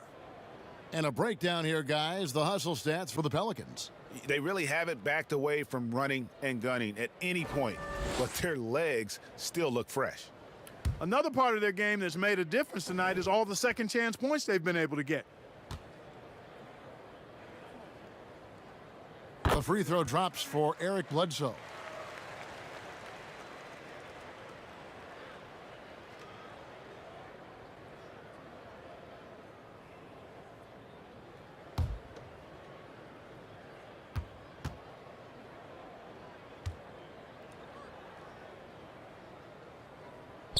Bledsoe hits them both. Here's Booker. He's got 20. To the middle, Smith. Williamson with the block. And when Zion blocks it, you feel it. He's got this kind of power behind these swats. Ingram deciding where to go with it. And he gets it to go, hitting off the back of the rim. Ingram's got 9 points now in just the second half. Moore against Ingram. Moore passes to Booker. And the dunk by Booker. Excellent footwork there. Booker, so tricky on the drive. You can't predict what he's going to do. Bledsoe passes to Williamson. The tray. And it's Bledsoe. That time on the assist by Williamson. Bledsoe's got 7 points here in this quarter. He's found his rhythm from deep, and you can see the confidence. Yeah, I'd be confident too, as a matter of fact. I mean, if you're stacking up threes the way he is, I mean, he's doing all his work from behind the arc. A tremendous mobile one block that we had to see again. Great send back. And guys, that's about as good a defensive play as you'll see. Instant reaction to get a hand to the shot. Hayes, he's checked in for Zion Williamson. The Pelicans have gone 7 of 12 from the floor since coming out of the break. Here's Alexander Walker, covered by Smith, and the call on the shot that sends him to the line. He is 3 for 3 from the free throw line.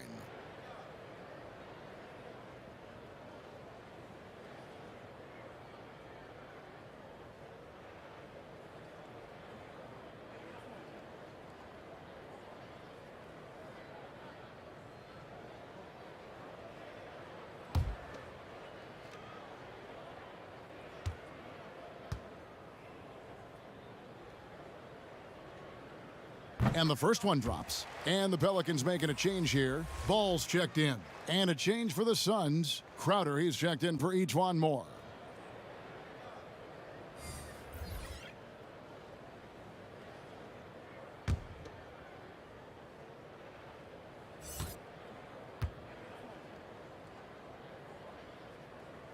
Good on both.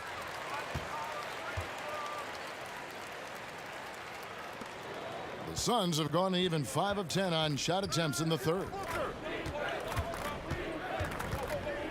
Smith outside.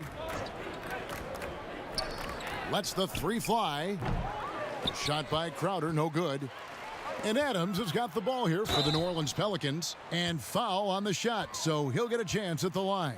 Wow, he got whacked on that one. Shouldn't be much debate there. Blatant contact. Straightforward call. Simple. He's made all 5 of his attempts at the line so far.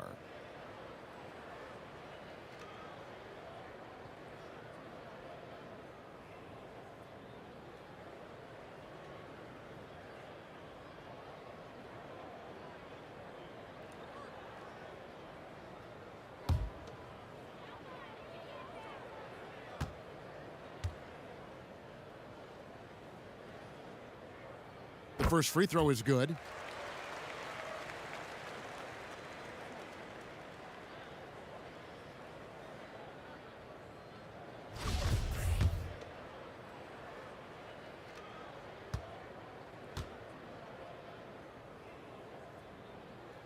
That's also good, so he hits both free throws. Here's Booker. 22 points for him.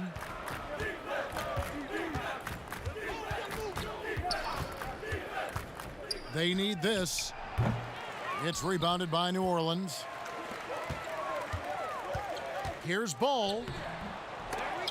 And the Pelicans get it back. There's another opportunity, and everything's going right for these guys.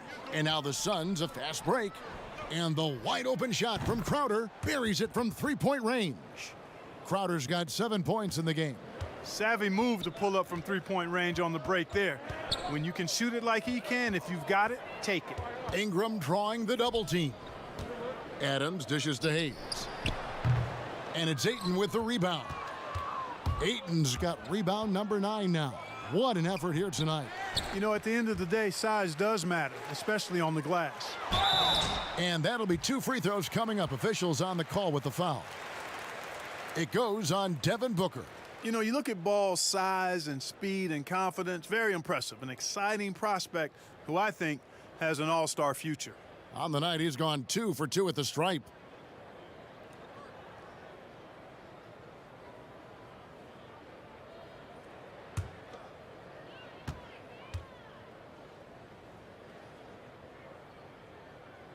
The first one falls. Hernan Gomez is checked in for New Orleans. Josh Hart comes in for Brandon Ingram. And the Suns also making a change. Bridges checks in.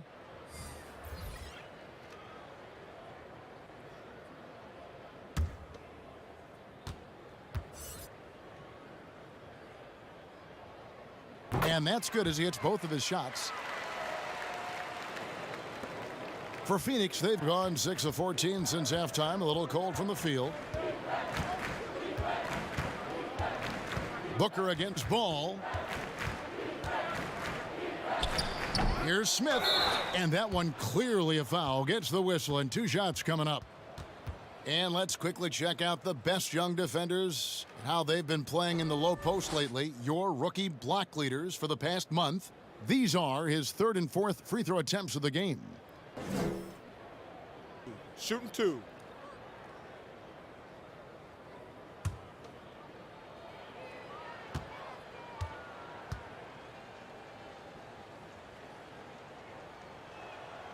Free throw drops for Smith.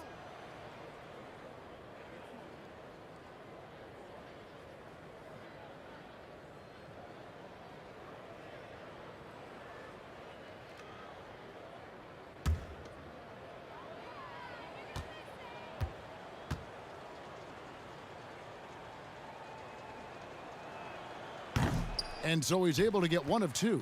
New Orleans gotten off 12 shots from beyond the arc tonight, hitting 7 of them. And Hart has it in the corner. Good on the triple. You know, he does a little bit of everything. But when Hart is draining the three-pointer, that's when he's most dangerous. Booker the pass to Smith. And here is Bridges. Nothing yet on the scoreboard for him. Sinks the triple. The real. Come at us, and we're coming right back at you. A little back and forth from long range. I love it. That's a terrific answer there. Hernan Gomez finds Ball. Count that bucket. Ball's got 6 points. You know, no matter what you throw at him, this kid is unflappable. He's muscling through defensive contact and still scoring. That's impressive. He operates well in traffic, but still, that's just a tough play to finish. Here's Alexander Walker. No good that time. And Phoenix the other way now. Fast break. Here we go. And there's Bridges on the assist from Crowder. Bridges has got his first bucket in this one. You gotta love his hustle, leaving the defense no time to react. And you know you're going to get those buckets, guys, when you're quick to get out on the break. Get that ball up the court as fast as you can. They get it back. Hayes, the putback is no good. And so it's Crowder with it. He'll bring it up for the Suns. And Crowder slams it in. Nice job clearing some space out under the boards and setting himself up there for the putback. And not just any old putback, Clark, but a big, big follow. You can't be pretty, though, with those second chance opportunities. I mean, just put it in the basket. Clearly a foul. Yeah, he took a shot there, earned those free throws. So far, he's hit all of his shots at the foul line, going 4 for 4.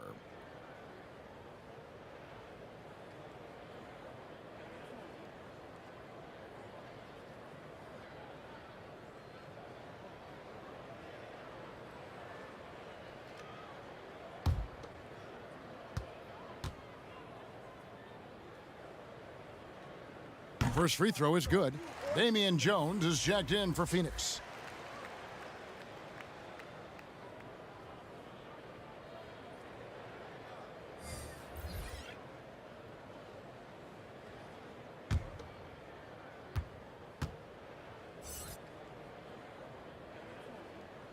Ball hits them both. Here's Booker. 22 points for him. Pass to Crowder. Jones trying to get open. It's blocked. It's 3-on-3 on the fast break. And Ball slams it in.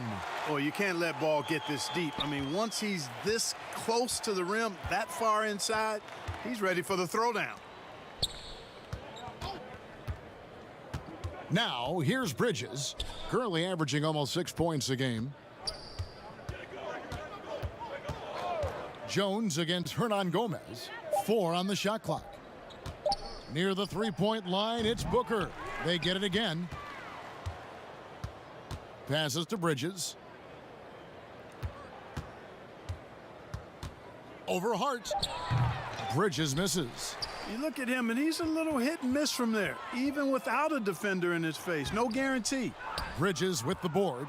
Phoenix has gone 3 of 5 with the long ball since entering the second half. Stolen by Ball. And here's the fast break. Ball leading the way. That one, no good. Good work defensively by Crowder. Here's Craig. And a lot of contact on that one, so he'll shoot 2 here. And now we get a moment to see the numbers for Crowder. He's putting up 6 points a night, 5 rebounds, and 2 assists. And there isn't much to write home about with his numbers. I think he'd like to up his contributions. Yeah, but you got to earn that chance. I mean, you get what you earn. His numbers are fine, but he's not going to get a lot more floor time unless he turns it up a notch. Take a break. Take a break. 2 shots.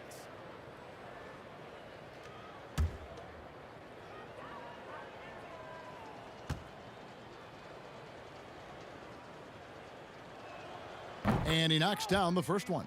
Phoenix making some changes. Johnson, he's checked in for Mikal Bridges. And it's Paul in for Booker.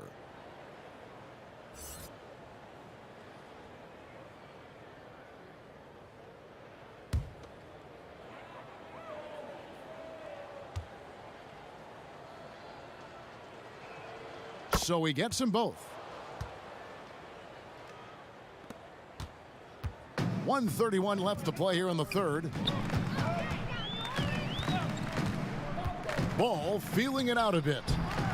Misses from short range. Boy, that defense smothered him in there. Love the intensity. Shoots the 3. That's good from Paul on the assist by Johnson. Paul's got 17 now. Man, he's so aggressive offensively. I like his assertiveness. CP3 not taking 1 second extra to pull the trigger once he gets the pass. Ball no good. Phoenix has gone 4 of 6 from three-point land since the start of the second half. And Crowder slams it in. And that's the kind of lead pass we've come to expect from him. There's 48 seconds left to play in the third. Hernangomez. Offensive struggles continue, missing again. The pull-up. It's rebounded by Hayes. Well, they'll be happy with that look, even though it didn't fall. You know what? That's a confidence shaker for him, though. I mean, that's a shot he expects to make every time. Al Paul, 17 points in the game. Jones finds Johnson. Off target with his 3.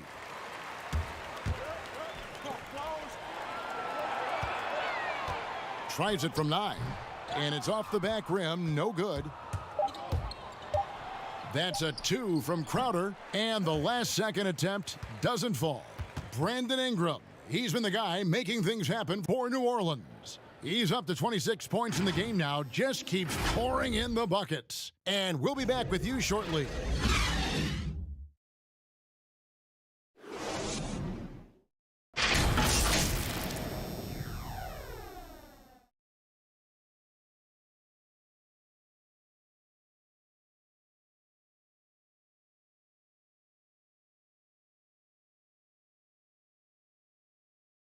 How about a look at today's State Farm assist of the game? And he sliced the D wide open with this feed. They had no chance to prevent that basket. Yeah, that's just a brilliant read of the defense. I mean, it was also excellent anticipation of the movement of his teammates before the pass. Just great harmony on all sides. And with the fourth quarter upon us, time is running out for this game to become competitive. And Phoenix looking who they've got on the floor. They've got E'Twaun Moore. Johnson is out there with Jones, and it's Craig in at the 3. He muscles it in through the contact, and they call the foul, and he's on his way to the free throw line. Yeah, outstanding job there of taking the harm and still able to finish. Yeah, he imposed his will on the defense that time. He was not going to be denied right there.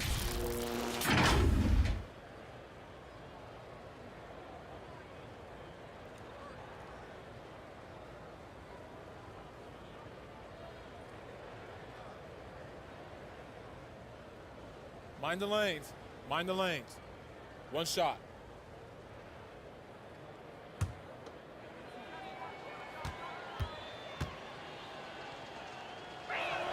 A lot of big decisions have fallen on Adam Silver's shoulders, the commissioner of the NBA. And Greg, I think you and I agree, by all accounts, he has succeeded with flying colors.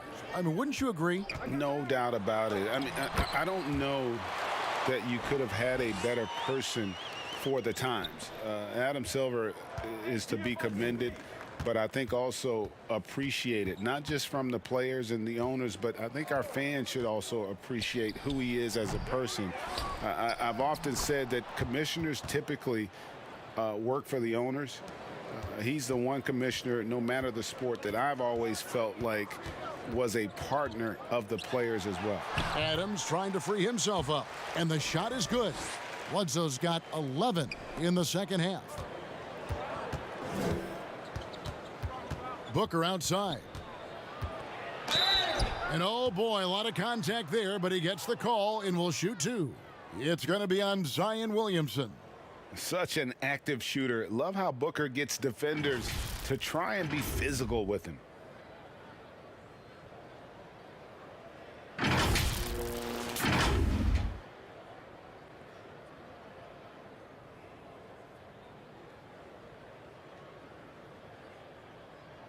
Take a break. Take a break. 2 shots.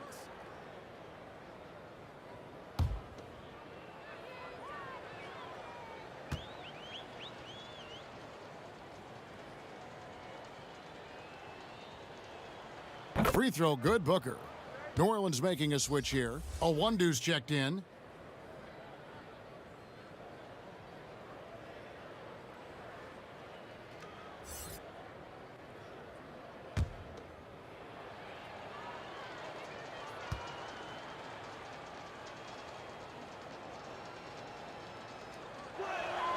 Both free throws good from Booker.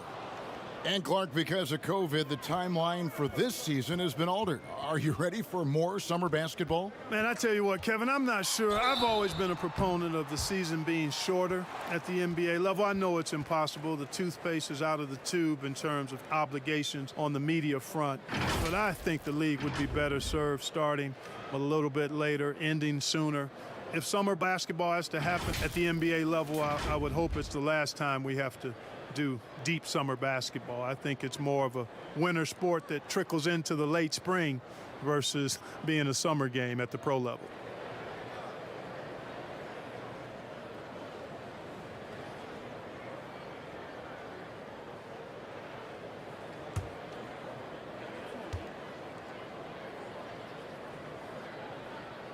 And the first one at the line is good.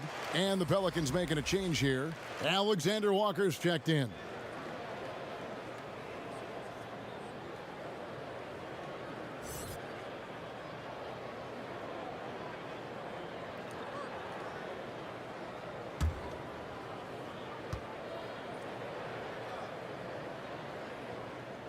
And so Adams nails both of them. Paul with the ball. Pass to Booker. Jones trying to get open. And foul on the shot. He'll shoot 2 at the free throw line.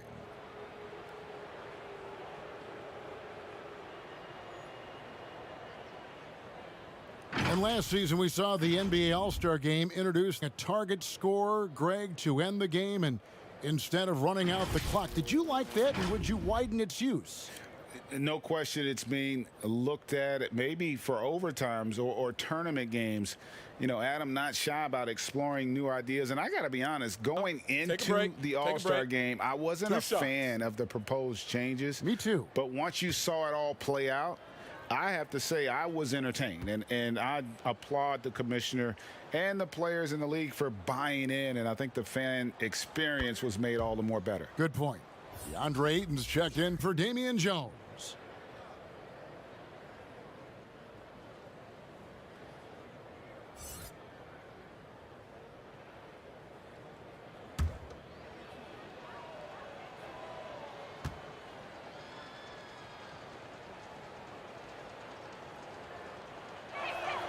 Both free throws good from Booker.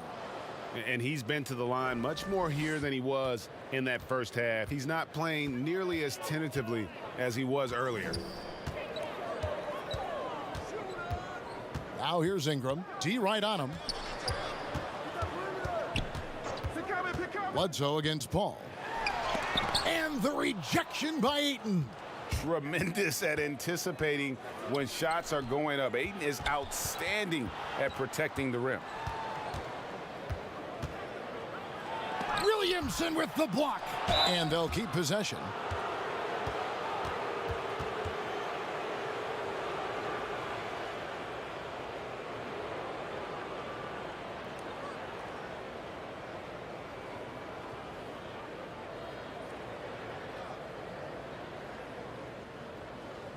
Shooting 2.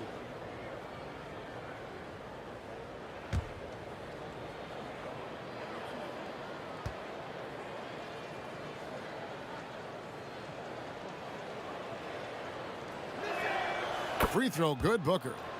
And one of the major pushes from NBA players was to get more people, Clark, out to vote. Love it, Kevin. Again, creativity.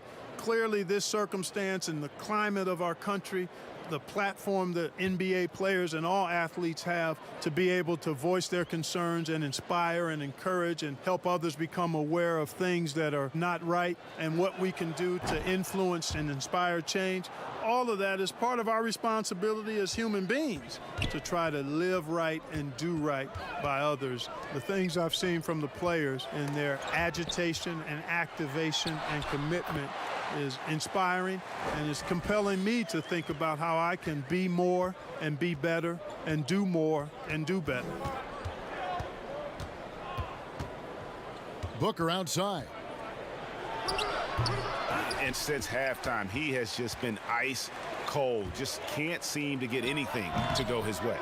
Kept alive. For Phoenix, they've gone 2 for 5 on field goal attempts in the fourth quarter. And Ayton throws it down.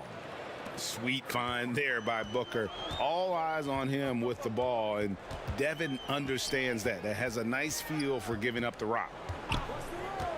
The pass to Alexander Walker.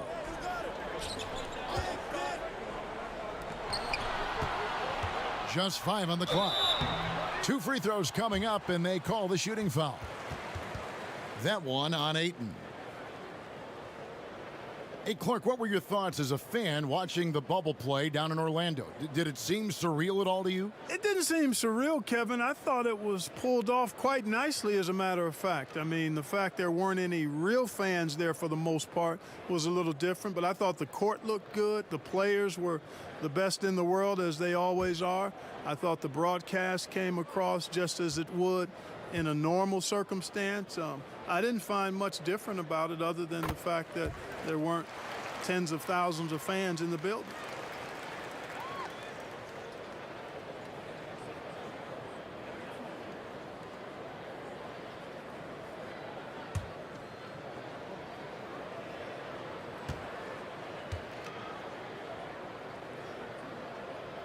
That one falls, so he hits both of them. And we're about 3 minutes into the fourth quarter. And stolen by Williamson. Lets it go with a 3. They get it back. It's not going to go for him. And here's Ayton. He'll bring it up for the Phoenix Suns. A nice shot by Booker. Boy, he's making it look really easy right now. I expect them to continue to run the offense through him until the defense makes them change plans. And he's been a force on the glass all game long. Yeah, I love the way he's fighting through box outs, using his elbows. I mean, he's doing whatever it takes. Not just an outside shooter. Booker is also skilled at getting it done from that area as well. Ingram kicks to Bledsoe. Floats it out for Williamson. It's stolen by Saric. Ingram with the steal. And the dunk by Williamson. That's a double whammy, guys. That's right. A great defensive play, then the emphatic stuff. Well, turning defense to offense, we talk about it all the time. Try to hit your opponent at the other end before they can set up the defense. Paul for 3. Another 3 for Phoenix. The defense is far too slow to close out on those three-point attempts. And those triples, they sure do add up quickly, don't they? I mean, they've got to make some kind of adjustment here. Williamson looking it over. Saric against Ingram. And it's Phoenix with the rebound. Ayton's got rebound number 13 with that last one. And the call on the shot that sends him to the line. Oh, the officials are all over that one. Clearly a foul. I mean, didn't give him any choice but to blow the whistle. I mean, you got to play without fouling.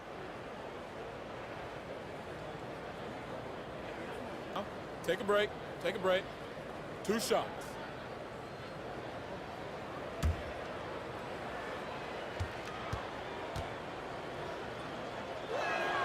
And he makes the first. And the Suns making a change here. Smith has checked in.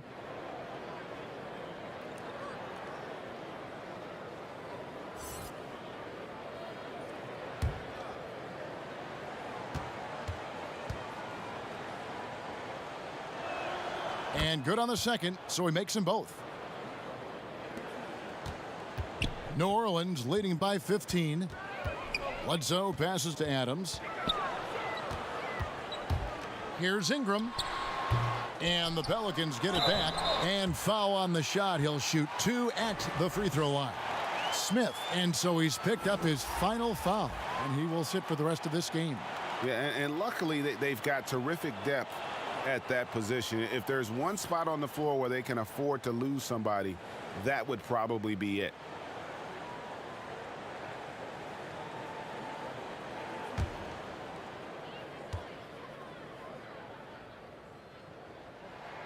That free throw good from Williamson.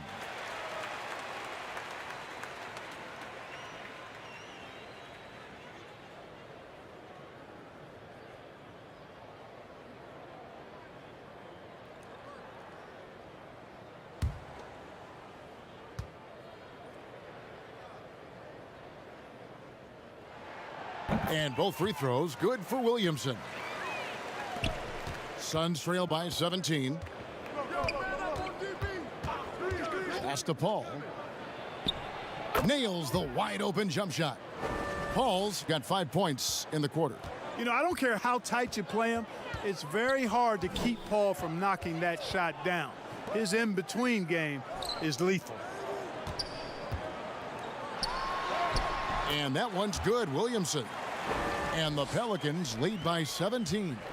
It's really been a tale of 2 halves, guys. A slow start, but this quarter, he has really been the man. And he makes that one. And that's now 24 points for Chris Paul. The Pelicans have gone 5 of 12 from the field entering the fourth quarter. Pass to Adams.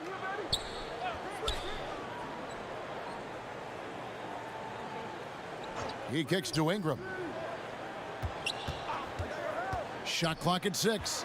Here's the lob to Adams. Bridges with the steal. And Phoenix pushing it up now. Here's Nader.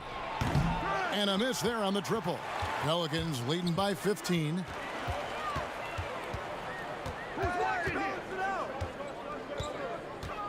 Alexander Walker passes to Adams. Fades back, and it's good off the glass. Adams has got 20 points. His shooting has been outstanding. Definitely one of the reasons they're up in this game. Pass to Booker. Tries it from the top of the key. It's rebounded by New Orleans. And in transition, it's Ingram. Here we go. Here's Williamson, and the dunk by Williamson. Second chance opportunities.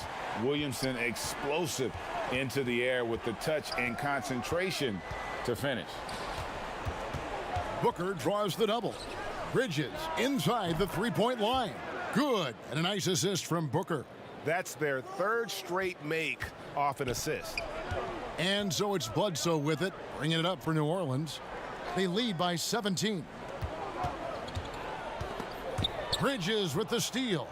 And up the court come the Suns on the break. Bridges leading the charge. Well, so often we see this, transition buckets off turnovers. And we know turnovers are painful and costly. You get loose with the ball on one end and get punished on the other end. Ingram attacking. The putback, and it's Adams on the follow. Just in a perfect position to grab that rebound and then get the putback. Phoenix calls timeout. And the lack of rim protection, top of the list. Yeah, you know, just look at the numbers, guys. I mean, they are being taken to the woodshed in the paint.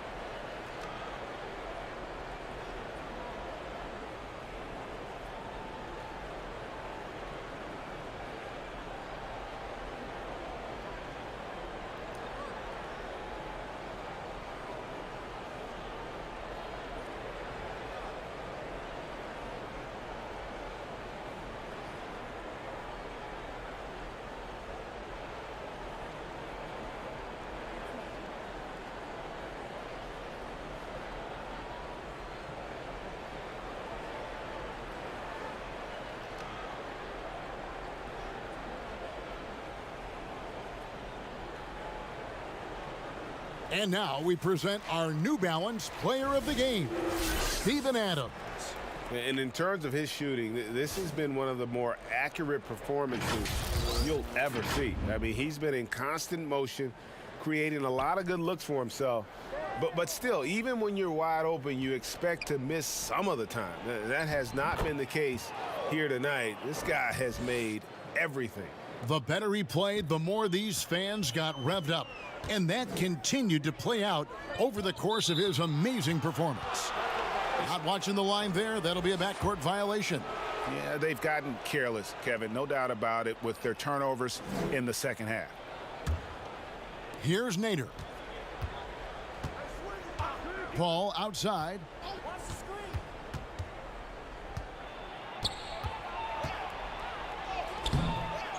Ayton inside. Adams defending, and Adams sends it back. Ingram left side. Fires from the corner. Jump shot is good. Ingram's got 11 points here in just the second half. Ingram really graceful with the catch and shoot jumper. His lightning quick release allows him to get off his shot in no time. Booker, and a great assist by Paul as that one goes in.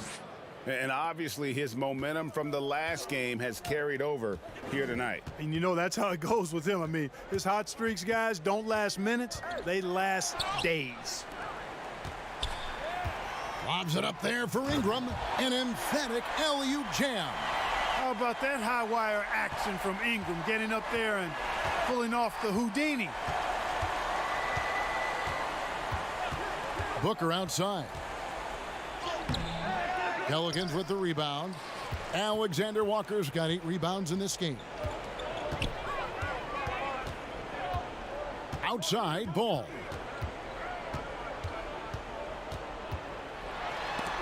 And the rejection by Ayton. Booker in the corner. Three-pointer. Drains it from beyond the arc. Booker's got 40 points. Well, and this has been their strategy throughout the fourth period. We'll see how it pans out. You know what? Teams can get a little three happy down the stretch sometimes, letting it fly. 6 on the shot clock. Ball, the pass to Adams. The Pelicans keep it going. A new 14-second shot clock. Good vision that time by Ball. You leave somebody open around him, and he's going to get the ball to him. Here's Paul. And foul on the shot, so he'll get a chance at the line. Lonzo Ball picks one up. I mean, even from over here, you can see that one pretty clearly. No question about it. I mean, a ton of contact and a good call by the officials. Shooting 2.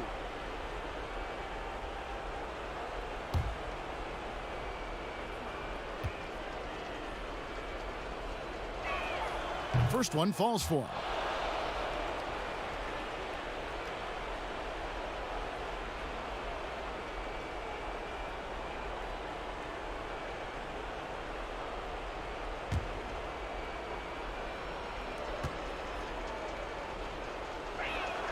Both shots good from the stripe. 1:39 left to play here in the fourth. Outside, Ball. Hey, right here. Out to the right wing. And here is Paul. An even 3-on-3 break. No good from Booker. If they want to, they can milk the clock just a little bit here. Yeah, that's the best option. No question as to which team gave the better effort tonight. A dominant performance and an outstanding win for the Pelicans. They simply ran them off the court. They set the pace, and their transition game was executed flawlessly. And it'll advance their win total up to 12 on the season.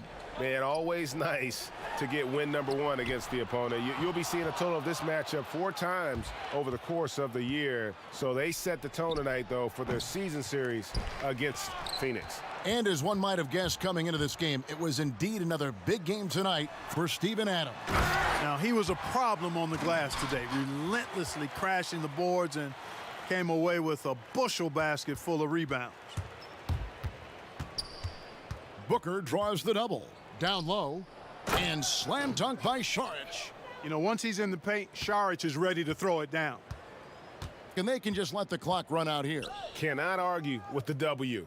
2 seconds separating the shot clock and game clock. Williamson kicks to Ingram. Back to Williamson. And the dunk by Williamson. And credit the whole team. It was a focused, concerted effort to put this one away. Yeah, what a time to put the hammer down. Any hope of a comeback diminished.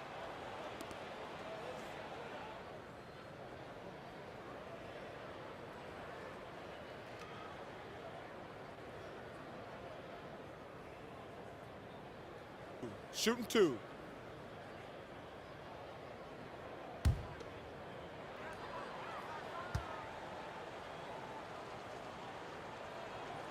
And that one falls for Paul.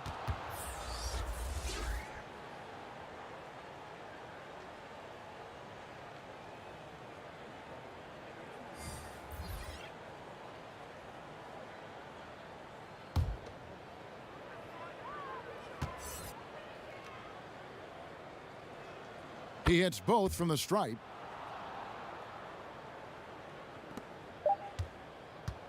So we see New Orleans taking the W here. Some good moments throughout this one, but they had the clear advantage down the stretch. Yeah, I mean, I love the way they executed on both ends of the floor, completely under control for the vast majority of the game. And whenever there was a misstep, they just didn't allow it to fester, and that's why they're going to walk away with the win.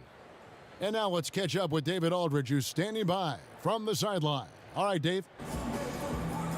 Thanks, Kevin. Here with Eric Bledsoe. Eric, a strong performance tonight. What's been the difference? We're getting out of transition, you know, trying to get defensive stops. And everybody's just playing their game. And it showed tonight, Eric. Thanks very much. Back to you, Kevin. All right, David, thank you. And that'll wrap it up, folks. For David Aldridge, Greg Anthony, and Clark Kellogg, this is Kevin Harlan saying thanks for being with us. And we'll see you next time.